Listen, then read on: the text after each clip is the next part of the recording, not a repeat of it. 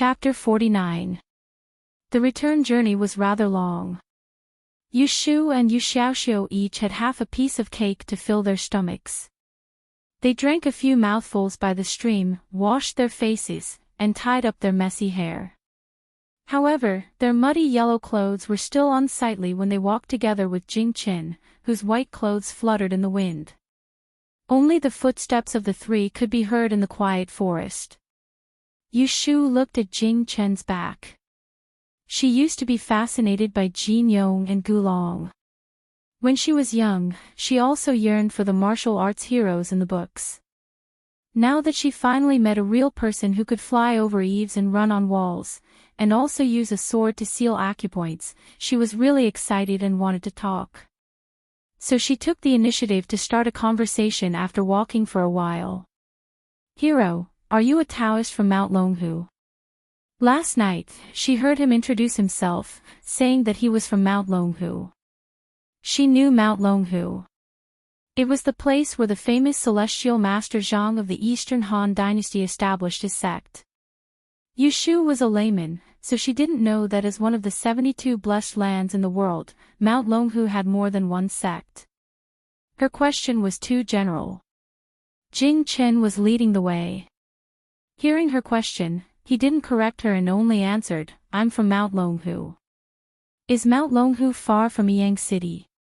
Hearing that he was willing to answer and didn't put on airs, Yu Shu was secretly happy. She pulled Yu Xiaoxiu a few steps faster and followed behind him. The Depan dynasty replaced the Yuan and Ming dynasties after the fall of the Song dynasty. It had existed for 300 years.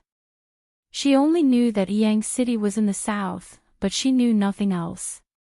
It was rare to meet a foreign Taoist, so of course she had to have a good chat and broaden her knowledge. "It's 10 days' journey. Is Mount Longhu in the east or west?" "Southeast of Yang." "Hero, did you come out alone?" "No one went with you." "I went down the mountain alone." "Hero, you didn't ride a horse." "Did you go on foot?" "I didn't ride a horse. I walked." "Wow, you can really walk." "Yes." Yu Shu asked one question after another. Jing Chen gradually felt that this young man was talking too much, but he did not show any impatience. Out of politeness, he still answered one question after another, but did not say anything more. It was rare for Yu Xiaoxiu to walk around in the suburbs. He curiously looked at the trees and flowers around him. Occasionally, he would tilt his head and listen to their conversation without interrupting. As a native of the Depan dynasty, he was taught to respect cultivators from an early age. Seeing Yu Shu so boldly talking to a Taoist priest, he couldn't help but admire his sister a little more. Yu Shu thought this man was good-tempered, knew martial art, came from an upright sect, and was willing to chat with her, a wild kid whom she rescued along the way. It was said that Taoists were proficient in the art of changing one's appearance, so if Yu Xiaoxiu could receive a few pointers from him, he would definitely benefit a lot. When the time comes, he would teach her. Hey. She wanted to get closer to him, so she opened her mouth and said, "Oh, I forgot to introduce myself. Hero, my name is Yu Shu, and this is my younger brother, Yu Xiaoxiu. May I know your name?" "My name is Jing Qin." "So you are Hero Jing Qin." Yu Shu thought that it was rare to see someone with the surname Jing, so it should be a Taoist name. The person in front suddenly turned his head. Yu Shu and Yu Xiaoxiu also stopped and looked at Jing Qin in confusion. The sun rose, and the morning light dazzled his slightly frowning eyebrows, making the brother and sister feel dizzy. Then they heard him say, "Don't call me hero anymore. I haven't done anything righteous, and I haven't done anything righteous. I don't deserve this title." He was clearly not being modest, but seriously correcting the title. Yu Xiaoxiu secretly pulled Yu Shu, a little nervous, for fear that his sister would make this Taoist priest angry. But Yu Shu didn't care and said, "I don't think what you said is right. Isn't acting righteous and doing something righteous called a hero? Who made this rule?" I was the one who called you hero. In my opinion, you stopped those bad guys and saved us. This is a chivalrous act. There's no need to judge. What's wrong with me calling you hero? 100 people have 100 eyes. As long as I feel that it's right, it's fine. Jing Chen looked perplexed. Ever since he was young, he had inherited the righteous teachings of the sect, and he had long had a general idea of what was right and what was wrong. Now that he heard this young man speak, he felt that he was right, but he also felt that he was biased, but he could not tell what was wrong. Seeing that he didn't speak, Yushu thought that he had said too much just now, so she cleared her throat and asked carefully, Hero Jingchen, are you unhappy that I called you like this? Jingchen shook his head. He just felt that it was wrong for her to call him that, but he wasn't unhappy. Yushu grinned, showing her canine teeth. That's it. I called you my name. Since you're not unhappy, I'll call you that. Jingchen glanced at her, turned around and continued to walk forward. It's up to you. Yes, hero. Yushu winked at Yu Xiaoxiu, pulled him to follow up, and continued to talk. Yu Xiaoxiu felt strange.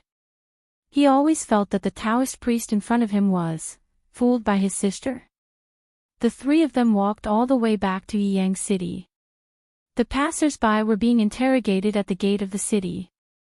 They didn't know what happened, but they could only enter but not leave. The brother and sister with dirty clothes were also stopped as if they were beggars from other places. If it weren't for Jing Qin, the Taoist priest, they wouldn't have been able to enter the city. Many people were blocked at the gate. Jing Qin wore a conspicuous Taoist robe. Wherever he passed, people naturally made way for him. He was so handsome that some young girls and women couldn't help but stare at him. They were so shy that they covered their faces with their handkerchief sleeves and peeked at him, but no one dared to point at him. Yushu pulled Yu Xiaoxiu to walk behind.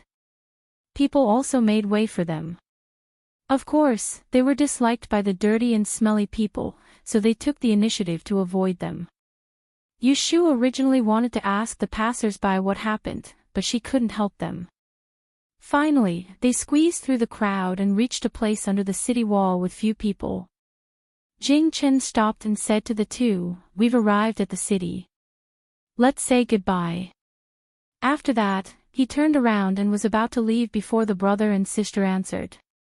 How could Yushu let him go like this? She was anxious and reached out to grab his sleeve. "Hero, where do you stay in Yiyang City?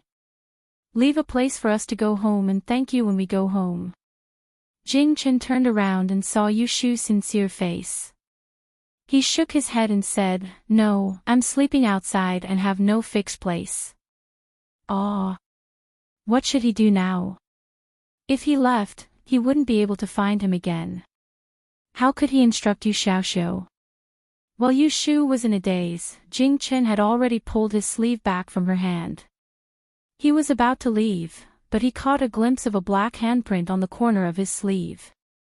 He hesitated for a moment and said to the two of them helplessly, "If you need anything, you can find me in the plum forest in the east of the city." After that, he didn't stay any longer. He turned around and disappeared into the crowd. "Hey, duh!" Yushu stretched out her hand and wanted to shout, but she stopped after a while. She turned around and asked Yu Xiaoxiu, "The plum forest in the east of the city. Where is it?" Yu Xiaoxiu scratched his hair and said, "There are several places." "Alas, forget it. Let's go home first. Aunt Lu must be worried to death." After they left, Yushu didn't have the mood to worry anymore. She pulled Yu Xiaoxiu and ran home quickly. What she didn't know was that Aunt Lu was not the only one waiting for her at home. It was the first time for Yushu and Yu Xiaoxiu to go to the south of the city. They didn't know the way, so they took many turns and ran several streets before they found the Ji family's mansion. They went back through the back door. As soon as they entered the yard, they saw Aunt Lu sitting under the tree and Uncle Saturday squatting beside her. "Aunt Lu, we're back." Aunt Lu turned her head and saw the two children. She immediately ran forward and hugged them, crying, "Where are the young master and the young lady? Why did you come back so late? I was scared to death. I was really scared to death." If it weren't for the difference between master and servant, Aunt Lu would probably reach out and beat them to calm down. Yu Shu was okay and laughed heartlessly. Yu Xiaoxiu was closest to Aunt Lu. When he got home and was hugged by her, he almost cried again. Aunt Lu's voice was so loud that the other two families in the yard ran out to see. Uncle Saturday got up and followed them. He looked at the brother and sister covered in mud and said, "Where have you been? Why are you like this?" Yu Shu had thought about it on the way. When she was about to make up a lie, she heard a servant said, "Since they are back, take them to see the third master quickly." Yu Shu didn't think that with their status, the third master would be alarmed if they were lost for a night. She went to ask Aunt Lu, "Aunt Lu, what happened?" Sixth Uncle Zhou explained from the side. Alas, the young master of the Lu family was also lost last night. He hasn't come back yet. It is said that children often go missing in Yang City recently. It happened that you two didn't come back last night, so I thought you were also kidnapped by human traffickers. In order to find the young master of the Lu family, the third master asked you to come back and tell him when you came back. Yu Xiaoxiu looked at Yu Shu, and Yu Shu thought to herself. The two of them had been hiding in the rain for an entire night and got lost. In the end, they were lucky enough to be sent back by Jing Qin. The rain was so heavy last night, and the others must still be trapped in the forest, lost and unable to return. So she winked at Yu Xiaoxiu and said to the others, "Then let's go into the house to wash and change clothes first. It's disrespectful to see the third master like this." Aunt Lu hurriedly said, Okay. You go back to the house first. I will bring you some water. There are steamed buns in the kitchen. Eat too. When we come back from the third master, Aunt Lu will cook something delicious for you." Yu Shu nodded and pulled Yu Xiaoxiu into the house. As soon as the door was closed, Yu Xiaoxiu couldn't help but say nervously, "Sister, what should we do?" Yu Shu knew what he was afraid of.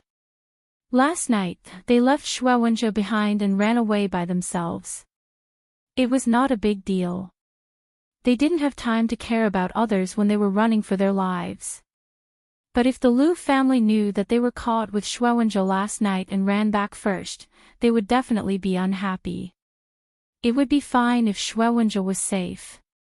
But if something happened to him, wouldn't they vent their anger on them?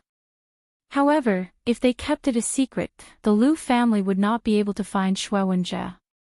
If something happened to Shuowenjia alone in the forest, wouldn't it be the same as harming a life? Yu Shu thought for a while and her eyes lit up.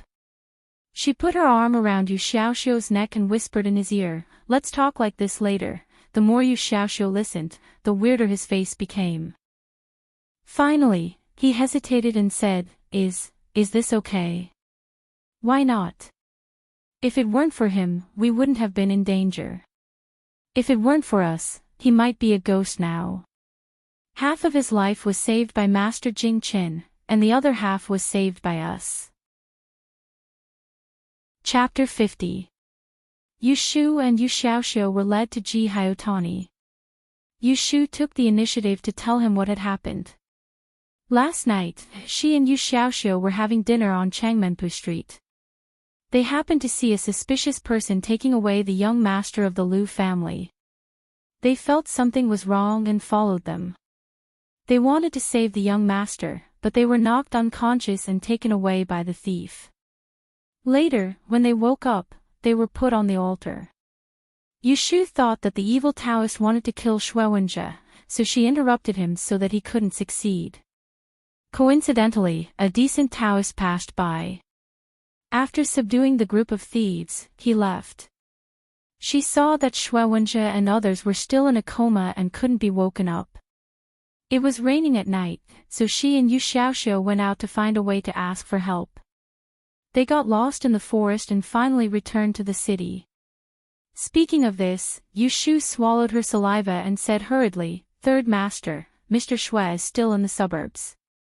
Please inform the Lu family and send someone to pick him up." She just changed a few words, and the siblings became Xuewenjia's rescuers instead of two cowards who didn't save him and ran away.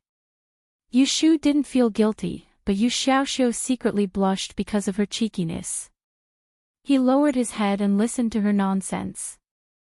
Ji Hyotani's sharp eyes glanced at them. He was a shrewd businessman with a meticulous mind. How could he not notice many doubtful points in Yushu's words? Yu Xiaoxiu lowered his head. Yushu only pretended to be anxious. She knew that Ji Hyotani would be suspicious, but she didn't worry. After all, it was the matter of the Lu family. The young master of the Lu family had nothing to do with the Ji family in terms of interests. Instead, he followed her lie, which could benefit the Ji family. As long as Ji Hyotani was not stupid, he would follow her words. Sure enough, Ji Hyotani just looked at them a few times and then waved his hand to call a servant, inform the Lu family quickly. Tell them the whereabouts of Mr. Xue have been found. After the servant left, Ji Hyotani then asked Yushu, the Taoist priest who saved you, did he leave his name? Yushu pretended to think for a while and said uncertainly, he said he came from Mount Longhu. Ji Hyotani's expression changed. He leaned forward with a hint of eagerness, Mount Longhu. Which sect did he belong to? Mount Longhu was a paradise. Most of the sects belonged to the Taoist sections. They usually didn't care about the secular world.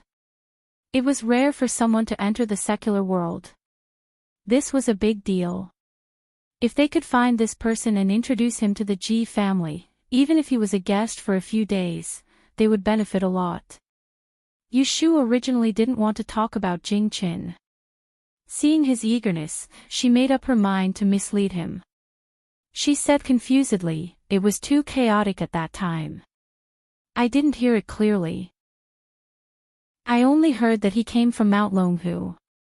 She thought to herself, TSK, how much saliva did I waste to hook up with him? Why would I introduce him to you for no reason? Ji Hyotani didn't give up. He asked again, did you see what he looked like and what he was wearing? He was wearing a blue robe. He seemed to be a middle-aged man with a beard. It was too dark at night, so I couldn't see anything else. Yushu lied. She was deliberately misleading him. Hero Jing Qin was too conspicuous.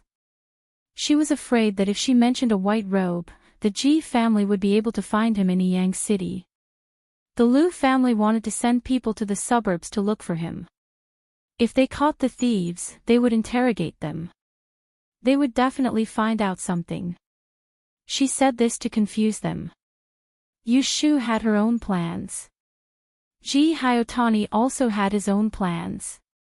He sat up straight and reminded Yushu, regarding this Taoist priest, don't say anything when the Lu family asks about him. Ji Hyotani thought that he would send someone to look for the Taoist priest who came down from Mount Longhu. He had to invite him to his home as a guest. He couldn't let others get ahead of him. Yes. Ji Hyotani was in a good mood, so his attitude towards Yushu and her brother was gentle. You two must have been hungry all night. There are snacks on the table. Eat first. When we find Master Xue, I will ask the kitchen to make a good meal for you. Yushu and Yu Xiaoxiu thanked him together. They were also given a seat by Ji Hyotani. After waiting for a meal, the Lu family came impatiently. The young master of the Xue family was found. He was in the wild forest outside the city. It was all thanks to Yushu's guidance. Before this, they met 4 children who escaped from a rundown courtyard in the forest. They saved them one by one. When Xuewenjia was found, he was lying on the bank of a small stream, half dead and half alive. He was wearing clothes that did not fit him, and it was unknown who had taken them from him. It was as if he had been fished out of the muddy water. Fortunately, He was still breathing, and he was alive. The Lu family came out in a hurry, so they didn't bring many people with them. When they saw Xue Wenjie in this state, they hurriedly took him home for treatment. They left a master to continue the search with the soldiers. Ji Hyotani personally went out and sat in the same car with Yu Shu. He asked her to lead the way into the forest to find the group of human traffickers. They only found the rundown courtyard after noon. Yu Shu gathered her courage and followed the constable inside. What she found was not only a group of wild Taoist priests who had their acupoints sealed and were lying in the rain for a whole night, but also the corpses of 3 children. The sight was chilling. The master of the Lu family, who was also Xue Wenjie's second uncle, turned pale on the spot. He was terrified. Ji Hyotani knew how to behave. He took the opportunity to comfort him. "Brother Jingtai, are you all right?"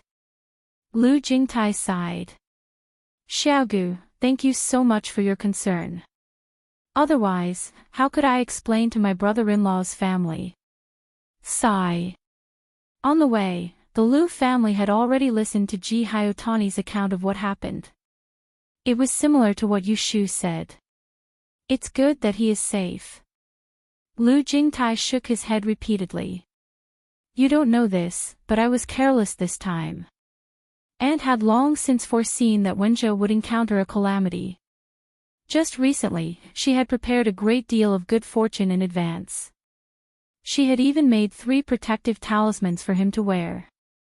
Even when he went out to celebrate his birthday yesterday, I deliberately followed him and told him to wait outside for me to pick him up. Fortune is hard to seek, disaster is hard to avoid. We are all learning from the Yi family's descendants. Since young, we have been taught this saying. Now that the matter is over, no one will blame you. There is no need for you to worry about yourself." Ji Xiaogu consoled Lu Jingtai with a few words, and Lu Jingtai's complexion finally improved a little. He said, "Oh right, I still have to thank those 2 juniors of yours. If not for their quick wits, Wenjie might not have been able to escape." Ji Hyotani smiled casually. He wanted to call Yu Shu over to talk to him. Looking around, he did not see Yu Shu. He frowned and said, "You are too polite. Perhaps they are safe because of Wenjie's good fortune." Lu Jingtai smiled bitterly. He will not take his words seriously. In his heart, he owes the Ji family a debt of gratitude. Where is Yu Shu now?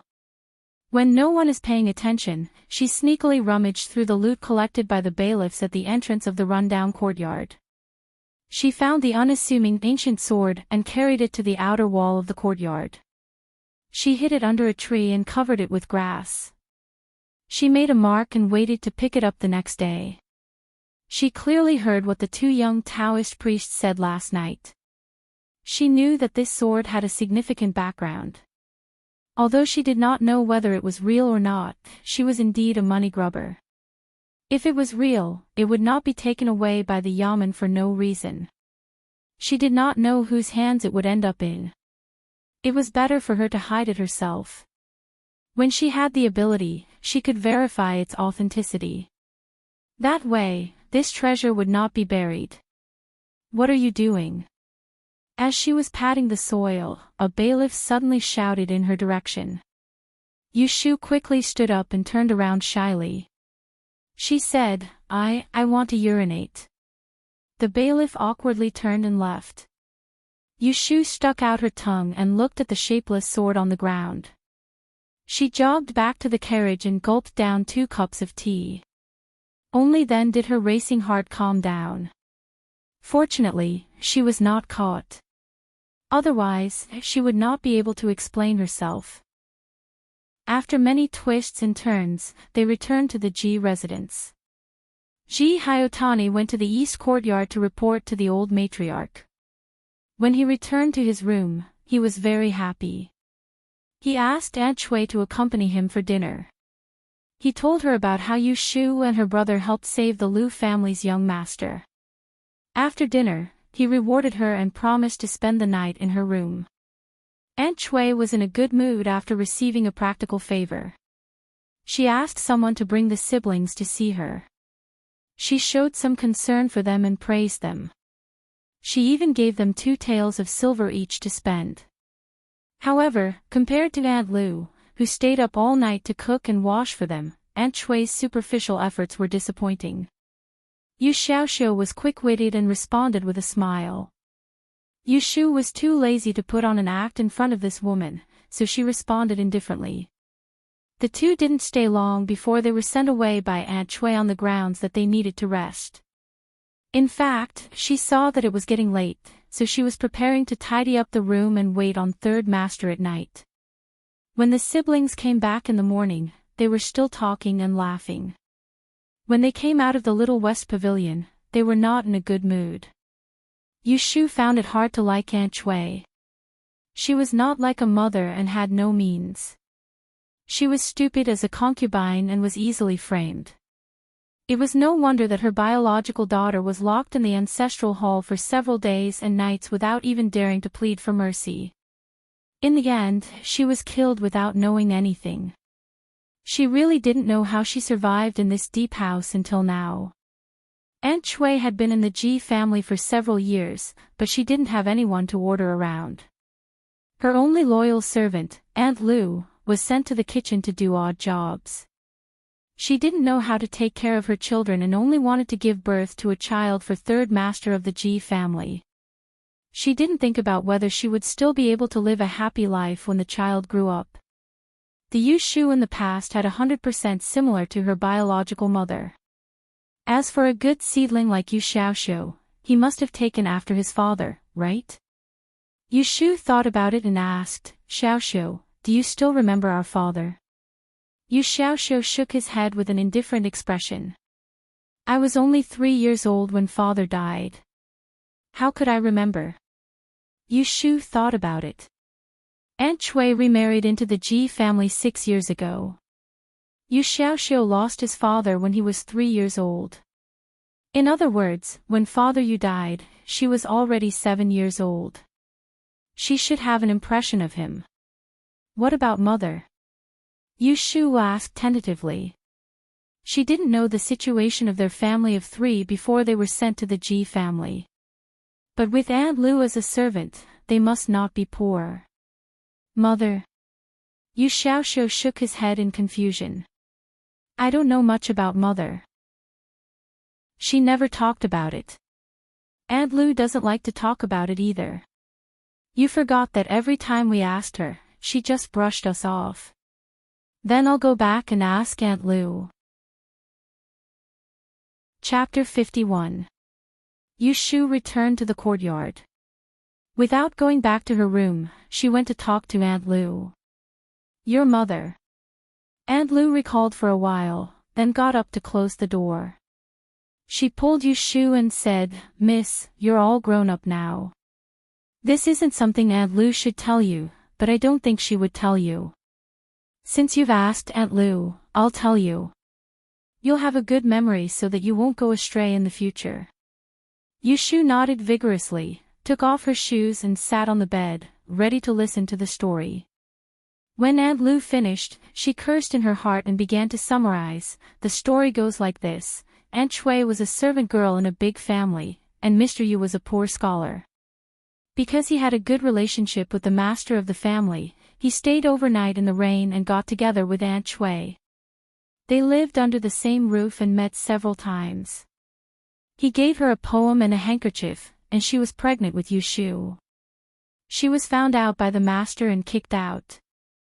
Aunt Chui cried and found Mr. Yu and went back to his hometown with him. Mr. Yu's family used to have a small plot of land, a small courtyard, and a servant. But his father died of illness, and the family had no one to rely on. They didn't pass the provincial examination last year, so they stayed at home. After a few years, they gradually became idle and drank all day. Once, they drank too much and fell into the river, never to climb back up. Since then, Aunt Chui became a widow. Aunt Lu is also a poor person. Aunt Lu patted Yu Shu's hand and said, she doesn't treat you well because she has a grudge against Master Yu. After all, a woman's life is wasted like this. She originally wanted to stay in that family, and it's not impossible for her to marry a clean man and live a peaceful life. Miss, be careful. Don't easily believe this man's words. Choose a good person, or you'll regret it when you're cheated. Yushu nodded repeatedly to show that she understood, but she didn't think much of it in her heart. She wanted to find a man. Love aside, it didn't matter if he had 3 wives or 4 concubines, but first of all, he couldn't be a weakling.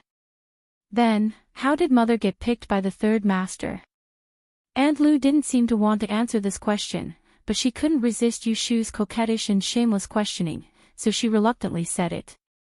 She looked like she wanted to have it, but she couldn't resist Yushu chasing after her. 3rd master is a sentimental person. Once he rode a horse past our house, and was hit on the head by Yin Yang with the window pole.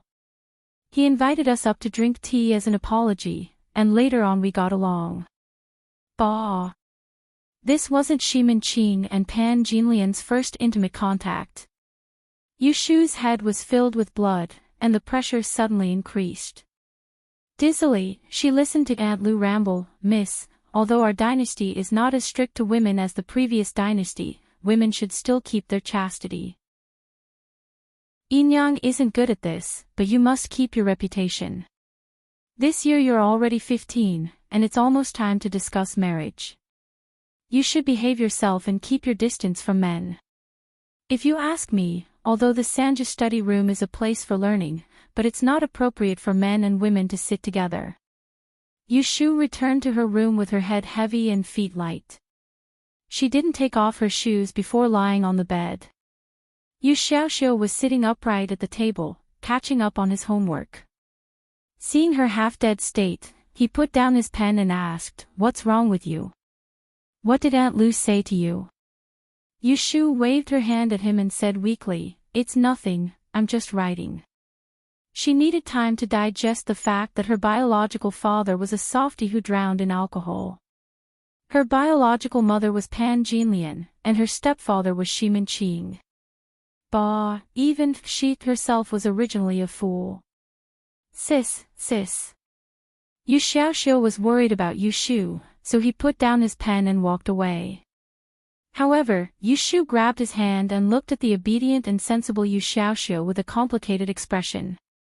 "Little brother, it's really not easy for you. It wasn't easy for this evil bamboo shoot to grow a straight bamboo. What are you talking about? Are you tired? Hurry up and sleep. I'll call you for dinner tonight." Xiaoxiu pushed her, afraid that she had a cold last night and was talking nonsense. After returning from the suburbs in the afternoon, Aunt Lu boiled 2 big bowls of ginger soup for him to drink. The main kitchen also cooked pig's trotters for him, so his stomach was still full. "I'm a little sleepy. You don't have to study. Sleep for a while first. Didn't 3rd master say that we should rest at home for 2 days? Yushu lay down and pulled Yu Xiaoxiu up. "Come here, let's squeeze together. My heart is so empty that I can't sleep alone." Yu Xiaoxiu hesitated, but seeing Yushu's friendly face, he couldn't say no, so he took off his shoes and lay down.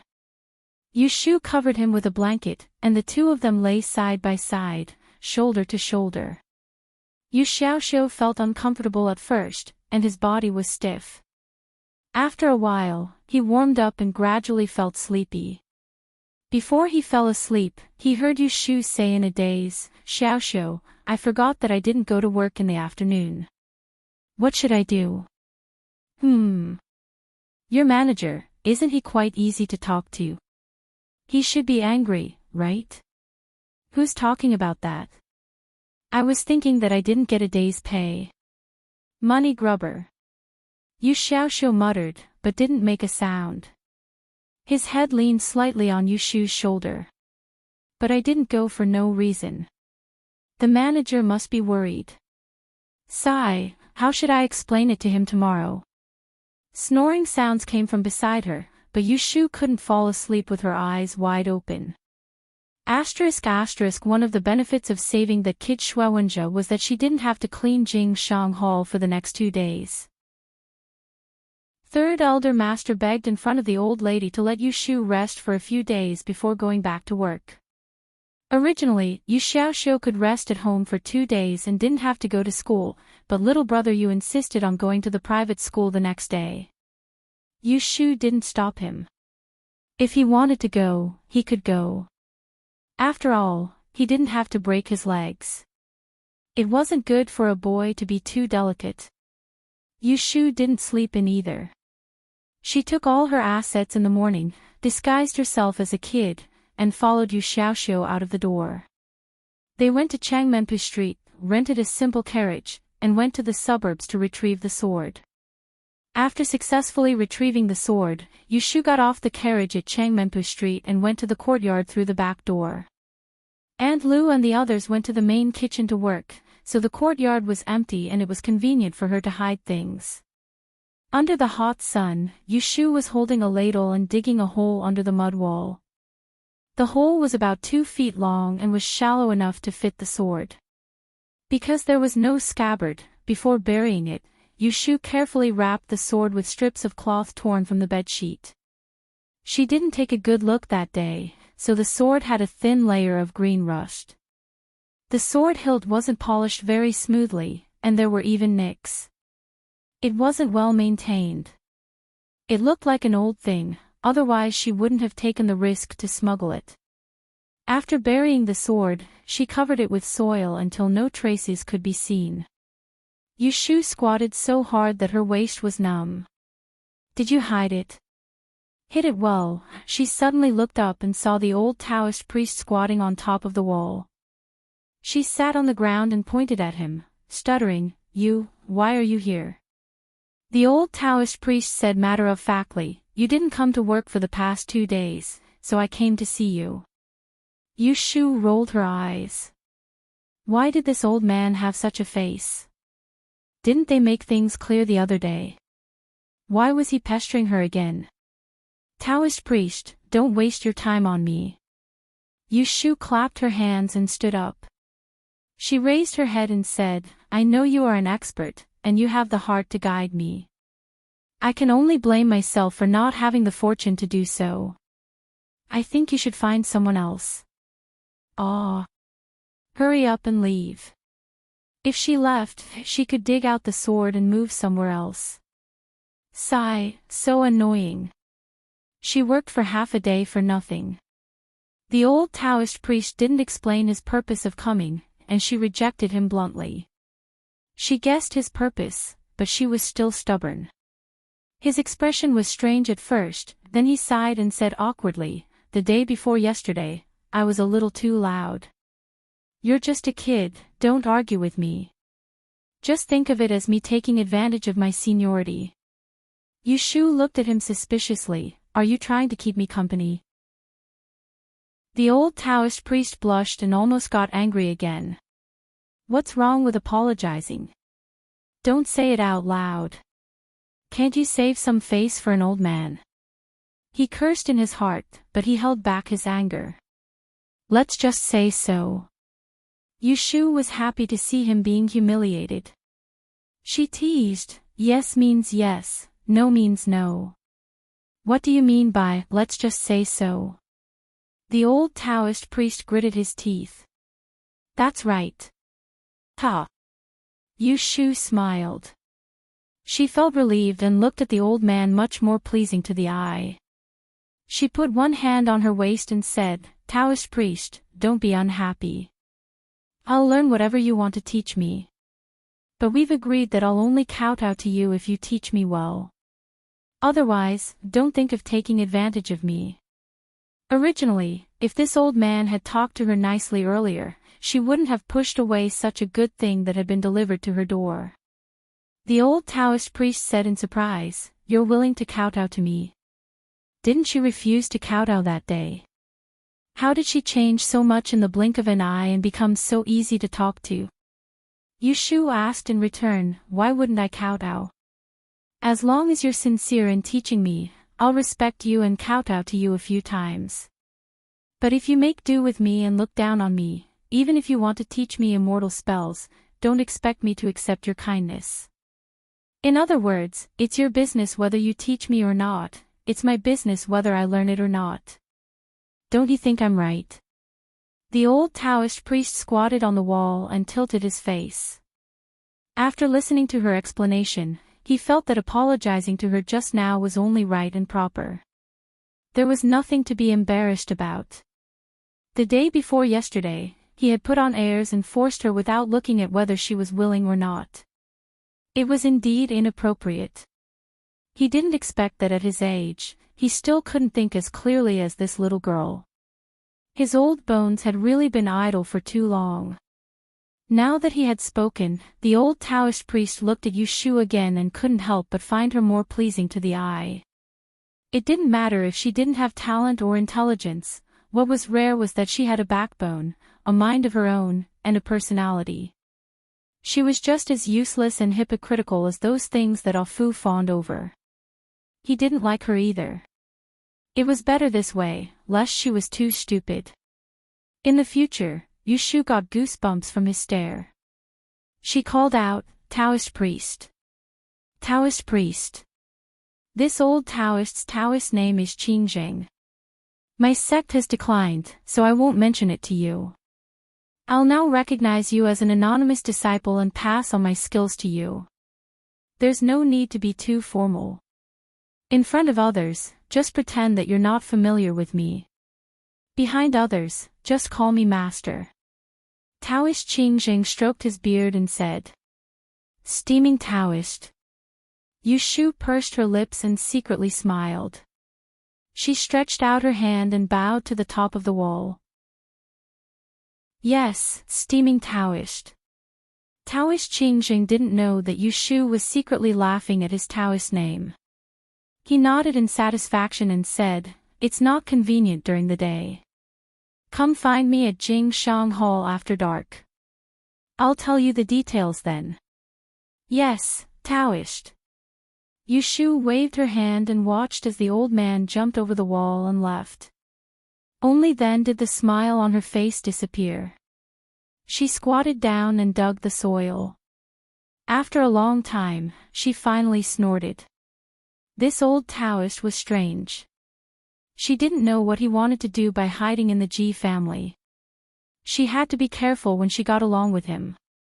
It would be best if she could learn from him. She also had to be careful not to be used by him. Yushu dug out the sword again and buried it in a different place. She went to put away the quilt that Yu Xiaoxiu had dried. As she folded the bed, she thought about finding a time tomorrow to go out and look for hero Jing Qin and get in touch with him. Chapter 52. In the evening, Ji Hyotani was having dinner at Aunt Chui's place.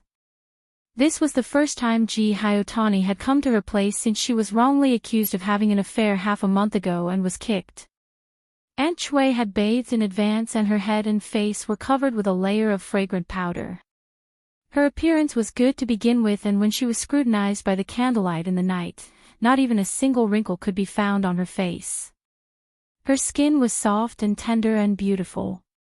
This caused Ji Hyotani, who had not seen her for a long time, to take a few more glances. Aunt Chui was secretly delighted and pretended to be bashful, blushing as she poured wine for him. It was just that this posture of hers was too vulgar and not as clean as before. Ji Hyotani withdrew his gaze and touched the wine cup, saying, "The Lu family's young master can be safe and sound thanks to that girl Yushu's cleverness." "Oh yes, is she over 10 this year?" Aunt Chui counted in her heart and answered after a while, replying to Laoi's question, "She is over 15. Ji Hyotani nodded, "Then she is of marriageable age and is not young anymore. She should consider marrying into a family. Do you have any plans in mind?" Aunt Chui bit her lip. With her background, her temperament is not pleasing to the eye and she is stupid. Who would find a matchmaker? She is just taking advantage of the Ji family. This concubine only hopes that she can find a well-off family so that she does not have to worry about food and drink in the future. What else can she ask for? Even if she becomes a concubine of a rich family, it would be better than her living a poor life. Ji Hyotani pondered over what she said about temperament is not pleasing to the eye and she is stupid, and then recalled his impression of the stepdaughter. He laughed and looked at the woman in front of him who was not at all smart and said, "Since you have no idea, I will ask second sister-in-law to pay attention to see if there is any suitable family in Yang City. Tomorrow, you can give me her horoscope." The third branch had no legal wife and the backyard was full of concubines. Ji Hyotani did not care about trivial matters. After all, the supervisor was a servant and could not do anything. The three brothers of the Ji family had a good relationship. First grandmother had been in poor health these years, so old lady Ji gave the second branch the power. Second grandmother was in charge, so Ji Hyotani entrusted the marriage of his children to the second wife of the Ji family. Of course, he now handed over Yushu's marriage right to Yushu, an outsider, in a disguised way, giving the identity of the young miss of the Ji family. This was completely different from living in the Ji family. Aunt Shui was not too stupid. She knew that in this way, Yushu would definitely be betrothed to a rich family in Yang City. She immediately stood up and bowed to express her gratitude. "Master, this concubine thanks Master." In a few words, he handed over her daughter's marriage right. In addition to being happy, Aunt Shui was also a little relieved. After all, she did not have to bear the burden. She was worried that her daughter would not marry into a good family and would become a burden in the future. In the dark, Yushu sat on the steps of the door of Jing Shangtang. She supported her head with one hand and yawned. During the day, Daoist Qingzheng asked her to come to Jing Shangtang after dark. She came after eating, but she did not see him. The door of the hall was locked and she could not enter. She waited at the door for at least an hour. If she did not see him, she would go back to sleep. In the afternoon, she went to Mianzhai. On the way, she prepared a whole set of words on how to explain to Chao Zixin that she was absent from work yesterday. Unexpectedly, when she arrived, Mianzhai was closed. Shopkeeper Wu, who was sitting across from her, told her that the ink shop was not open yesterday. Including the day before yesterday, when she asked for leave to travel, the shop was closed for 3 days. She didn't see Chao Zixin at all. Shopkeeper Wu took the opportunity to poach Chao Zixin and asked her if she was willing to help him in his shop. Yushu politely refused this profiteer and went home with doubts. She planned to go and see him tomorrow. When she asked for leave that day, shopkeeper Chao said he was visiting a friend. Could he be out of town? Looking up at the half-moon in the sky, Yushu stood up and patted her butt, ready to leave. If the old man wanted to test her and make her wait in this cold night, she would not accompany him. Didn't he know how precious her time was? If she had time, she would read a few more words. As soon as she took a step, the old Daoist came. He was right on time and carried things in his hands. In a few steps, he came to her. He stuffed the things in his hands into her arms and went past her to take out the key to open the door. He went in and lit the wall lamp. Seeing that Yushu was still standing outside the door, he asked her to hurry in as if he was in his own house. "Come in quickly. Don't let anyone see you." "Oh." Yushu went in with a pile of things. Qingzheng closed the door behind her. She turned her head in alarm. Qingzheng looked back and saw her guarded face. He snorted and took the things in her arms. He handed her the fire. "What are you afraid of? I don't eat people. Go and light the lamps." Yushu thought that he wanted to avoid being seen. It was understandable, so she went in and lit the lamps. She cleaned this place for a few days and knew it very well. Even if she was blind, she could find the candlesticks on the wall. She lit them one by one. From time to time, she turned her head to look at Qingzheng. She saw him holding a pile of things in the open space in the hall. she didn't know what he was arranging. When she came here, she thought about what the old Taoist would teach her. However, she didn't know much about Yi Shui. She thought about it, but she couldn't even guess. After lighting up all the candles, the hall brightened up. Yu Shu climbed down the ladder and walked to the old Taoist priest's side. She watched as he held a large weasel bristle brush and mixed it with an unknown liquid in a bowl. He was lying on the ground and drawing some strange shapes. "Master, what are you doing?" Taoist Qingjing didn't seem to hear what she said. He continued drawing on the ground with full concentration. Yu Shu had no choice but to shut her mouth and wait to the side. Fortunately, his technique was experienced, so it didn't take long for him to finish drawing. He stood up with the bowl in his hand and examined it. After confirming that there were no mistakes, he raised his head and revealed a slightly tired face. He pointed at one of the circles and said to Yu Shu, "Come here and sit down." Yu Shu tiptoed over and lifted her skirt. She was afraid that the ground was not dry and she would step on it. When she sat down, she realized that the silver paint had already solidified on the ground. She couldn't even touch it with her hands. Qingjing also sat cross-legged in front of her. He breathed a few times and said, "From today onwards, I will teach you the Yi Shui. Because it's not recorded, you don't have to follow the rules of the school. There is only one thing that you must follow." Yu Shu said, "Master, please say it." Qing Zhang's eyes lit up and his eyes were like torches. "When you finish your apprenticeship, you must help me do something. Vulgar, too vulgar." Next, was this old man going to tell her a story of a blood feud that made her cry? Something about killing his wife and snatching his son, or how his brothers turned against each other, and then ask her to avenge him. "Master, can you first tell me what it is?" What a joke. He hadn't even taught her anything and he was already giving her conditions. What if she learned something trivial and this cheap master asked her to kill someone or set fire to something? She would do it, right? "Don't worry. I only want you to find something for me. I won't ask you to kill someone or set fire to something. There's no danger to your life."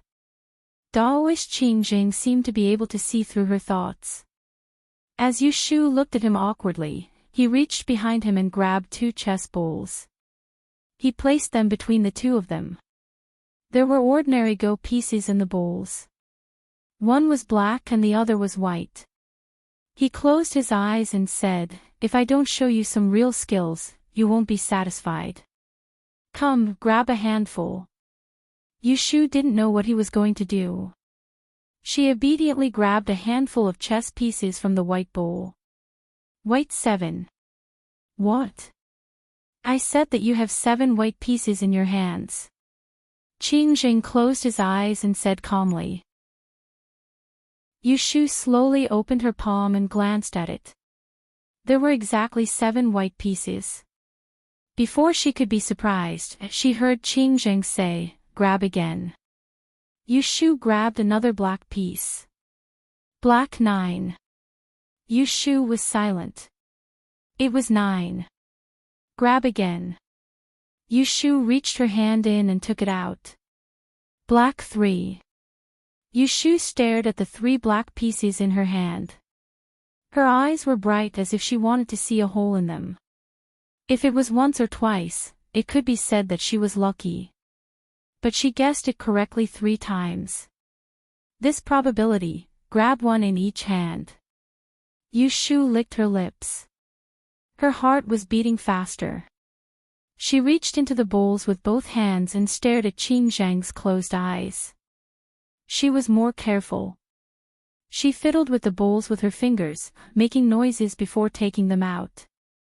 A white piece in the left hand, and no pieces in the right hand. Pa, Yu Shu's hand trembled, and the white piece in her left hand fell to the ground. She didn't know how silly her expression was at the moment. Qingjing opened his eyes and looked at the admiration on Yu Shu's face with satisfaction.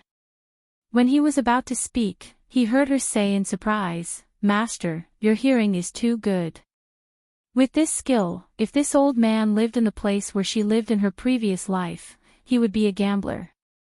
Qin Zhang's beard trembled, and he said angrily, "Bullshit. Did I hear it?" Yu Shu wiped the saliva off her face. Her attitude was much more respectful than before. She smiled to hide the surprise in her heart. "Then how did you guess it?" Qin Jing snorted, "Tell me, what is Yili?" Yu Shu said, "It's the study of Yili." If Mr. Liu in the Sanju study house heard her answer, he would definitely spit blood on her face. After learning for half a year, she couldn't even explain the basic meaning of Yili. How could she be so stupid? Daoist Qingjin glared at her fiercely, stroked his beard to calm down, and then said, "Simply put, Yili is the study of prediction and divination. Remember, Yi is calculation and divination. You can't escape from these two." Yu Shu nodded, indicating that she would remember it. Just based on Yu Shu's answer, Qingjing also knew the level of this new disciple. It was too late to regret, so he patiently enlightened her. "You won't understand if I explain it to you in a difficult way. Let me explain it to you in a simple way. Calculation is arithmetic and is a skill. Divination requires the use of external objects, such as divinatory plates and Luyao coins. These are methods. Using techniques and methods to predict the future, this is the Yili of my generation, and also the most common Yili," Yu Shu suddenly understood. She had read so many books, but for the first time, she understood what Yili of the Da and dynasty was. Then she was confused. "Just now, you guessed that the chess piece in my hand was also Yili. Why didn't I see you using any external objects?" Old man Qingjing smiled proudly. "What I used was the superior Yili. I can take one's heart in one's eyes, so I don't need any external objects. With my ability, I can judge fortune and misfortune, and determine life and death. It just takes a little more effort." Yu Shu's throat was a little dry, and her heart was itching. Previously, she was just playing house with this old man with a wait-and-see attitude, but now she really wanted to learn something. "Master, you are so powerful." Chapter 53. "Master, please teach me quickly. If you teach me, I can help you find things," Yu Shu urged. She saw the pride in the old man's eyes and snickered in her heart. It was just the first time he was defeated by her. Was it worth being so calculative? He was even more narrow-minded than her. "Okay."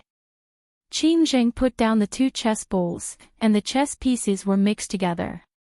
He pointed at the pile of black and white and said, "Squint your eyes and catch them yourself." "Ah." Yu Shu didn't understand. Qin Zheng demonstrated. He closed his eyes and reached out to catch a handful of chess pieces, 3 black and 5 white. He spread his hands, 3 black and 5 white. "Catch them yourself and guess the black and white. It's getting late. Don't disturb my sleep." "Yu Shu, what? You don't want to learn?" "Master, are you kidding me?" Qin Jing stared at her. "Do I look like I'm kidding you? Are you going to learn or not?" Yu Shu gritted her teeth, closed her eyes, and reached out to catch them. "Learn." Qin Jing saw her obediently go to catch the chess pieces, then he bent down to pick up an oiled paper bag behind him, stood up and said, "I'm going to take a walk outside. You're not allowed to be lazy." Yu Shu closed her eyes and waved her hand. "Master, go." Qin Jing left. He locked the door behind him and leaped onto the roof. His footsteps were light as he stepped over the tiles. Without a sound, he sat down on the patio of the roof of Jing Shang Hole. He opened the oiled paper bag and fished out an oily chicken claw. He stuffed it into his mouth and tilted his head to look down. Under the moonlight, the little girl sat on the ground and grabbed the chess pieces one by one. The array under her body glowed with a faint light. Looking down from above, it looked like the Northern Star Array. Sigh, if it weren't for your poor spirituality, I wouldn't have to waste so much effort. Well, this is fate. Qing Zheng muttered to himself as he finished gnawing on the 2 chicken feet. Wiping his hands on his clothes, he sat down cross-legged and began to breathe in and out. He wanted to replenish the true qi he had consumed while drawing the formation. Sis, the food is here. Let's eat before we go to bed. Yu Shu curled her lips and frowned. In a low, muffled voice, he said. Step aside. Hurry up and get up. The food will be cold soon. No one will heat it up for you. Come on. Yu Xiaoxiu reached out to tug at Yu Shu's blanket, while Yu Shu used her leg to press down on it. After a while, Yu Xiaoxiu was the first to get angry. He went out to grab a towel and wrung it with the chilly well water, before returning to the room and using it to cover Yu Shu's face. Ah! What are you doing? Yu Shu tore off the towel on her face and glared at Yu Xiaoxiu with swollen eyes. Yu Xiaoxiu looked at her coldly. The 2 people stared at each other for a while. Yu Shu was the first to give up. She pulled her hair and got up from the bed dejectedly. Yu Xiaoxiu turned around to serve the rice. He had the egg soup this morning, and it was the most delicious when it was hot. After eating, Yu Shu burped and pushed the bowl away. She said angrily, Yu Xiaoxiu, you can't do this. I'm your sister. Can't you wake me up gently in the morning? Who asked you to go out to play at night? If you go to bed earlier, you won't be unable to get up. Yu Xiaoxiu kept the bowl and chopsticks and took them out to wash. He didn't want to admit that he was angry at her for going out to play last night without him. Yu Shu gloomily shook the table. She didn't want to say anything. She didn't go out to play last night. She spent the whole night catching chess pieces in Jingshang Tang. 2 of her fingernails were broken. Unfortunately, the steamed old man didn't allow her to tell others. She could only hide it from Yu Xiaoxiu. She sneaked back from the west courtyard. She fell asleep immediately. She didn't know why catching chess pieces was so tiring. She didn't even have a dream that night. Yu Xiaoxiu wiped the table and left with his bag. I'm going to the private school. Yu Xiaoxiu left. Yu Shu originally wanted to go back to sleep, but she remembered that she planned to look for Jingqin today. She had no choice but to go out to wash her face. Puff. After brushing her teeth and spitting out the mouthwash, Yu Shu quietly glanced at the sneaky figure at the entrance of the courtyard. After seeing it clearly, she felt strange. What is this guy doing here? She went back to her room and changed into Yu Xiaoxiu's robe. She tied her hair into a bun and wrapped it with a towel. She went out of the courtyard and looked around. She saw the little fatty who was not far away and was about to run away. She hesitated for a moment and shouted loudly, "Young master, where are you going?" Hearing this familiar voice, Ma Weibo stiffly stopped. He dawdled for a long time before he turned around and gave Yu Shu a smile that was uglier than crying. I didn't do anything. Seeing Yu Shu's dress, he felt strange. Yu Shu grinned and waved her hand. Come here. Ma Weibo was scared and took 2 steps back. When he was about to turn around and run away, Yu Shu's face darkened and shouted, "Come here." Ma Weibo walked towards her with fear. When he was about 10 feet away from her, he stopped and refused to go forward. Seeing him being bullied, Yu Shu felt funny. What's wrong with me? Didn't I just beat him that day? Why do I look like a mouse seeing a cat again? Wasn't she quite rampant before? It's so early in the morning. Are you looking for me or Xiaoxiu? Ma Weibo immediately waved his hand. I'm not looking for you. It turned out that he was looking for her. Yu Shu interpreted his words and asked, "Why are you looking for me?" Ma Weibo bowed his head and rubbed his toes. What? Yushu picked her ears. No. Yushu found that this little fatty was very angry. Are you a mosquito? Speak louder. I'm not the one who told Grandma that you beat me. Don't tell anyone that I peed my pants. Yushu covered her ears. She was almost deaf. She squinted at him. Not to mention, young Master Ma's face was red and his eyes were bubbling. His chubby appearance made him look like an easy target to bully. Damn it. This punching bag also bullied her Xiaoxiao. Oh. Yushu dragged her words. Under Ma Weibo's nervous eyes, she coldly snorted and snappily said. How do I know it's not you? You caused me to be beaten up.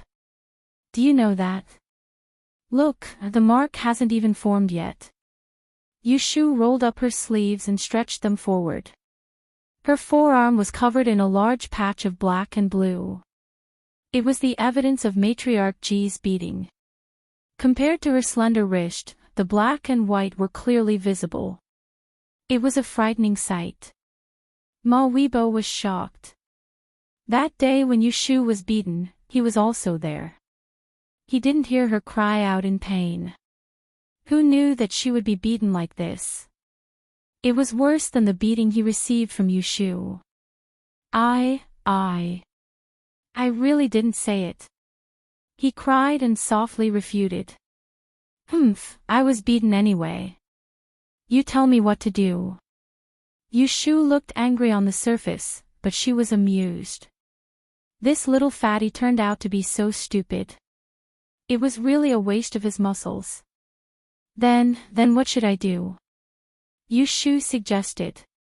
Why don't you let me hit him back? Ma Weibo was dumbfounded. Want to be beaten? Stand there and don't move. I will only hit you once. After that, I won't argue with you. Yushu raised her hand. Ma Weibo shivered. His eyes showed fear. He remembered the day when Yushu hit him with a pole. He was afraid of Yushu. He was more afraid of her than he was of his father. She was not afraid of him telling on her. She was not afraid of being punished by the adults. She really dared to hit him. Say something. Are you going to hit me or not? If you don't, I will tell everyone that you peed your pants. Yushu threatened. Ma Weibo looked at her raised palm. His legs trembled. He was about to cry, but he couldn't say a word. If you don't say anything, I will take it as a yes. See if I don't hit you. Yushu raised her palms and made a strange gesture. She waved her hands down. Ma Weibo was so scared that he squeezed his eyes shut. But the next moment, he opened his eyes in pain. Ouch! The pain that fell on his face was not the same as being slapped. He howled and looked up at Yushu in panic. However, he saw that there was no longer any ruthlessness on her face. There was only a teasing look in her eyes. Yushu pinched the little fatty's cheeks and shook his face back and forth. Seeing his dazed expression, she couldn't help but laugh.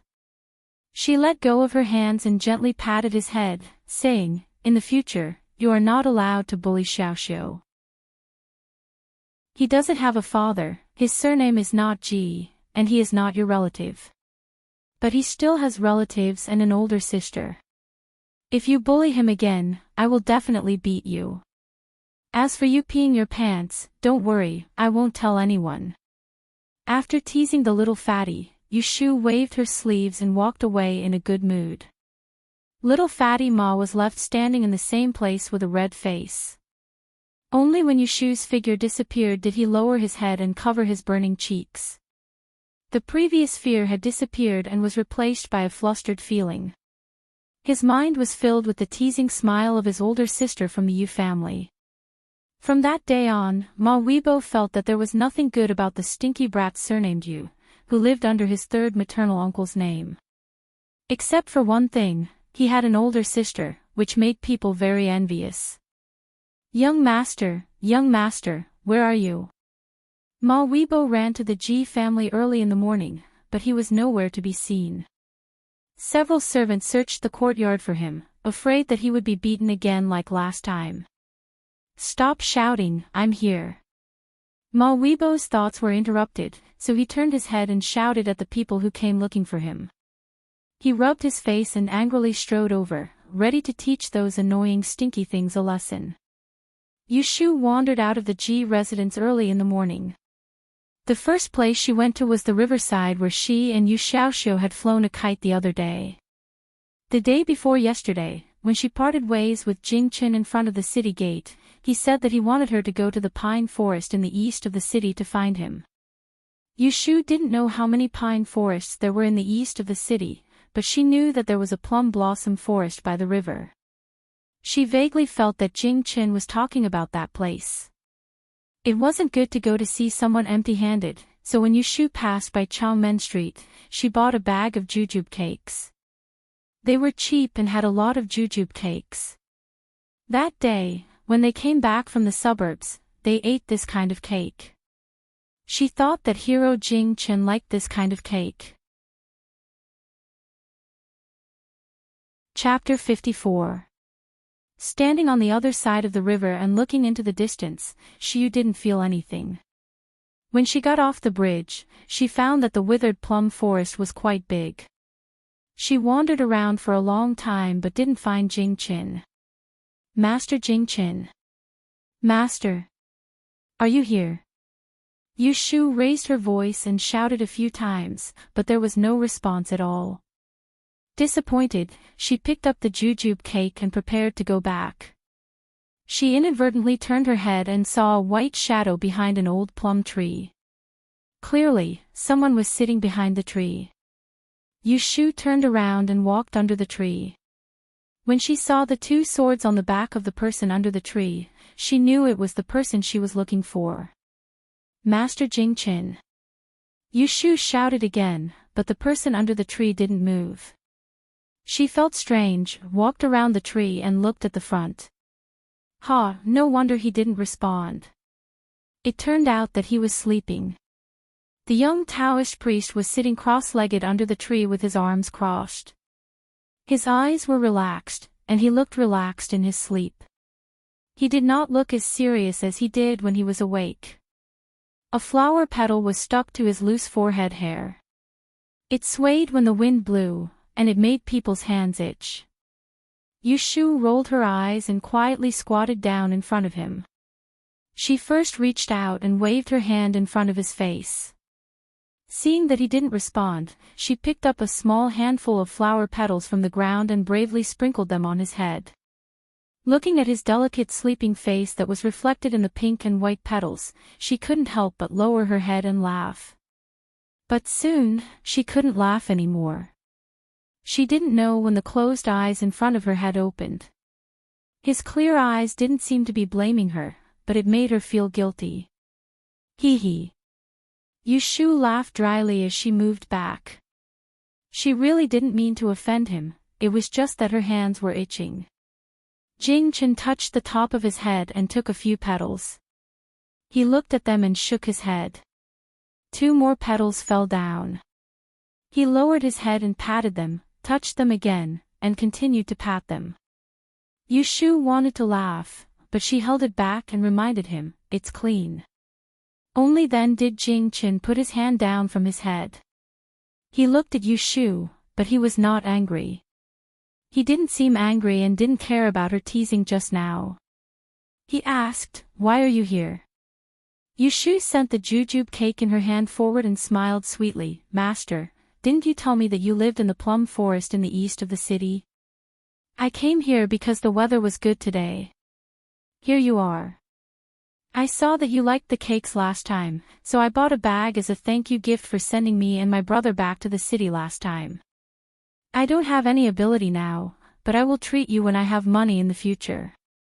Jingchen took the paper bag from her, thanked her, and opened it in front of her. Looking at the few pieces of jujube cake wrapped in the paper, he was really hungry. Seeing that Yushu was squatting in front of him and had no intention of leaving, he hesitated for a moment, broke off a piece, and ate it by himself. That morning in the suburbs, Yushu was slightly surprised by his rude behavior. It was rare to see such a straightforward person even in the modern world in her previous life. What kind of good food was it? He just ate it in front of her. He couldn't wait. That morning in the suburbs, he ate a piece of cake as if he hadn't eaten for a few days. Wait, did he really starve? Great hero, have you had breakfast? Yushu asked eagerly. Jing Chen shook his head, swallowed, and took another piece. Did you have dinner yesterday? Jing Chen shook his head, slowly took a bite, and licked the crumbs on the corner of his mouth. Did you have dinner yesterday? Jing Chen nodded and said, You gave me a snack yesterday morning. Yushu suddenly felt that this young and powerful Taoist priest in front of her was not as smart as she imagined. Otherwise, how could he be so pitiful that he couldn't even eat a meal? He was a Taoist priest. In the Depan dynasty, even if he didn't have money, he could just go to any house and there would be someone to entertain him. There was no need for him to starve. Perhaps, he was too aloof and didn't want to eat and drink for free. That couldn't be right. If he was a person who cared about his face, he wouldn't have chewed the cake in front of her. Puzzled, Yushu had to tell him the truth. Master, why are you hungry? Jing Chen ate a few pieces of cake and his stomach felt much better. When he heard Yushu's question, his face showed a trace of embarrassment. He avoided Yushu's line of sight and whispered, This is the first time I went down the mountain. I didn't know the importance of money. When I went down the mountain, I lost it, so I had to sleep in the open. Yushu was surprised. The truth was that this person was not a master. Xia was just a little naive. He had been eating and sleeping in the open all the way from Mount Longhu to Yiyang City. How was she supposed to say this? Was it really a pity that he didn't starve to death?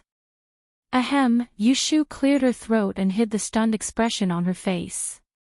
Squatting for too long was uncomfortable, so she sat down cross-legged. After thinking for a moment, she asked, Great hero, may I be so bold as to ask, do you plan to stay in Yiyang City, or do you plan to go somewhere else? Jing Chen said, I have to stay here for a while. Yushu said, Then do you plan to stay like this? Ha! Yushu scratched her head and simply said, Sleeping in the open like this in the woods. You don't have a meal. You can't always be like this, right? 1 or 2 days might not be a problem, but after a long time, you will definitely get sick. You have to think of a way. Let's eat first. If you don't mind, I can give you an idea. Yushu was not someone who liked to meddle in other people's business and she did not have any extra kindness. If the person who was sleeping in the open was a refugee or a beggar, she might not even take a look, but this Xiaobai had helped her before and his character was not bad. He looked like a good person inside and out and she did not know what to do with a good person. It was strange, she was not a good person but she could not bear to see a good person suffer. Jing Chen could feel that the youth in front of him was anxious for him. He was slightly moved and asked, What idea? Yushu said, It's not really an idea. Maybe. You just said you. Since it's my first time coming down the mountain, I'm probably trying to understand the people's livelihood. Most people respect Taoists. In Yiyang City, there are 3 clans that have learned Taoism. Great hero, you are from an upright sect. If you pay them a visit, they will definitely treat you with great hospitality. They will provide you with food and accommodation. Don't you want to stay in Yiyang to handle some matters? Why don't you stay with them for the time being and leave after you've finished your business? Yesterday, when Third Elder Wen asked about it, she hid her selfishness and did not want them to find Jing Chen. However, it was different now. She had recognized the old man Qing Zheng as her master. With someone to guide her, it was easy for her to learn. She did not need to have any ideas about Jing-Chen anymore. It was better for her to stop thinking about it and be more convenient for others. No. Ah. It was rare for her to be kind, and he actually said no. Jing-Chen shook his head. He didn't want to reveal too much, but when he saw the confusion on the young man's face, he explained, I have something important to do. Before I finish it, I can't contact too many people. If that was the case, Yu Shu laughed secretly. Then there was no other way. It was not that she wanted to hide him, but he did not want to meet people. He did not have the fortune to eat and drink well. This way was not going to work. Of course, she had to think of another way to let Jing Xiaobai starve. It was definitely not going to work. But Yu Shu did not have extra spare money. Even if she did, she could not guarantee that Master Jing-Chen would be willing to use her for free. Money, money, money. Where could she get money? Yu Shu looked at Jing-Chen from head to toe. Suddenly, an idea came to her. She leaned forward and said, You're from the Tao sect. Do you have any items that can help you seek good fortune and avoid calamity? In the e-shop, any red string could be sold for a string of money. This robe that Jing Xiaobai was wearing was made of silk. Since it was made of pure silk, it should have some valuable accessories on it. Items.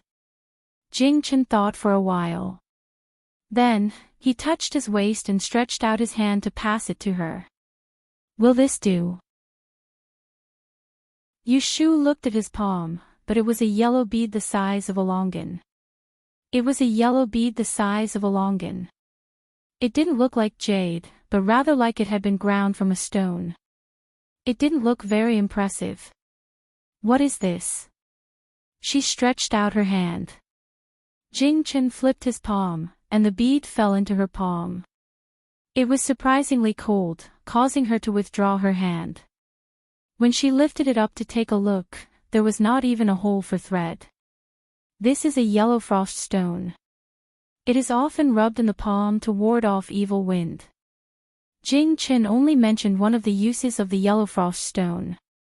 Hearing this, Yu Shu rubbed the stone bead in her palm. After a few rubs, her palm began to heat up, but the bead was still cold. It was very strange.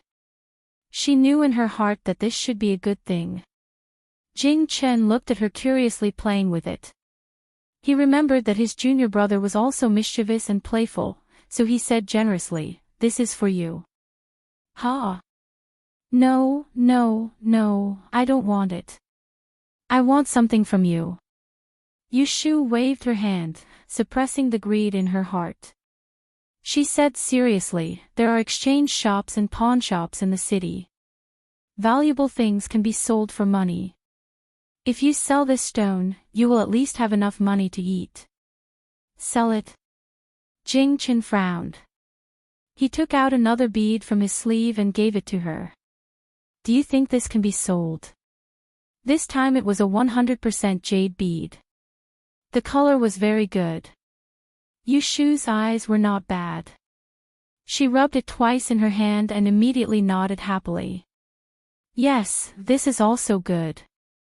Jing-Chen nodded. Then sell this. You can't sell the yellow frost stone.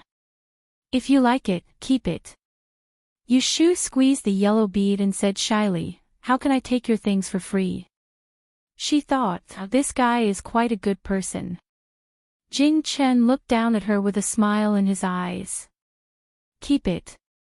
It may be useful. Yu Shu did not stand on ceremony with him anymore. She put the yellow bead away and handed it to him.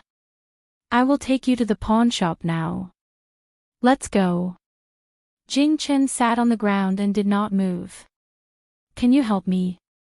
I have something to do later. Yu Shu nodded. Of course, as long as you trust me. Don't worry that I will take your bead and run away. Then I will have to trouble you, little brother. Yu Shu grinned. Hero, you can call me Xiao Yu.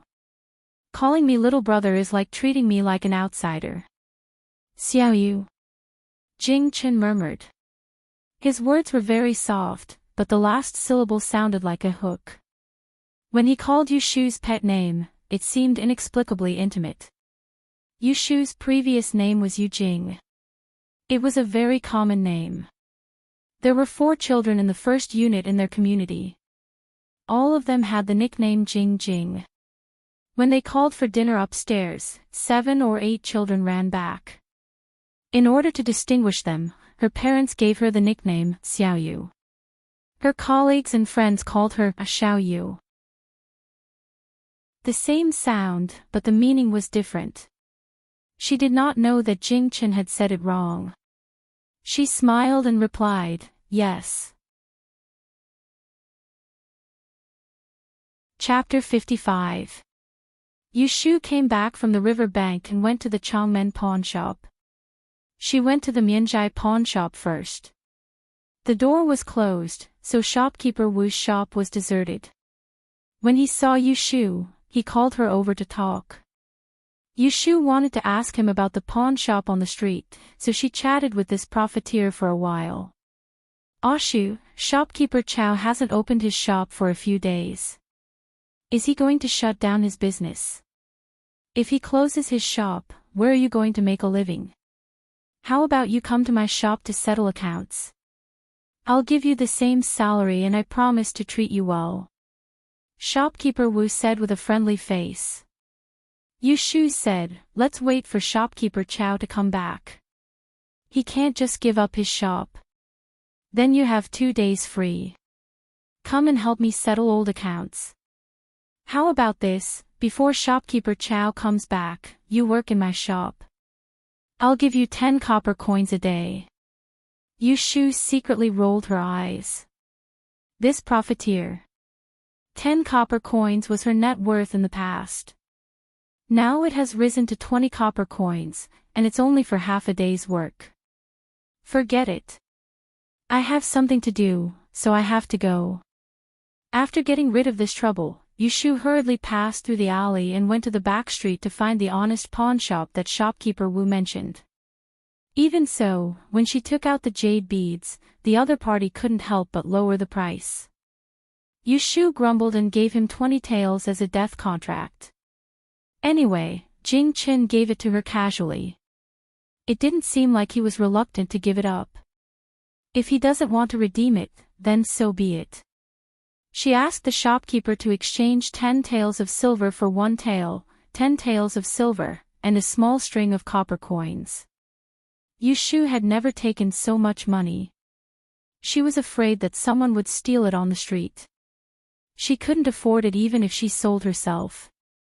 In the end, she hid behind the door of the pawn shop and put it in her underwear, which made the shopkeeper laugh at her. After leaving the pawn shop, Yushu went west to find the bookstore at the end of the street to return the money to the old shopkeeper. The old shopkeeper of the bookstore saw that she was dressed as a boy and didn't recognize her for a moment. After she reminded him, he remembered the credit that day and couldn't help but sigh. When Yushu gave him the money, he didn't refuse, but looked at her with affection in his eyes. Seeing that there were no customers in the shop, he took a pen and paper and asked her to write a few words, pointing out the way she held the pen. Yushu could tell that the old man was lonely, so she stayed with him for a while and took the opportunity to listen to his history. When it was almost noon, she said goodbye and left. She promised the old shopkeeper that she would come often. Hashtag. After the business is done, Yushu returns to the courtyard. Lunch is ready. Yu Xiaoxiu is waiting for her at the door, holding a branch and writing on the ground. When Yushu saw this, she muttered, "Isn't there a lot of paper? And you're drawing on the ground, don't you think it's dirty?" "I'm just drawing." Yu Xiaoxiu threw the branch away and fetched water for her to wash her hands. Aunt Lu has already eaten and is drying radish strips in the yard. She has finished eating the pickled vegetables and is going to pickle 2 more jars in the next 2 days. There is only 1 dish for lunch, which is light and tasteless. There are not many edible vegetables in spring, and they can't afford meat. Yushu chewed half a bowl of rice and couldn't swallow it. Seeing that Yu Xiaoxiu has cleaned the bottom of the bowl, she praised him, "You're really easy to feed." Then she took the opportunity to push the leftovers to him, "I can't eat anymore." Yu Xiaoxiu didn't mind her saliva. He changed a pair of chopsticks and continued to eat expressionlessly. "By the way, I went to see Master Jingchen this morning. Guess where he is?" Yu Xiaoxiu's mouth was stuffed, and he hummed through his nose. "He's at the river where we flew kites the day before yesterday. Isn't there a plum forest across the river?" Yu Shu told Yu Xiaoxiu about her meeting with Jing Chen in the morning. Finally, she took out the yellow frost stone and handed it to him. "Here, keep it. When you're free, rub it in your palm. You won't get sick." Yu Xiaoxiu shoved the last mouthful of rice into his mouth and wiped his hands on the table. He took the yellow bead and looked at it. He curled his lips and handed it back to Yu Shu. "I don't want it. It's something for girls to play with." "Nonsense, it's not like it's a hairpin. Take it." "I don't want it. It's not for him." Yu Xiaoxiu refused to take it. He cleaned up the dishes and ran out to wash them. Yu Shu had no choice but to rub it in her palm a few times and put it away. After lunch, the two of them started writing on the table.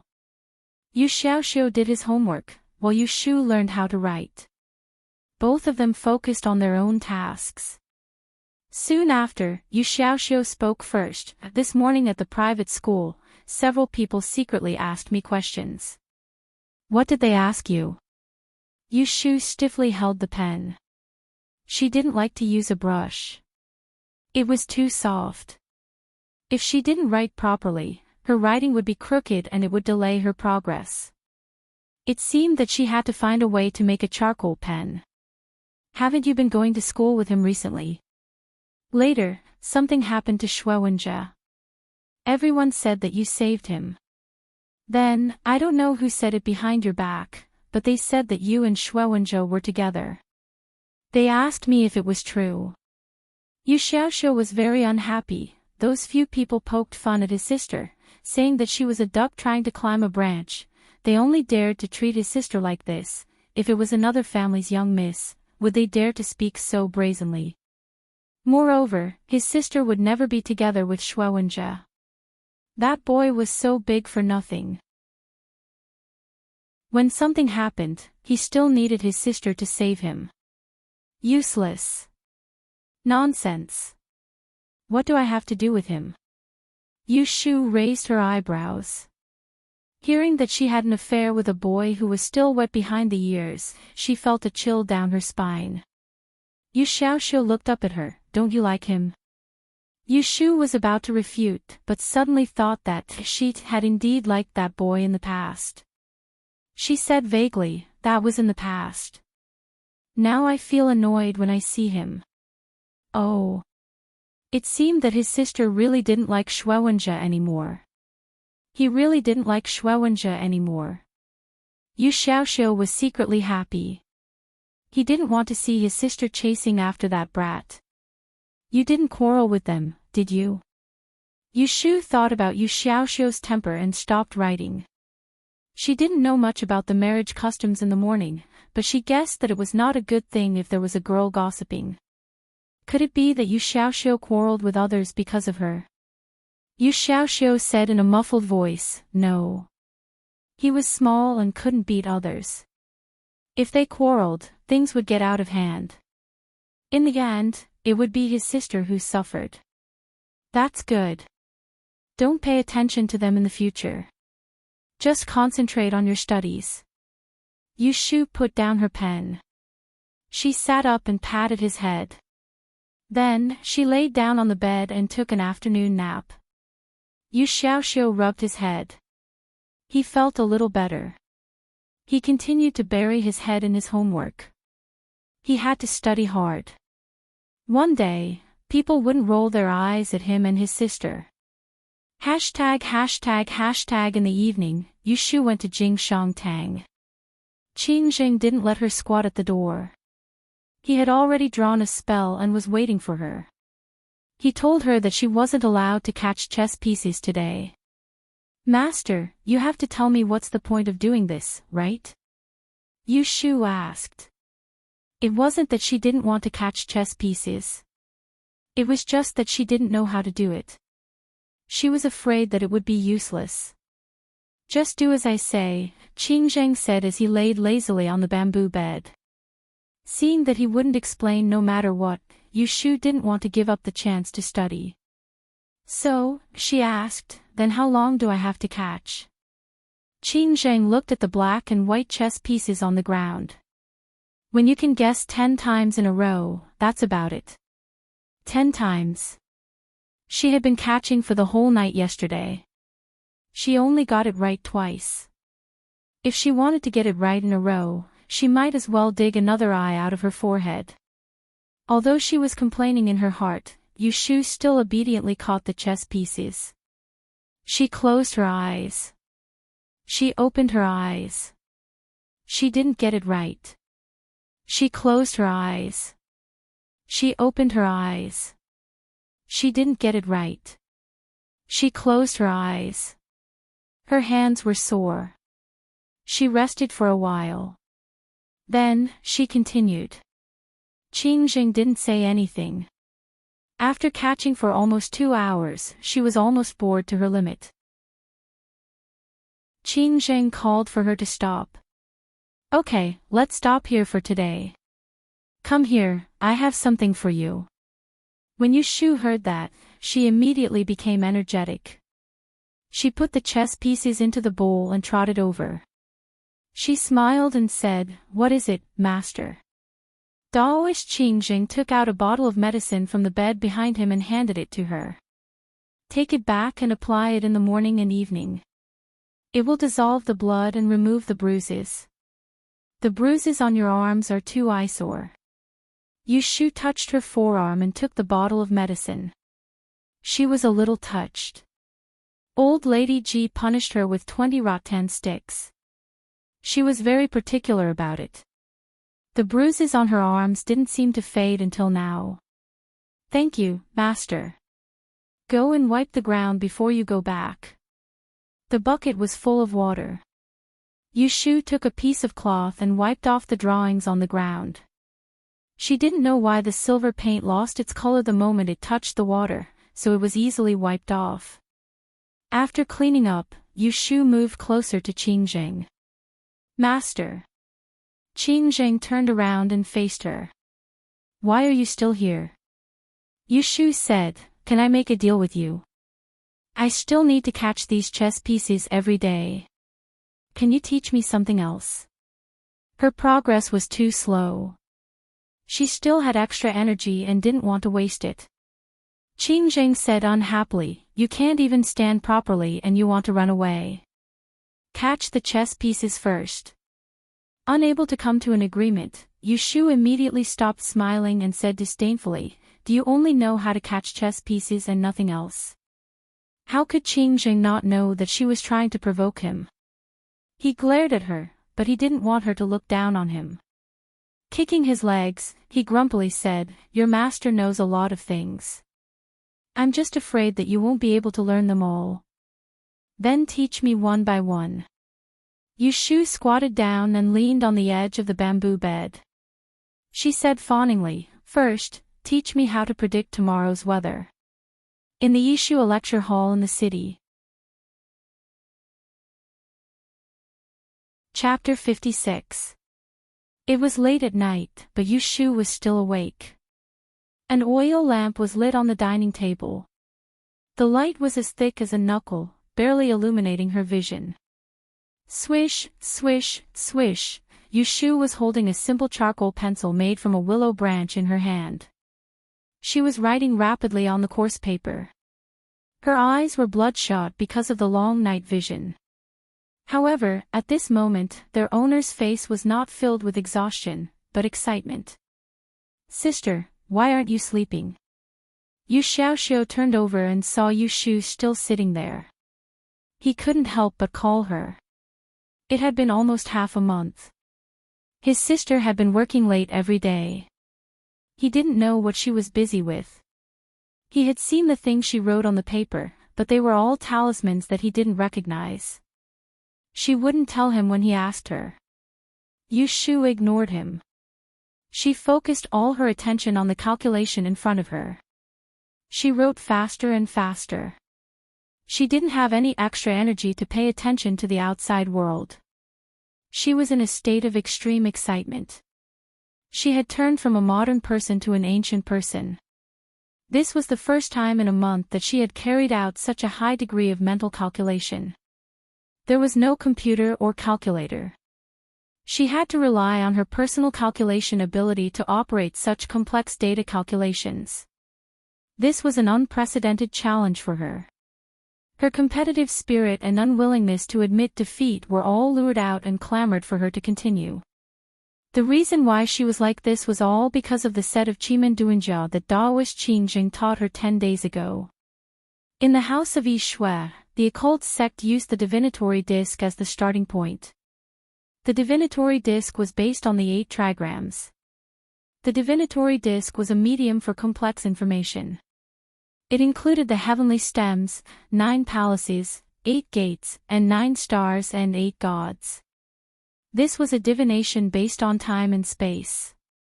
Because the pattern of every hour of the year was different, the arrangement of time and space information was also different. For example, using the simplest application of the 8 doors of fortune and misfortune, the life door of the 8 doors could be used to seek wealth and medical treatment. Assuming that on the day of Jiawu in the year of Rinchou, the life door of the 8 doors was located at the ridge position, which was the west side. If one went west, there was a high chance that one would have good fortune. The book contained the general principle of Chimen Dun Jia, the song of the old fisherman in smoke waves. It had more than 1,600 words, and it taught people the rules of the divination arrangement. However, it was quite troublesome to learn it. In the Sanja study house, some students couldn't even memorize it, let alone arrange the divination according to the general principle.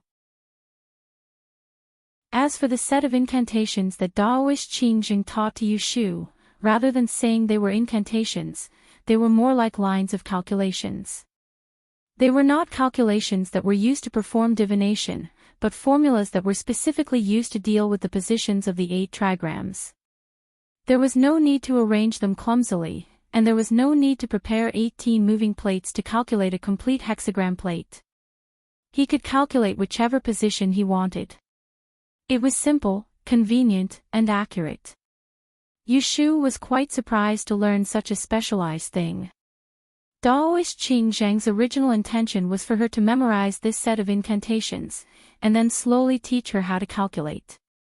In his words, within 3 months, Yushu would be able to learn the 8 doors of fortune and misfortune and use it. 3 months was much shorter than 3 years. However, Qingjing had underestimated one thing. Indeed, Yushu couldn't even write well. She was a beginner in Yi Shui, but she was an elite in mathematics. The mathematical theory and knowledge that she had mastered far exceeded that of this era by more than 400 years. Yushu didn't show her surprise in front of Qingjing, nor did she refuse his rough guidance. Instead, she copied the set of incantations home.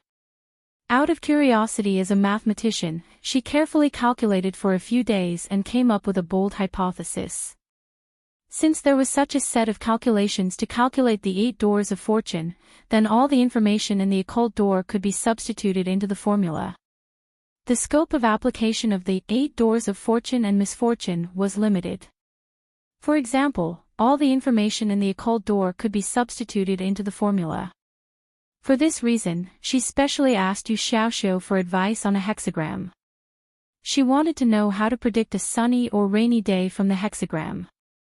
She used it as an experiment and substituted the incantations taught by Qingjing to find a formula to predict a sunny or rainy day. If her hypothesis was correct, then she could deduce a set of her own calculation method. To be more precise, it would be an equation. This was a crazy hypothesis. If it was successful, she had a hunch that it would be the biggest asset she had in this era. 3 months was much shorter than 3 years. However, Qin Zheng had underestimated one thing. Indeed, Yu Shu couldn't write well. She was a beginner in Yi Shui, but she was an elite in mathematics. The mathematical theory and knowledge that she had mastered far exceeded that of this era by more than 400 years. Yu Shu didn't show her surprise in front of Qin Zheng, nor did she refuse his rough guidance. Instead, she copied the set of incantations home. Out of curiosity, she carefully calculated for a few days and came up with a bold hypothesis. Since there was such a set of calculations to calculate the 8 doors of fortune, then all the information in the occult door could be substituted into the formula. The scope of application of the 8 doors of fortune was limited. For example, the prediction of a sunny or rainy day that Yu Shu wanted to know at the beginning could not be calculated. For this reason, she specially asked Yu Xiaoxiu for advice on a hexagram. She wanted to know how to predict a sunny or rainy day from the hexagram. She used it as an experiment and substituted the incantations taught by Qin Zheng to find a formula to predict a sunny or rainy day. If her hypothesis was correct, then she could deduce a set of her own calculation method. To be more precise, it would be an equation. This was a crazy hypothesis. If it was successful, she had a hunch that it would be the biggest asset she had in this era. Yu Shu was quite good at reverse calculation. She was especially proficient in statistical probability. She used all her spare time to deduce and record the changes of the weather every day. She made mistakes again and again, and fell into a dilemma again and again. Instead, it boosted her desire for knowledge. She could definitely succeed. Bang! Yu Xiaoxiu was drowsy when he suddenly heard a loud noise. He sat up in shock and turned his head. In the dim light, he saw Yu Shu excitedly pounding the table twice, scratching her ears and cheeks. She was holding a piece of paper in her hand with a look of ecstasy on her face. Sister. He put on his shoes and went down. Before he could get close, Yu Shu rushed over and hugged him. She picked him up and spun him twice on the spot. He was so shocked that he almost cried out. What's wrong with you? Although Yu Xiaoxiu did not know what Yu Shu was happy about, he was still infected by her. He hesitantly raised his hand and patted her back before laughing. Ha, Xiaoxiu, Xiaoxiu, you don't know. You don't know. Ha ha ha. Yu Shu hugged her little brother tightly and vented the joy in her heart. She held the fruits of her labor tightly in her hands.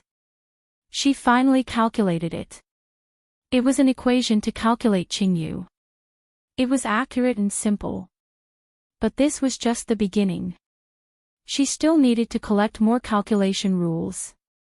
Outside the window, the moon was bright and the stars were sparse. A blind star flashed in the north. Somewhere outside of Yang City, someone looked at the sky and frowned. Yu Shu was so excited that she only fell asleep when it was almost dawn. In the morning, Yu Xiaoxiu did not wake her up. She slept until lunch. Sister, don't sleep anymore. Wake up quickly. I have something to tell you. Yu Xiaoxiu sat on the bed and shouted. He did not even put down his bag. Yu Shu was already awake. She was just lazy in bed and did not want to get up. She turned around and rubbed her eyes. She yawned and asked, "What is it?" Yu Xiaoxiu took out a piece of paper from his bag and handed it to her. He said in a bad mood, "Shuwenjia has recovered from his illness. Tonight, he's treating everyone to a meal at the Drunken Immortal restaurant. This is an invitation for you." Yu Shu took it and looked at it. Very good. There were 2 words that she did not recognize. Yu Xiaoxiu looked at her expression. Are you going? Of course. Yu Shu said without thinking. Of course I'm going. I'm eating and drinking for free. Why not? Yu Xiaoxiu lowered his head. I don't really want to go. Chapter 57. Oh. Chao Zixin curiously asked, what kind of business are you going to do? Yu Shu pursed her lips and smiled, it's just a small business. It's not worth mentioning. I will show it to you when it becomes big in the future.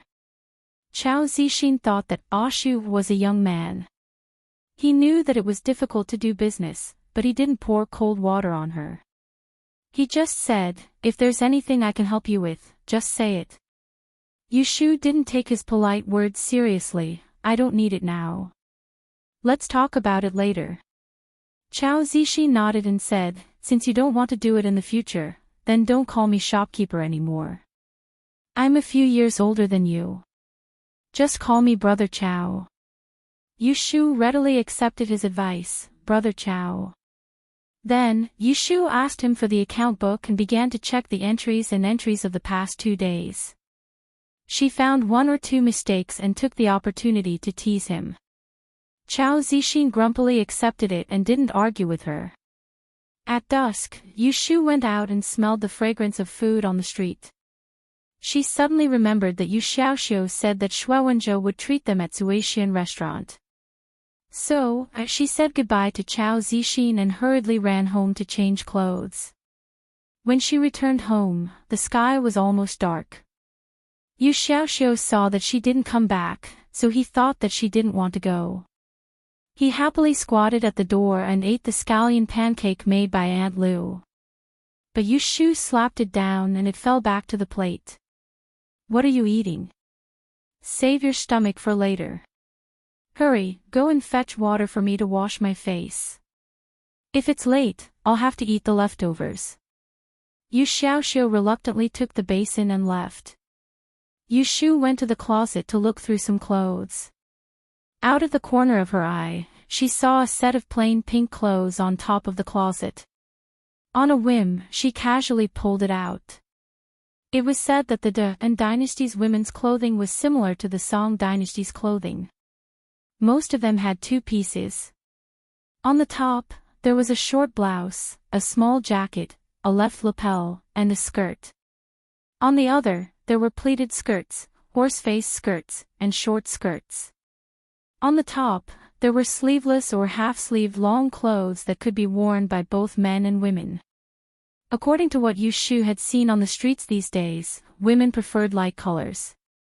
The more tender the more beautiful they were, such as pink, yellow, and green. Of course, the color of the clothes wasn't the most important. It also depended on the person's appearance. Each place nurtured its own people. The south was moist, so even if the young ladies and young women in Yiyang City weren't all delicate and beautiful, there were very few who looked crooked. Yu Shu secretly looked at herself in the bronze mirror in Aunt Shui's room.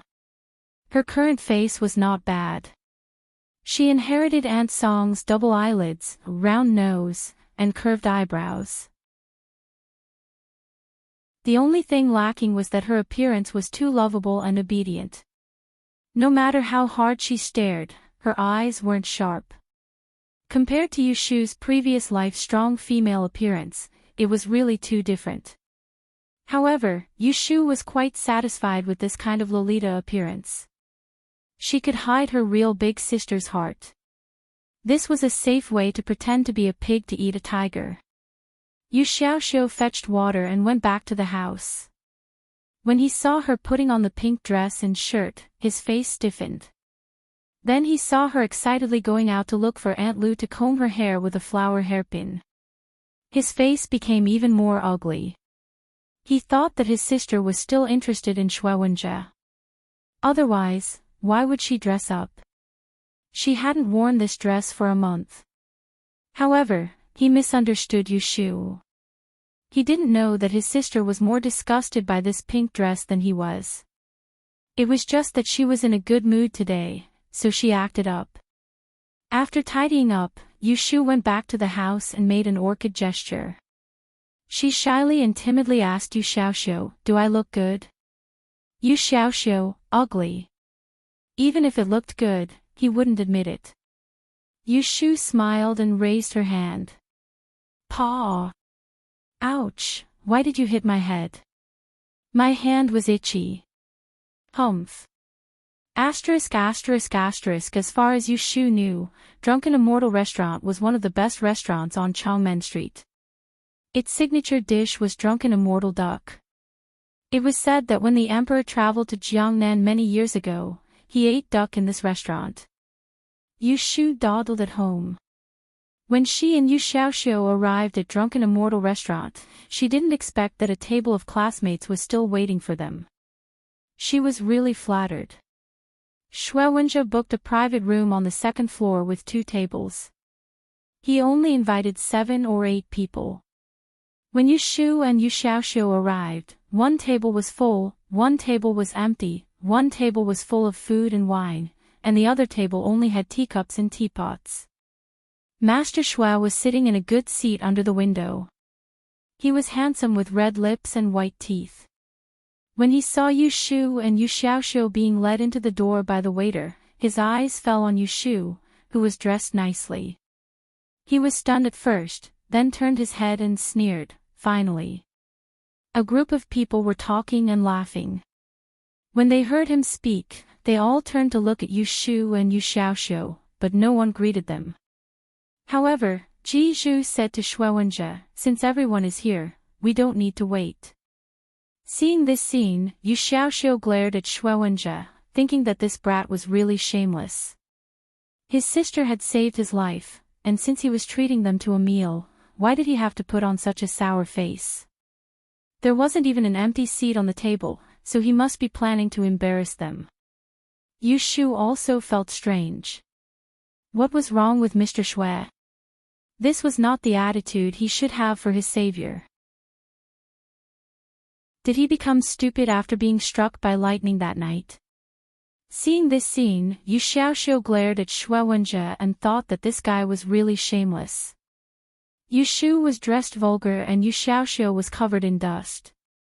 When the 2 of them stood in front of this group of people, they really didn't look like they were from the same place. Yu Xiaoxiu was about to pull Yu Shu away, but Yu Shu pulled him back. She pushed him to the empty table and sat down beside him. She waved at the waiter who was still at the door and pointed at Shuewenjia's table. She said straightforwardly, "Go, bring another table of dishes." Seeing that the waiter didn't move, Yu Shu followed the waiter's gaze and looked at the constipated faces at the next table. She frowned and said to Shuewenjia, "What's wrong? Don't you want to serve the dishes?" Shuewenjia looked at her coldly and didn't say anything. There was undisguised disgust in his eyes. "Can you afford the dishes here?" The one who spoke was Ji Zhu. She had a good relationship with Shuewenjia. She could see that he was in a bad mood after recovering from a serious illness. She guessed that he wanted to embarrass them, so she took the initiative to do it for him. As soon as she spoke, the people at the table showed disdain at the right time and aimed at Yu Shu in unison. It was a common enemy. Yu Shu felt that she should be angry at this time. But when she saw that these little kids who didn't even have their hair fully grown also wanted to bully her, she was so happy that she wanted to hit the table. Yu Shu pulled a long face and held back her laughter. She stood up and put on a provocative look. She looked at Ji Zhu and said, "It's not your treat. It's not your turn to care about the money." She was not her mother's wife, so why did this little girl have to control her? Probably because she thought of something. Ji Zhu blushed and glared at Yu Shu. Then she turned her head and complained to Shuewenjia. "Why did you bring them here? Hurry up and drive them away. I can't eat when I see them. Don't you know that they live in the servants' room in our house? They don't even take a bath once a month. It's so dirty." The people at the table gritted their teeth and looked at Yu Shu and Yu Xiaoxiu with an ugly face.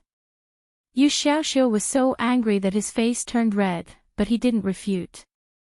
They lived in the courtyard, so it was true that they didn't have the conditions to take a bath. But it was not like what Ji Zhu said that they didn't take a bath for a month.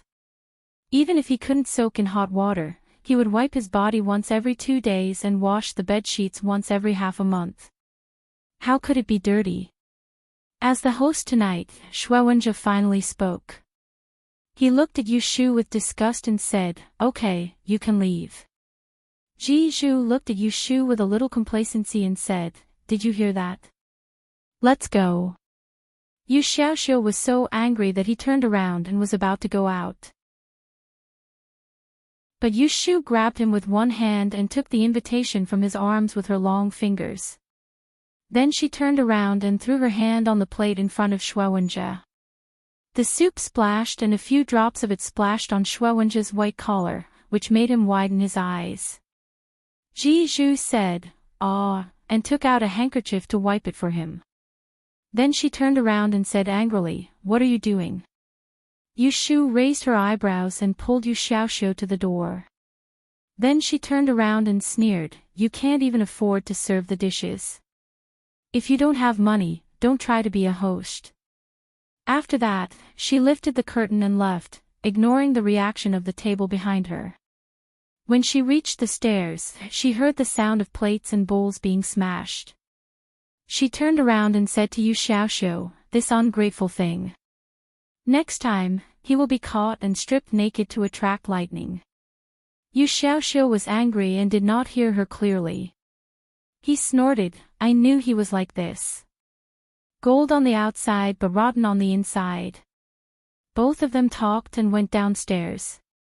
On the other side, in the private room, a group of people who were sitting around the table stood up and hid at the side, watching Shuwenja lose his temper.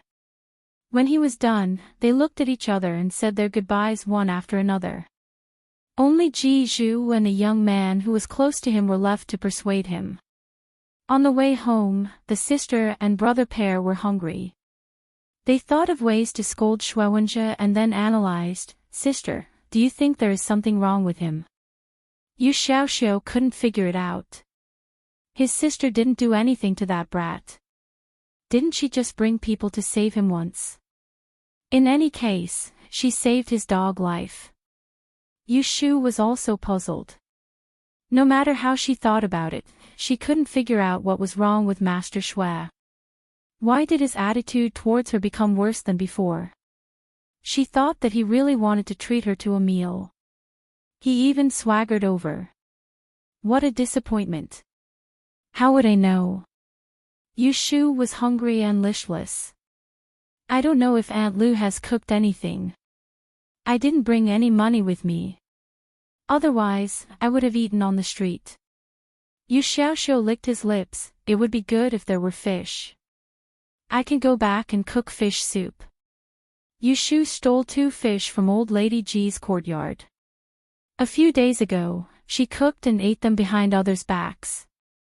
The taste was so delicious that she still wanted to drool when she recalled it. Yushu scratched her chin and said, "Then I'll go catch 2 more at night." Old Lady Ji still owed her 18 fish. Yu Xiaoxiu was a little tempted, but he was afraid that she would be caught. He hesitated. Yushu squinted at him and knew that he was also hungry. She smiled and put her hand on his shoulder. "Why don't you go with me and help me keep a lookout? The fish are kept in the pond. It'll be a waste if we don't eat them. We'll only catch 2 at a time. No one will find out. What do you think?" Yu Xiaoxiu thought for a moment. "Okay. When? Go back and sleep first. We'll wake up when the rooster crows. At that time, there will be no patrols in the courtyard.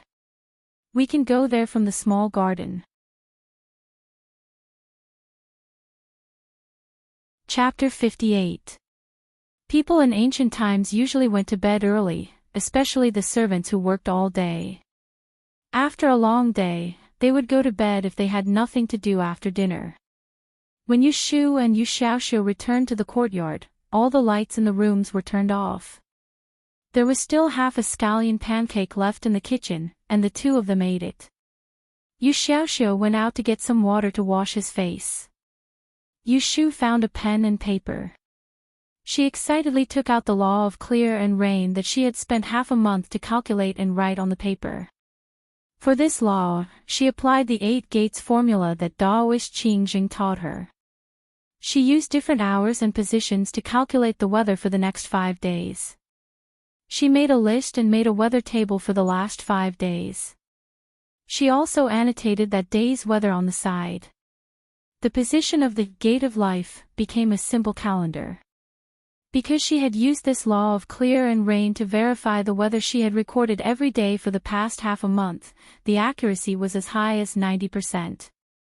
This made her very confident, and she also had a lot of ambition to study other laws.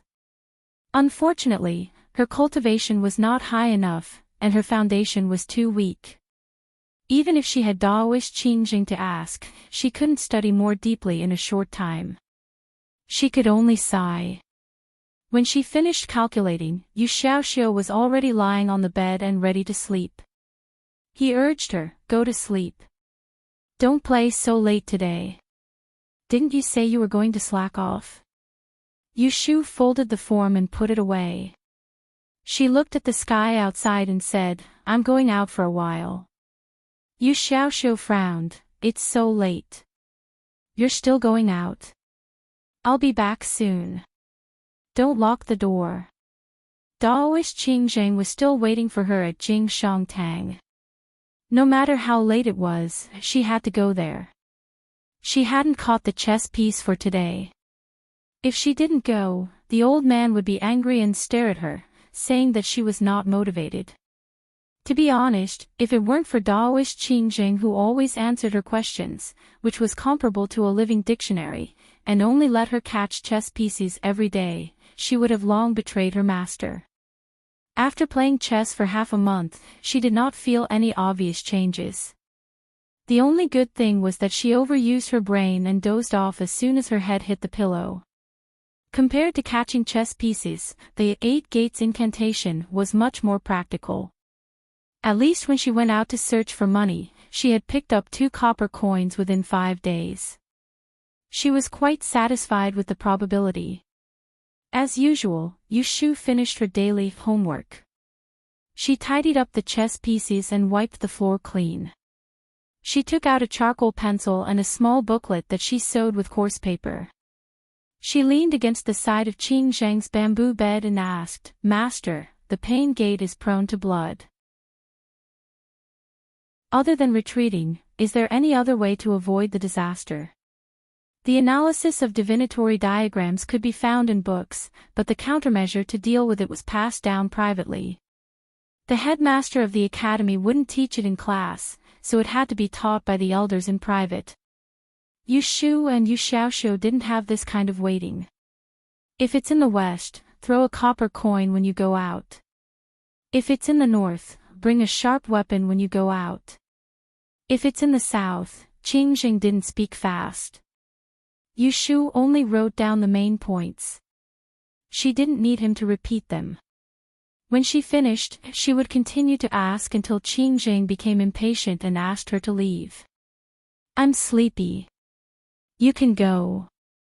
Every time, Yu Shu would be cheeky, "Master, one more question. Just one more question." If Qingjing was in a good mood, he would let her ask. If he was in a bad mood, he would turn his back to her and ignore her no matter how she pestered him. Qingjing seemed to be in a good mood today. He didn't turn his back to her, but he didn't ask her any more questions either. He just told her, "It's late today. Come tomorrow as soon as it's dark. I'll teach you how to distinguish stars." Distinguish stars? Yu Shu put the booklet away and stood up. She said casually, "It'll rain tomorrow night. I won't be able to see stars." Qingjing stared at her and felt a little strange. He raised his head and asked, "How do you know it'll rain tomorrow night?" Yu Shu's eyelids twitched. She scolded herself for talking too much. She giggled, "I heard it from the headmaster of the academy this morning." "Why won't it rain tomorrow?" Qingjing snorted, "I'll tell you about the star atlas first. You don't need to observe stars, remember to bring an umbrella." The last sentence confirmed the saying that it would rain tomorrow night. After Yu Shu left, he muttered in a low voice, "Is there anyone else in Yang City who can promote full moon night rain?" I have underestimated these people. The next day, the rooster crowed. Yu Xiaoxiu woke up Yu Shu, who was sleeping soundly. They put on their clothes and went out with fishing tools. There were guards on night duty at the gate of the north courtyard.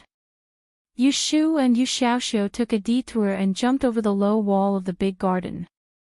They found the small garden where the carps were kept. The morning dew was heavy, and the grass by the pond was wet.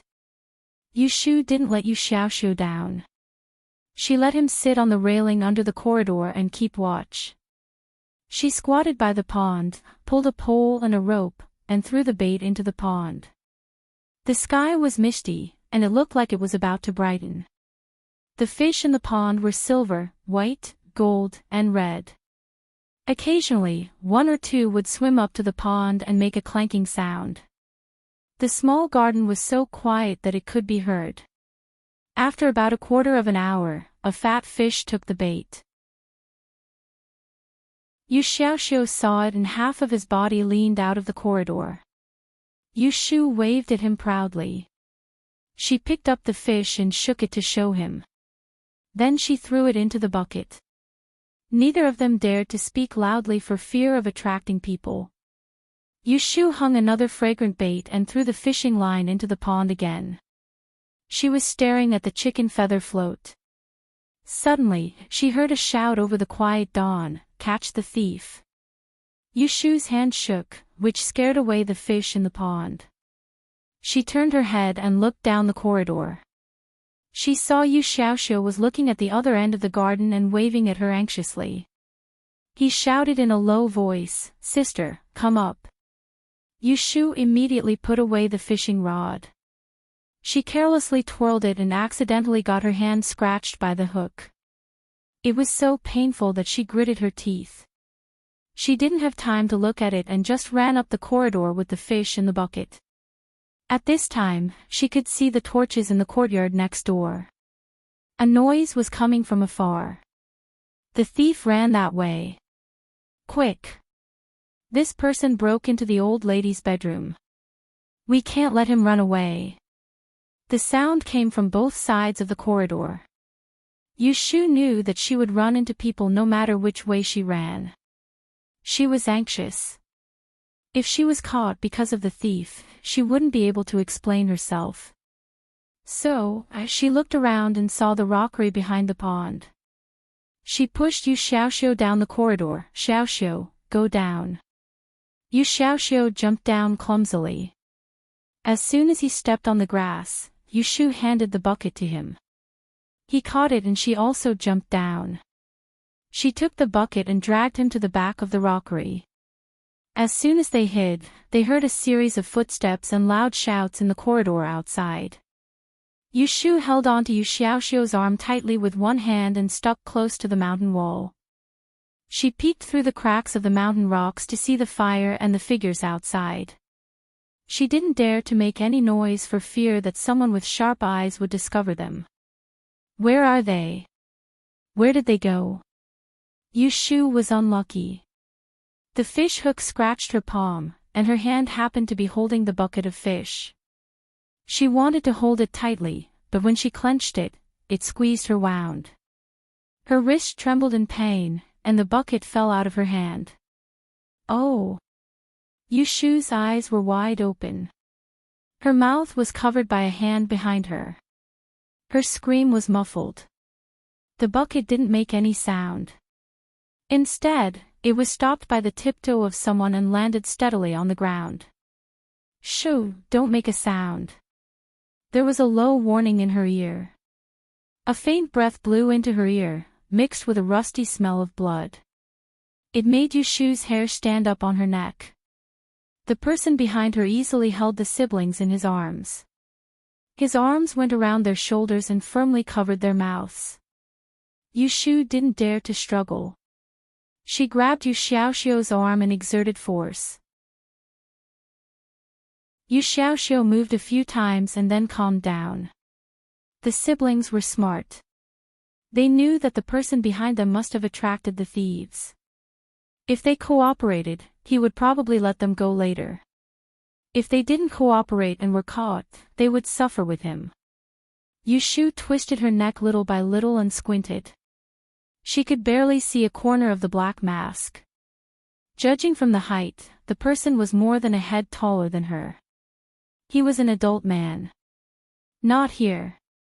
Go over there and have a look. The group of guards outside stayed in the corridor for a while and then left with a lamp.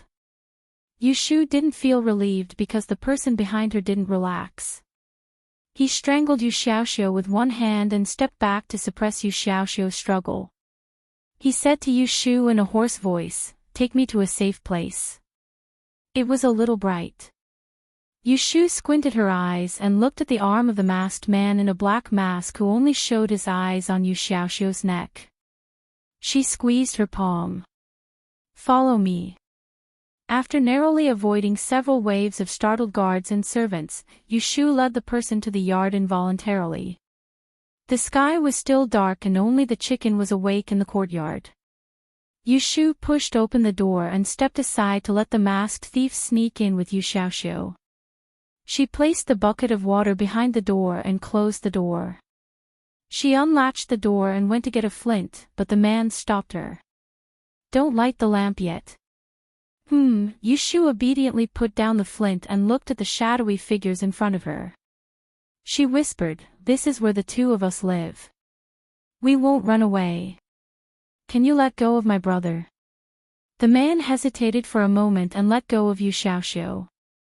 As soon as he was free, Yu Xiaoxiu pushed the man away and stood in front of Yushu. He stared at the man fiercely and said, "What do you want?" The masked thief ignored him and sat down with the help of the table. "Xiaoxiu," Yushu pulled him from behind and comforted him, "keep your voice down. If he comes, we will be in trouble with him." Hearing this, the masked thief looked at Yushu's direction and smiled bitterly. He whispered to her, "Little brother, don't worry. I will leave after treating my injury. I won't hurt you. Light the lamp." Yushu patted Yu Xiaoxiu's shoulder and went forward to light the oil lamp. The bean-sized light illuminated this small area. She peeled off her sweaty bangs and looked up. She saw a pair of dark eyes. Her heart jumped. The masked thief stared at her and turned to look at Yu Xiaoxiu. He said to him, "Go get a basin of water." Yu Xiaoxiu snorted. Yushu pushed him and reluctantly left with the basin of water. When the door opened and closed, Yushu stood by the table and quietly looked at the masked thief. When she heard him let out a light sigh, she started to take off his clothes. In a few moments, he took off his clothes, revealing his tight upper body. His two chest muscles were tight, smooth and firm. If it weren't for the several sharp hidden weapons that were hissing with blood, Yushu would have calmly admired his good figure. He tore his white clothes into strips and pulled out the hidden weapons from his abdomen. Yushu heard him let out a light snort. Although she couldn't see his expression, she guessed that he was frowning. After pulling out the small things, he threw them on the table. He took out a medicine bottle from somewhere and sprinkled the powder on his wounds. He quickly wrapped 2 strips of cloth around his abdomen and touched his back. With a light hiss, he looked up at Yushu and said, "Help me." Chapter 59. Do me a favor. Yushu looked at the masked thief's back, which had 7 or 8 small bloody holes. She felt sorry for him. After a short hesitation, she walked forward. But before her hand touched his back, she heard a low shout from the door. "What are you doing?" As soon as Yu Xiaoxiu entered the door, he saw the thief's back was bare in front of his sister. He immediately became angry. He put down the basin and pulled Yushu behind him without looking at the injuries on the thief's body. He stared at him with fire in his eyes and said angrily, "Stinky pervert, put on your clothes." The masked thief seemed to be stunned. He didn't understand the situation. Yushu touched her forehead and pressed Yu Xiaoxiu's shoulder. She whispered, "Xiaoxiu, he has injuries on his back. He wants me to help him apply medicine. Don't think too much. Yu Xiaoxiu said angrily, but he can't take off his clothes in front of you. You are a girl. How can he do this? The masked thief's shoulder moved. He looked at Yu Shu, who was wearing a short robe and had male hair. Under the light, his eyes were full of surprise. When he met Yu Shu's surprisingly calm eyes, his eyes narrowed. He hurriedly picked up his clothes on the bench and covered his body with it. He lowered his head and said in embarrassment, "Sorry for offending you. I didn't know you were a girl." Yu Shu raised her eyebrows. This thief was quite polite. It doesn't matter. She turned her head and said to Yu Xiaoxiu, "You go and bring the water. I will help him pull out the sharp weapon on his back." Yu Xiaoxiu hurriedly said, "How can you do that?" "I will do it. You turn your back and don't look." Then he pushed her and went forward to check the masked thief's back. When he saw the bloody wounds on his back, he was scared and took 2 steps back. His face was a little pale. After all, he was young and had never seen blood. No matter how courageous he was still a child. Yu Shu reached out to support him and whispered in his ear, "I'll do it. Hurry up and get him to leave. Otherwise, if someone comes to search us, we'll be in trouble. Listen to me and bring the water and a clean towel. If you don't listen to me, I'll get angry." Yu Xiaoxiu hesitated for a moment. He glared at the masked thief and went to get the water. Yu Shu took a step forward, wanting to touch the person's back, but the other party dodged, causing Yu Shu's hand to miss. She sneered inwardly. This thief had barged into the courtyard in the middle of the night, held them hostage, and now he was acting embarrassed. She stretched out her hand and pressed on his shoulder. She said with displeasure, "Don't move." Yu Shu took the handkerchief from Yu Xiaoxiu and carefully wiped off the blood on his back, revealing the wound. She pinched the edge of the hidden weapon with the handkerchief and pulled it out. Feeling her shoulder shake, she smirked and threw the bloody hidden weapon on the table. She didn't rush to apply the medicine on the wound and continued, "I'm sorry, I'm sorry, I'm sorry, I'm sorry, I'm sorry." She pulled out the other triangular pieces without holding back. She didn't even give him a chance to breathe. It was so painful that cold sweat appeared on his back. Yu Xiaoxiu felt very satisfied. Finally, he sprinkled some medicinal powder on the man's wound and used the rest of the cloth to wrap up the wound. After this was done, the masked thief put on his black coat again. By the time the masked thief put on his black coat again, the sky outside was already bright. Yu Shu went outside and poured a basin of bloody water under the corner of the wall. Then she looked outside the courtyard for a while and fetched another basin of water. She wet the towel and handed it to him. Then she came back and said to the thief, "Leave from the back door while no one is searching here. You won't be able to escape when the sun rises." The masked thief wiped the sweat on his neck and washed his hands. He closed his eyes and took a breath. He said to Yu Shu, "Please lead the way and send me out." Compared to the threat in the small garden, his tone now was so gentle that it could be called a request. Yu Shu held down Yu Xiaoxiu, who was about to protest, and whispered, "Okay." Then she told Yu Xiaoxiu, "I'll send him out. Quickly tidy up the room. Don't let Aunt Lu see anything when she wakes up. Sister, I'm going to send him out. You stay in the room. Don't mess around." Yu Shu was still worried about the thief. How could she let Yu Xiaoxiu go with her? She scolded him and left with the masked thief, regardless of whether he was willing or not. The courtyard of the main household Lady Ji was wearing an outer robe and her hair was fluffy. She sat in the hall with a pale face. Second Madam was standing beside her, serving tea and comforting the old lady. Below her, the eldest son of the Ji family, Ji Xiaohan, and the second son, Ji Xiaochun, were arguing. "Big brother, how did you arrange the guards to let the thief break into mother's bedroom?" If father hadn't asked Taoish Qingjing to set up a trap in the room before the new year, what would have happened? Ji Xiaochun was full of complaints. If you hadn't lent 20 guards to the Lu residence, there wouldn't be a vacancy in the inner courtyard. Ji Xiaohan was furious. Ji Xiaochun choked and said unhappily, "Big brother, you're wrong. Xingxuan is in the capital and still needs the Shui family's care. How can I not lend them to the Lu family?" Old Madame Ji listened to their quarrel and frowned. She interrupted, "All right, stop arguing. All right, the two of you stop quarreling. Tonight, this thief isn't after gold or silver. I'm afraid he's after the treasury behind the main house. Since this person is so familiar with the inner court, he probably has a spy in the house. No matter what, we must capture him and not let him escape." As soon as the two brothers heard the word storehouse, they immediately perked up and sat up straight to listen to him.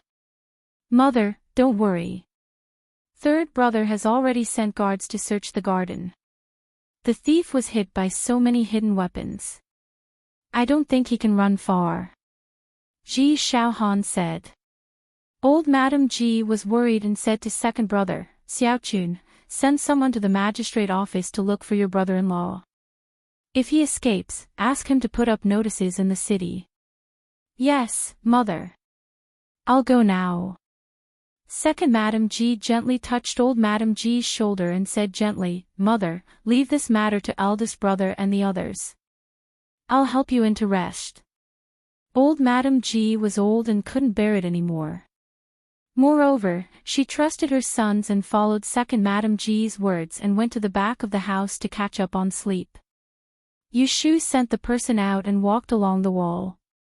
She didn't say a word, but the person had the leisure to ask, "Miss, why did you help me?" Yushu secretly rolled her eyes. "Who helped you? Don't be so self-absorbed. I'm just afraid of being implicated by you. If I'm unlucky enough to bump into you, I'll be in trouble no matter what. Why don't you try to die on the side of the road? Let's see if I'll look at you." Of course, Yushu wouldn't tell the truth, so she chose to remain silent. The masked person was annoyed. He touched his mask and took the initiative to find a topic. "Why are you fishing there in the middle of the night?" "I'm hungry." When Yushu thought about the fish she missed, she felt resentful. Coincidentally, her stomach growled in hunger. The noise was so loud that it could be heard from the front and back. She couldn't help but laugh at herself. "I can't afford meat, so I had to steal fish to eat." After a moment of silence, he sighed and said, "The 8 treasures fragrant carp is a treasure of the Ji family. It's hard to find one. If someone finds out that you stole it, they won't let you off easily." 8 treasures fragrant carp. It turned out that the fish she caught had a name. No wonder it was so delicious. Yushu thought. She didn't respond to him and he didn't say anything either. The two of them walked down the path, one in front of the other, to the back door. Yushu saw him off and stopped at the door to watch him go out.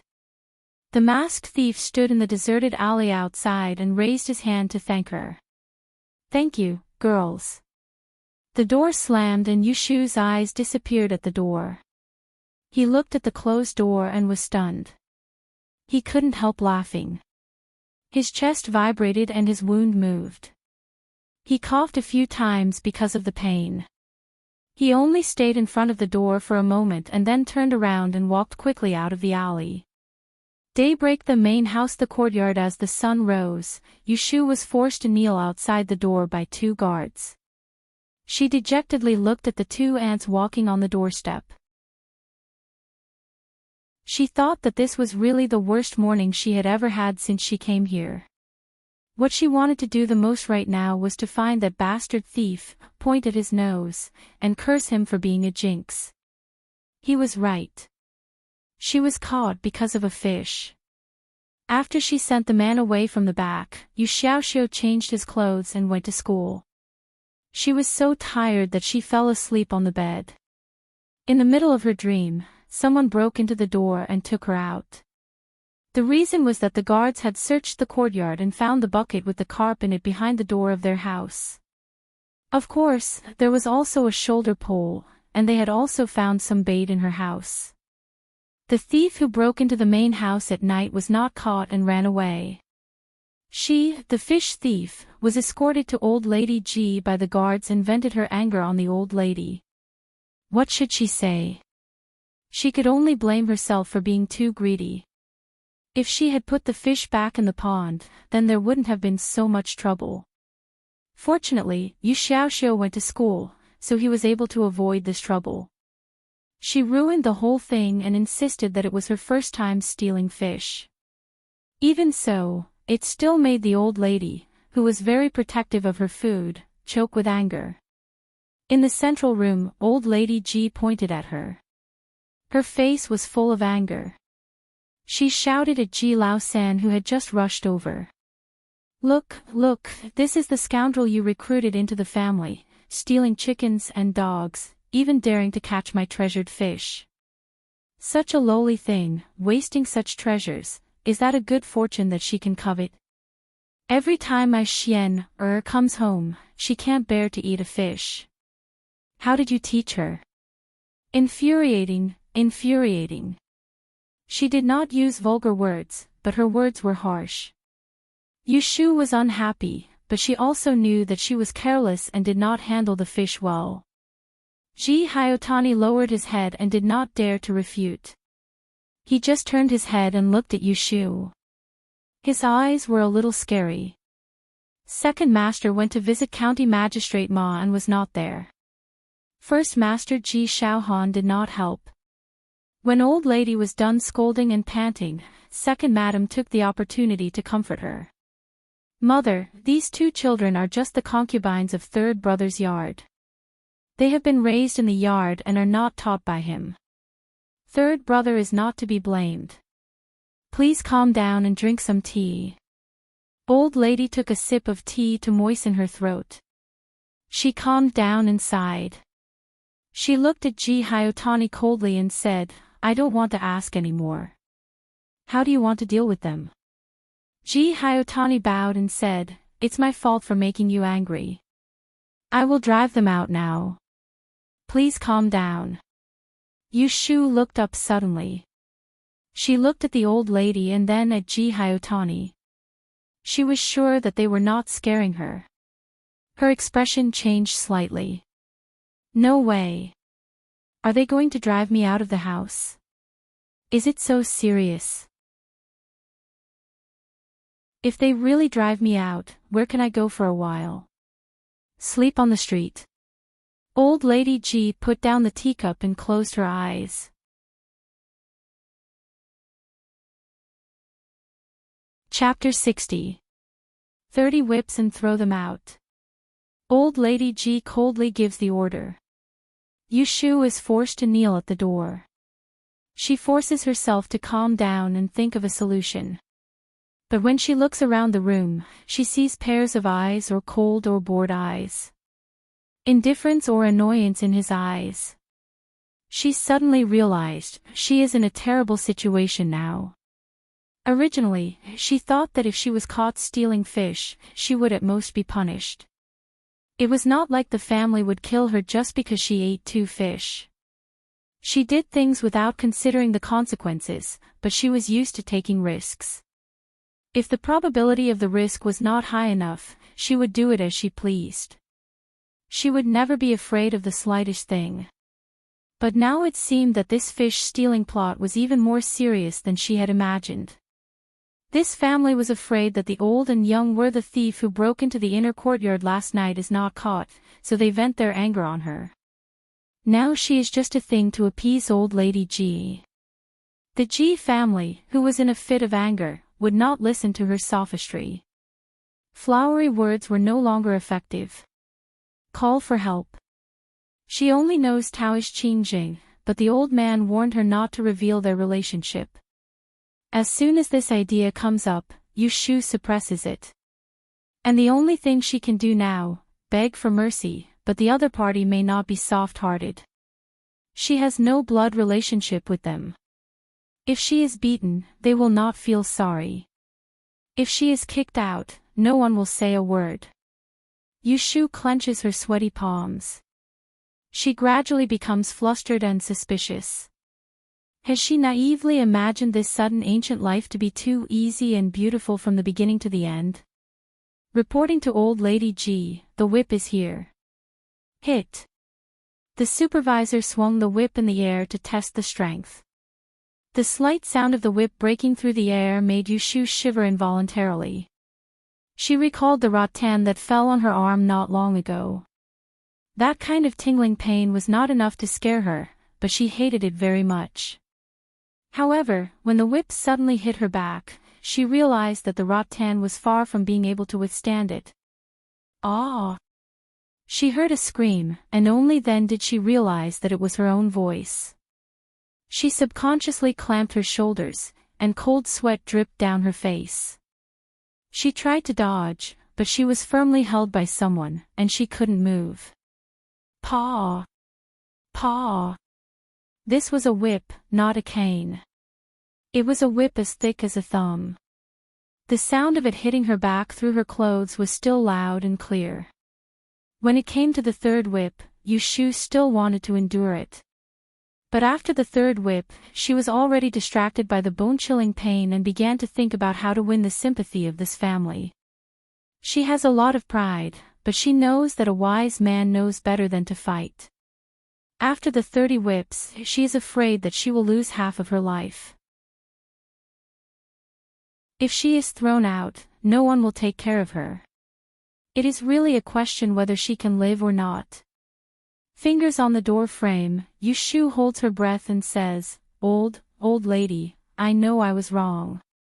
Old lady, please forgive me. Ah. Paw. This whip is exceptionally hot. It is so painful that she bites her lips and tastes salty copper rust.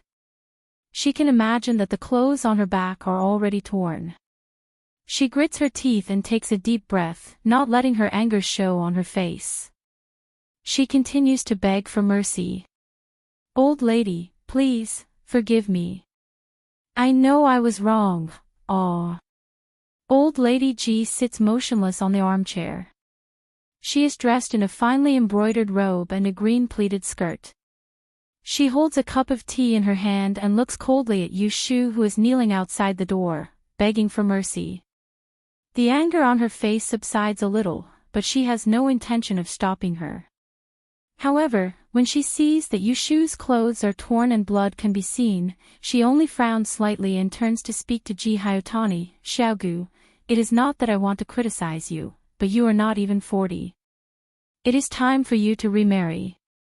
Otherwise, those women in your courtyard will be left alone and make a mess in the house.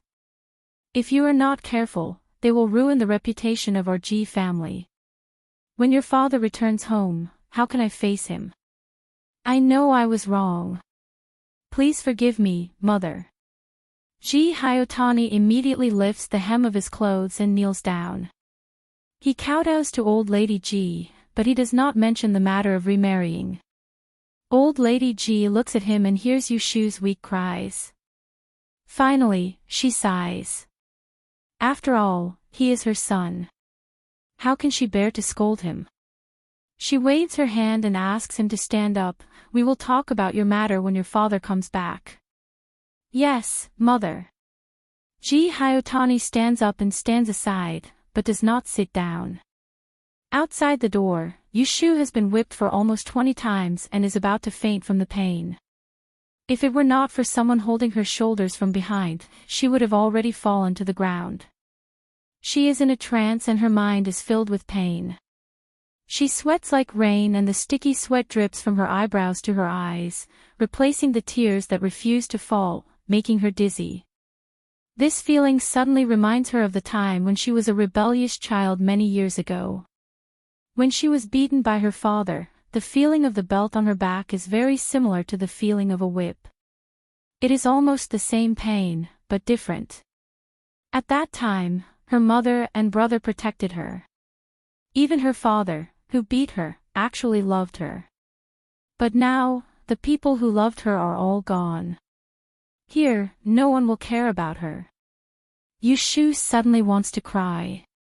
She does not remember the last time she cried. How many years ago? She does not cry because she is in pain, but because she misses her family. She knows that she will never see them again. She never wants to be strong. Since she came to this world, she has been telling herself to live happily and force herself not to miss her family. She is afraid that she will be weak when she thinks of them. She will be afraid to face this strange and unknown world. That's enough. Old Lady G sees that Yushu's eyes are unfocused and she no longer begs for mercy. She puts down the tea and stops when there are still 5 lashes left. It is not that she is soft-hearted, but she does not want to kill anyone. Send her back. Apply medicine and change her clothes. Then, kick her out. As soon as Old Lady G opens her mouth, Yushu is dragged out of the house. Her mother does not even know that she is being chased out of the house. However, even if Aunt Chui knew about this, she would not dare to plead for leniency in front of Old Lady G and Ji Hyotani. ####. At noon, Yushu was wearing the blue shirt that Aunt Lu had made for her not long ago. Her hair was disheveled and she was not even allowed to carry a bag in her hand. She was pushed out of the house from the back door. Bang! Seeing that the door was closed in front of her, the guard who was arranged to guard the door glanced at her curiously. She stumbled forward a few steps before stopping. Turning around, she hunched her back and hobbled over to a tree on the opposite side of the street. Holding onto the tree trunk, she slowly sat down on a rock and stared at the tightly shut door in a daze. Her face was pale, and only her lips, which she had bitten so hard that they bled, were bright red. She sat there until dusk. For 6 hours, she did not move at all. During this time, a few servants came in and out of the back door. Some of them noticed her and couldn't help but turn their heads to look at her. They pointed at her but no one came forward to talk to her. With a squeak, the door opened again. A young maid ran out and looked around. When she saw Yushu, she said a few words to the guard. Then, she ran over and stood 3 or 4 steps away from Yushu. She whispered, "Miss, don't just squat here. The young master was making a fuss about coming out to look for you."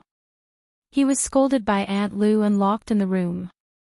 "Aunt Lu told you to go somewhere else and not wander around the house.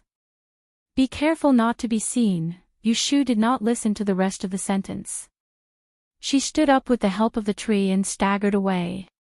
The maid called out to her a few times but she did not respond. She stomped her feet and turned around to enter the back door.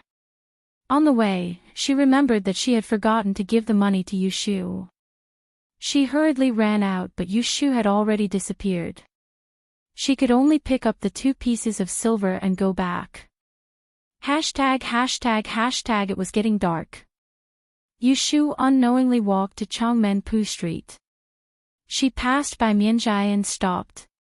She looked at the closed door in front of her. She lowered her head and turned. She accidentally bumped into people several times. "Don't you have eyes?" Yushu did not care about the abuse behind her. She walked in the direction of the river bank in the east of the city. She was absent-minded and did not notice that there was a figure wearing a gauze hat not far away who noticed the movement here. He turned his head and the eyebrows under the bamboo hat moved. He turned around and followed behind her. He walked not too far behind her, separated by some pedestrians. Yushu had just walked to the small bridge at the corner of West Street when it began to rain. The pedestrians on the street began to run. It became heavy in the blink of an eye. She did not stand on the bridge for a moment. The rain hit her neck, making her shiver. She turned around and walked off the bridge. Under the bridge, there were 2 beggars taking shelter from the rain. They stood there with disheveled hair and dirty faces. They were holding bowls and eating half a moldy steamed bun. Yushu slowly squatted down beside them. Her hair was disheveled. It seemed that she was with them. The two beggars looked at Yushu, who ran into their territory and took the initiative to talk to her. "Which street are you from?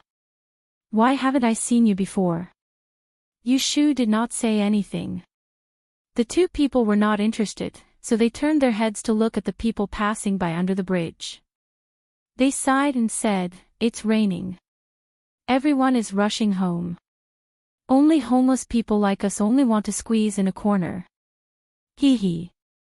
Yushu bent her legs and trembled as she buried her head in her knees. The wind blew hard and the rain swept into the bridge, falling on her body. Water droplets dripped down from her wet hair. She murmured in a low voice, but no one could hear her voice in the wind and rain. "I want to go home. Dad, Mom, Shaolei." The person who had been following Yushu stood on the opposite side of the bridge. He looked at Yushu, who was curled up under the bridge. Seeing the rain coming, she did not hide. His eyebrows under the bamboo hat slowly frowned. He was about to go to the bridge in the rain, but an oil paper umbrella snatched it from him. "Ashu." Chao Zixin walked under the bridge. He inadvertently glanced under the bridge and saw the person squatting there. He felt that the person looked familiar. When he walked closer, he felt that the person's figure was like the child he knew. Unfortunately, the person's hair was disheveled. He could not see the person's face clearly. Half of the person's body was in the rain, so he hurriedly opened the umbrella and squatted down to cover it. "Ashu. Are you there?" Seeing that the person did not respond, he hesitantly reached out his hand and gently placed it on the thin shoulder. He shook it. The next moment, he felt the person under his palm tremble. She raised her head, but, a pale and frail face, a pair of mischievous and smiling eyes, at this moment, were filled with tears. The blank and helpless gaze shocked him, but his heart did not suddenly tighten.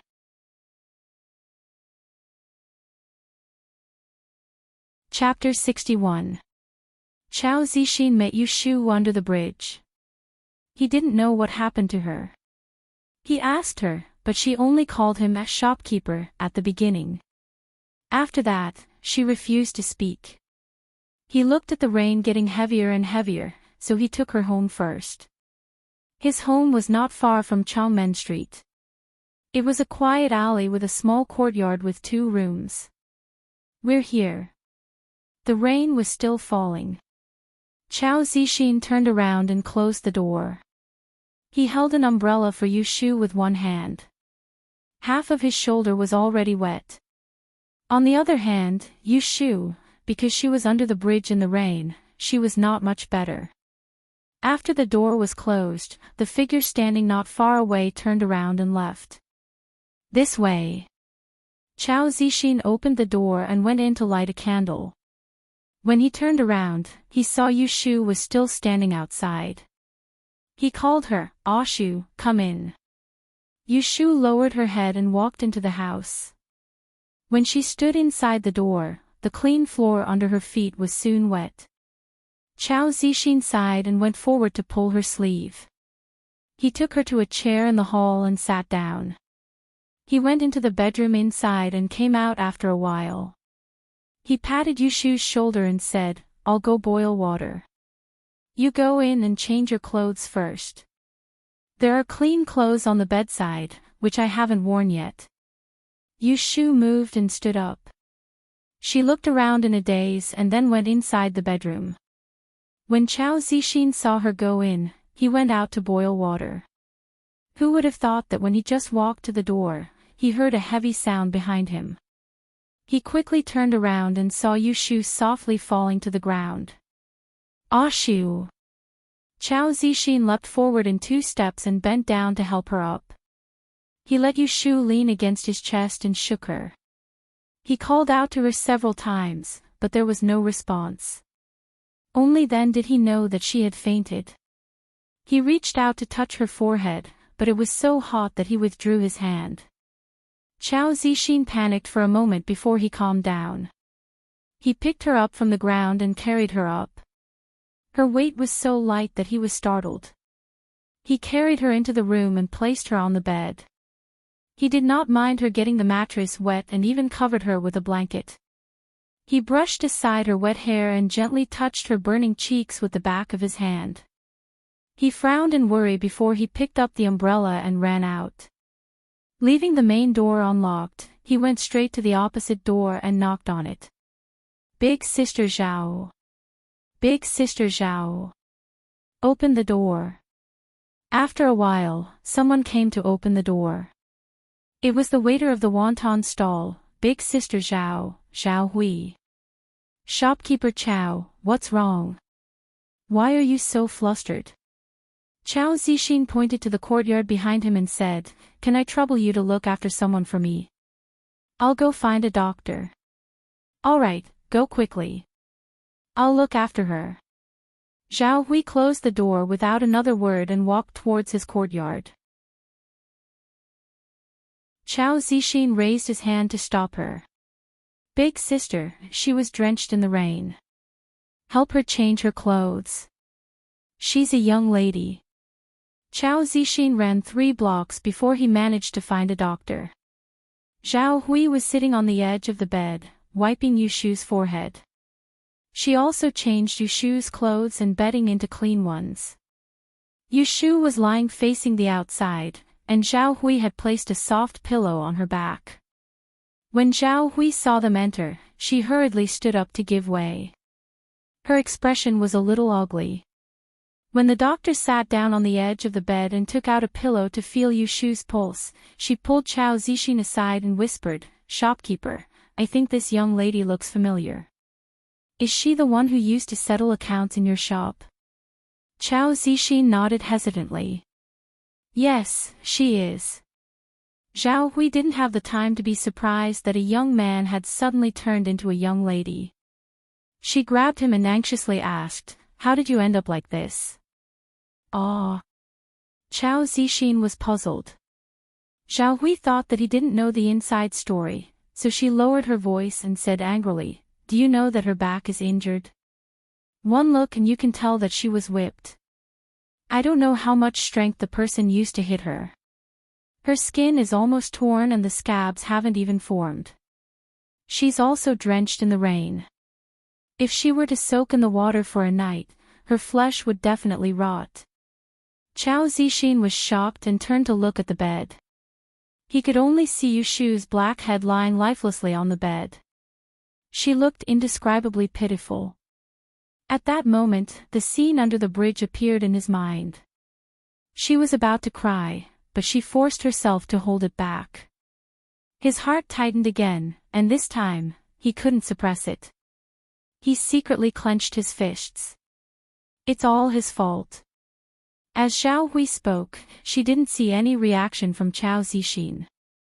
She raised her head and saw his gloomy face. Although she didn't know why his expression was so ugly, she unconsciously closed her mouth and didn't complain anymore. After the doctor's diagnosis, he listed out a lot of problems. Just when Chow Zixin was worried, the doctor gave him a reassurance. After confirming that Yushu wasn't in any danger, Chow Zixin and Zhao Hui both sighed in relief. Listening to the doctor's advice, Zhao Hui described the whip wound on Yushu's back. The doctor gave her some medicine. Chow Zixin paid the doctor a silver fee and sent him to the clinic. When he came back, Chow Zixin gave Zhao Hui a small bottle of wound powder and asked her to help wipe and bandage Yushu's wound. He then went to the kitchen to boil the medicine.